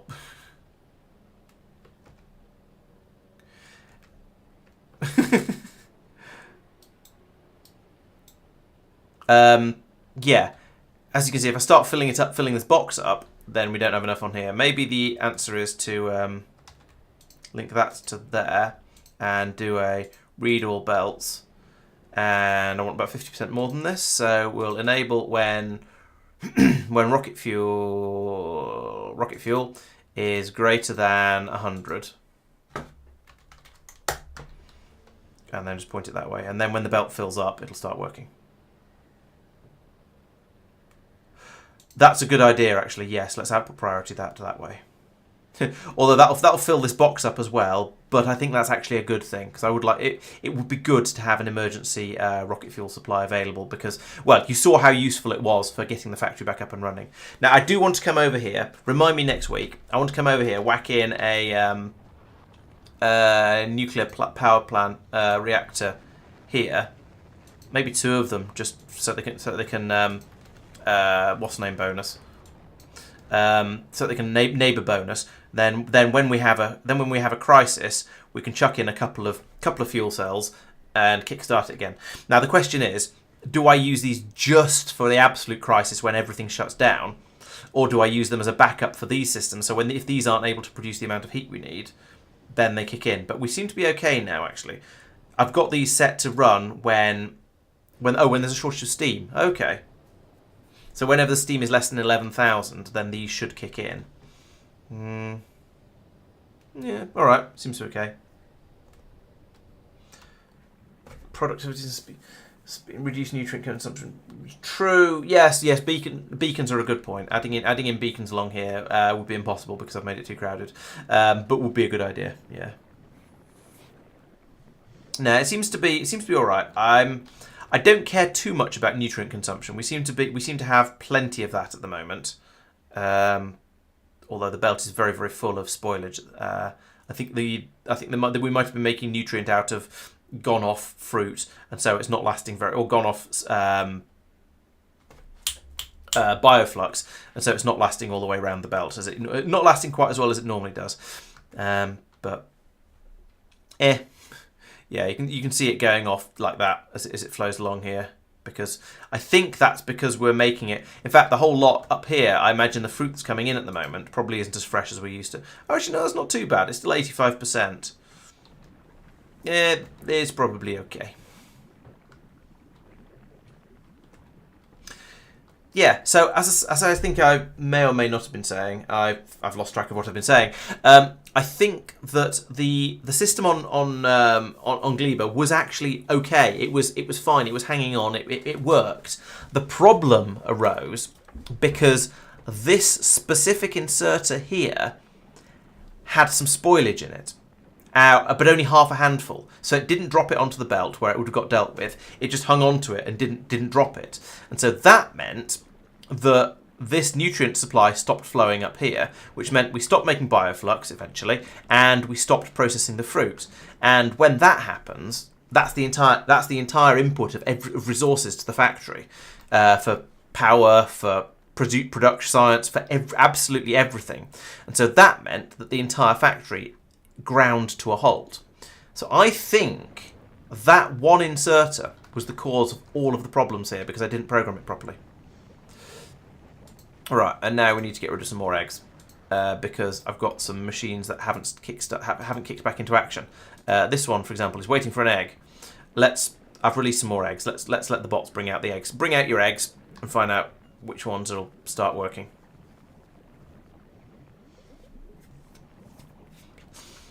On the plus side, we've started making science packs again. There's a lot.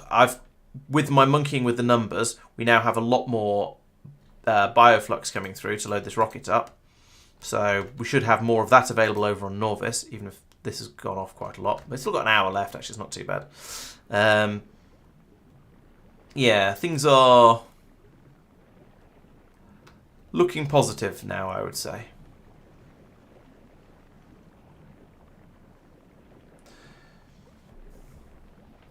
Why nuclear instead of fusion? That's a very good question. Habit, to be honest. I didn't even think of a fusion generator as being a thing. Yeah, let's make that fusion instead. Oh, no, the reason is because that produces heat, which would then heat this system up and allow it to use the normal power generation systems. Whether that's a good reason, I'm honestly not sure right now. But it is the reason.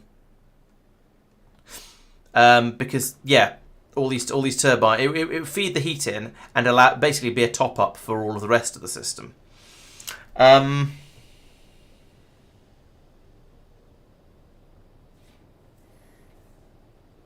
However, if I'm treating it as an emergency power kick, should we say, for want of a better word, that just turns the power back on when there's been a bit of a crisis, rather than something that's used. Yeah, maybe fusion would be better. The advantage of nuclear, the advantage of fission, is that I don't need to go out to cold place, Aquilo, to get the stuff I need for it.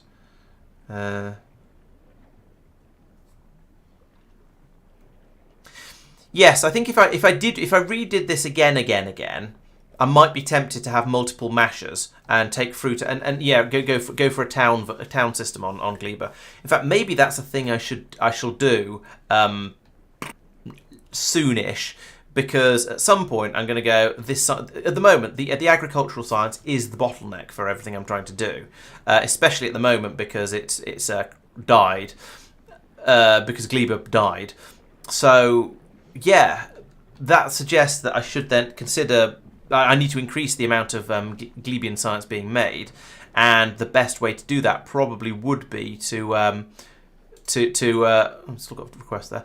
Would be to go off and make some towns for it, and then we'd have all of the and then I could have science being made somewhere else, and then potentially move. And then once I do that to a reasonable extent, at that point this stops having to be such a race system, because after science, nothing cares about the freshness of the resources coming in. So I could just dribble it through at whatever rate and let it spoil on the belt and fill the belts up, and then as it spoils, put more on the belts and just keep it churning through that way, rather than trying to keep this steady flow of getting the absolute freshest I can. That's definitely worth some consideration. It's a not right now because I have many other things on my plate, but definitely a consideration. All of the plastic is disappearing into probably red circuits. Yes, red circuits. And all of those are disappearing into blue science, which has struggled a bit because of the power problems and the lack of resource. Yeah, it's fine. It just needs to catch up and get back into gear. True. The fusion. Yes, I could have a fusion generator sort of off in a patch up here somewhere, and then if I had a power crisis, I could just link a cable across and zoomf. It would kick in. It would provide the power without needing any faffing around with bots and other stuff. That's a good point. I like that theory. I like that. Yeah, I like that thinking. Might have to do it for that reason. Yeah. Okay. I feel convinced. I also feel like I need to make a list of all the things that I need to do at this point. So I will. Here's a notebook. Right. So emergency fusion plant on Gleba. Glebe Science Towns. And then finish off the Quality Street as well, because I'm hungry. No, because that sort of thing I've been trying to do. Right, did you ever get to Norvis? Yes, you did. Excellent. Right, so let's now cut that and put it... Where does it go? Link it, yeah, merges. Yeah, there we go. That looks promising. So, Biff, and unlink that and that. And oh dear, we've got a huge load of underground belts coming through here. We've got a load of ammo belts coming through here that are just all utter nonsense. So we need to remove all of this stuff. Okay, we didn't remove quite as much as I wanted to. Maybe I should have done a cut before I did a paste. Before I did, yeah. So to go through and remove all of these. La la la la la la la. At least we've got a load of yellow ammo on the. If you know what I could do, I could just do that, and then paste it in again to get the bits I just removed. You went there, Biff, and then you. Go over here in line with this, like that, and yep, there we go, goes there. And then we remove that because it's now old news. That goes over to there, that goes over to there. Those probably reach, but it's kind of hard to tell from here. And we double the power production because that seems like a good idea.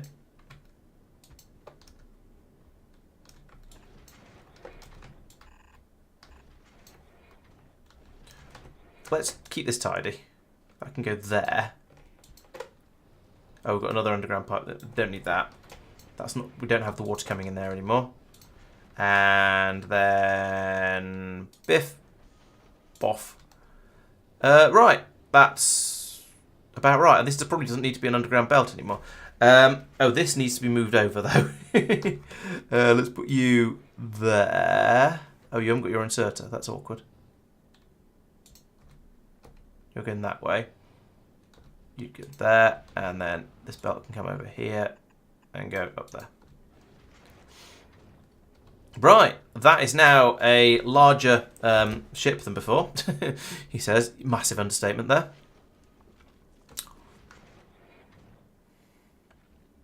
Nom, nom. And you know it'd be good if we... Actually, let's... there and an underground there to there. You can get that, all of that yellow ammo back out of this, back out of here, and put it there. So when we rebuild the rest of this, then it can flow and we can unload the yellow ammo that's been stuck into here rather unnecessarily. There's quite a bit of it too. Ooh, we've got some quite a lot of legendary iron ore. That's worked really well. And a legendary metallic asteroid chunk for some reason. Okay, fine. And we've got some legendary coal come through here. This is run 0 times. Why did you not pick those up?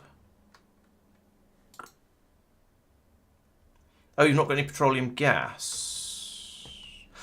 I never brought the heavy oil up. However... this shows that the system is working, which is rather nice.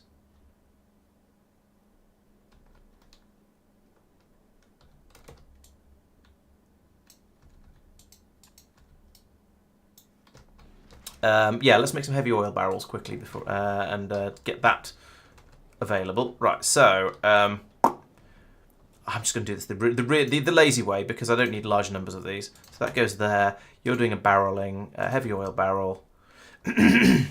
And we'll do this with bots in the very, very easy way. Red, no, not that. Red box, blue box.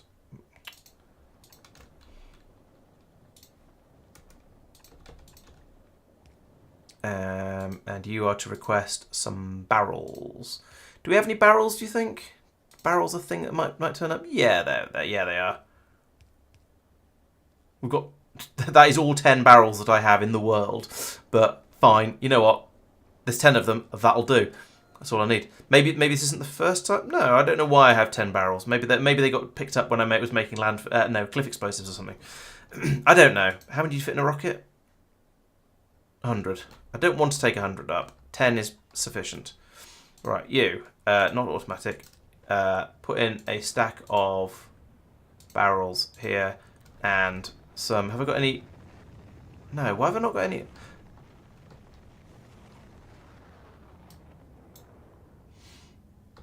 Why have I not managed to make any of these yet? There's a lack of tier 2s. There's a lack of tier 1s.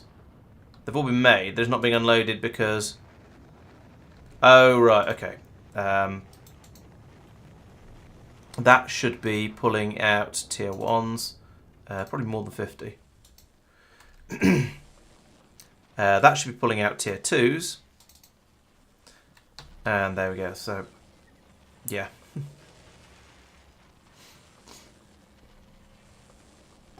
So we do have a minute quantity of spoilage available. How much does it take?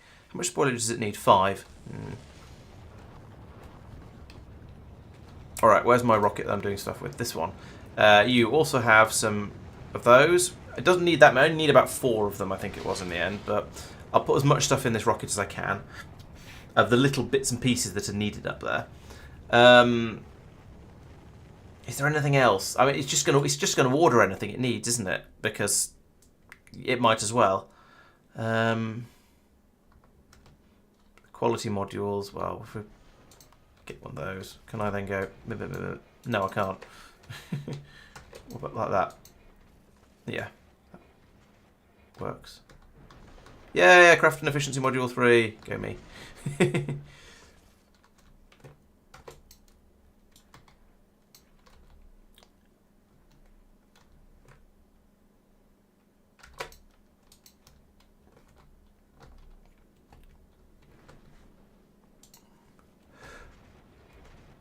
Alright, this is coming together reasonably well. I think I might just launch a basically empty rocket with those. Oh, I've got 1 so far. Okay.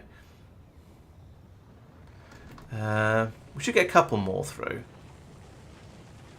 But I'm not going to wait. We're not going to wait to take a full rocket load up. That's excessive and slightly silly. At least we now seem to have a supply of all of the ingredients for making rockets. So we've got the rocket fuel coming through again, which is rather nice. So that can actually work. 3. Maybe we'll see if we can get a 4th one. Actually, we've just had a... in fact, that's got some spoilage. There's 196 spoilage in there. Let's turn that into a yellow chest. No, into a green chest.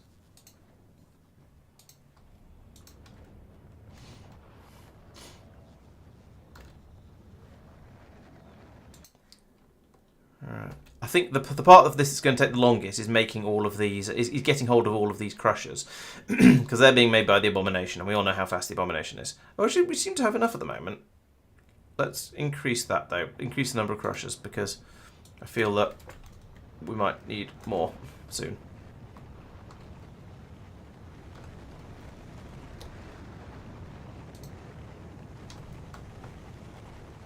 Oh, it's outside logistics coverage. Ah.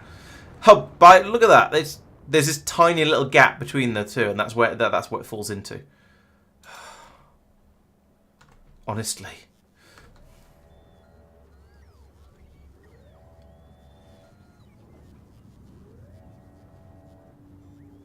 Right, so now hopefully we'll get the... oh, we need to tell it to request from logistics chest as well.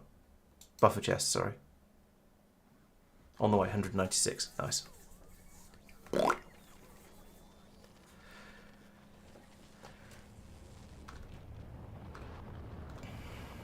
Lots of flooring going up. I mean, flooring is a good place to start. It's very useful. Ooh, what's the...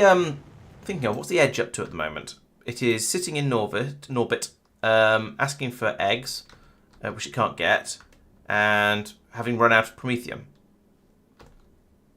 Why is it not left?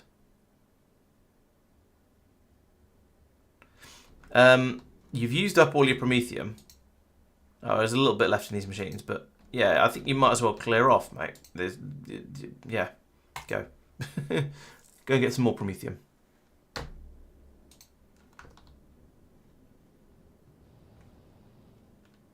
think these belts don't need to be underground. Well, the very end of this one does. That was for when I had the power stuff squeezed in here beforehand, and now there's a lot more empty space on this ship than I'm used to. I feel like I've been very, very wasteful, but on the other hand, I feel like it's helped my sanity to make it a little bit more spread out. So I don't actually regret it too much. I think it's probably better like that, because it'll probably work a bit more reliably and hurt my brain less when I was trying to build it as well. We've got some quality rocks coming out over here. Nice.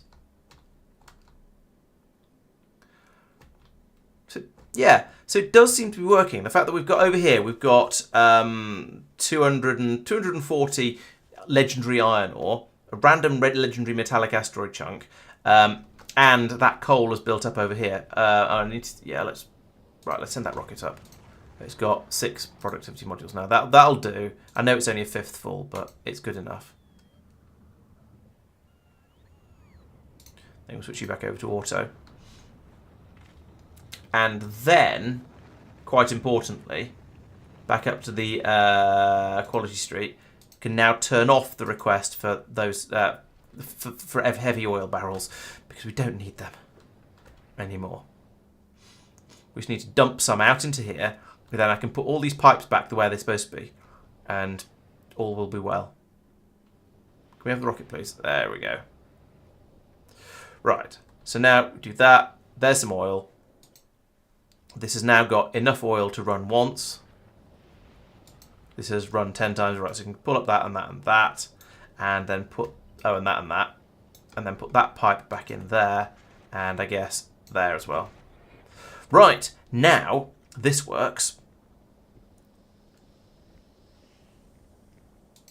Dun dun dun dun dun dun dun, bing, and it's made some petroleum gas, which comes around to here, which means, well, we've got 10 petroleum gas, which is a start. There we go. Now we can start making some legendary plastic. What's my productivity? 150%. Okay. Then down here, that means the 200% productivity, we can then start to put out the low density structures into the steam cloud, granted, but they then make it down here and drop into here. Good. That's now working. I don't need any of that anymore. Right. What are you doing? Are you okay? You're running. That's fine. And we've got the beacons here and up here to reduce the amount of power those things use a bit, which means we're hopefully only trickling through the power at the moment. Okay, we spiked there when the foundries kicked in. Even with those efficiency modules, these guys are still hungry hippos. Yeah, 6.75 megawatts is a fair amount of juice. Okay. Well, what can you do? We'll do our best. Right. I think it might be a good time to wrap up now. I've solved the crisis on Gleba, for the time being, until Gleba glebes again, which it probably will at some point. I've got this ship basically set up and kind of working. Which was the main thrust of the stream today, to try and get this thing up and going. I just got distracted by many other things. I don't think I'm quite ready yet to go out and upgrade the long range, to make any changes to the long range ship. What's going on here? Oh, what? There we go. I'm not ready to make any changes to the long range ship yet, because I need the upgraded modules before I can do anything too sensible with that. But this one, I think, is now. Are you now complete? Apart from quality modules, which come from the other planet anyway, and some speed modules. Do I need speed modules on this ship? Probably not. I don't even know whether. Oh, they're in here to make the ammunition a bit quicker. Nah, that's fine. You're all right, mate. Let's do that. Right, so let's send you back over to Fulgora. Gather some more nice juicy rocks on the way over. Because we've got all of this built. It just needs more quality modules putting in it now. No, copy that to all of these. Yeah, we need to get more quality modules in up here, and probably all the way down here as well. stop being quite so greedy for the really high tier ones, guys. It's not working. Yeah, so actually the ship isn't going to work at the moment because we don't have the right modules. We don't have quality modules in all the ones that are trying to lift the probabilities up even higher. Okay, you're the right tier already, so let's copy you to there and there. These are all greedy tier, so they're not going to happen. That one's correct. Yeah, so we'll fly back over to Fulgora, try and get the modules up here, for a few more modules up here. I don't know what we're going to have on Fulgora, actually. Let's have a look. What have we got? Okay, we've made another 11. That's not bad. And potentially over here, we've made... Well, it's making 1s at the moment, and there's 3s trying to be made over here. And we've made another... Oh, wow, we've got loads of them over here. So we'll ship up a quantity of these up to the ship, and then I think it'll be ready to go. But I think I'm going to leave that for next week because it is now officially tomorrow. So thank you very much, everyone who's been watching. I hope you've enjoyed the stream, and I will catch you on... Well, there'll be a video coming out on Friday. So Friday's video for non-supporters is going to be the updated video about blueprints, including upgrade planners and deconstruction planners. So there's a few new tricks in there for version 2.0, and for supporters, I believe there's another one talking about the sort of progress I've been making in this game, because I've been obviously doing lots and lots of things. So I'm going to need to start making some more videos soon. Actually, I made a buffer and I seem to have run through it already.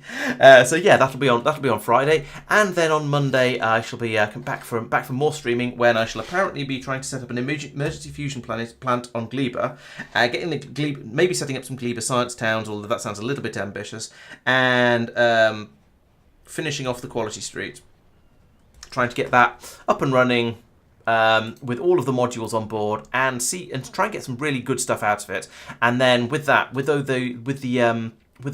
legendary low density structures and some of this iron ore, then hopefully with that I'll be able to push forwards and start making and start upgrading the edge to be able to deal with the asteroids a bit more, or deal with the asteroid chunks a little bit more effectively, and so we'll see how that goes.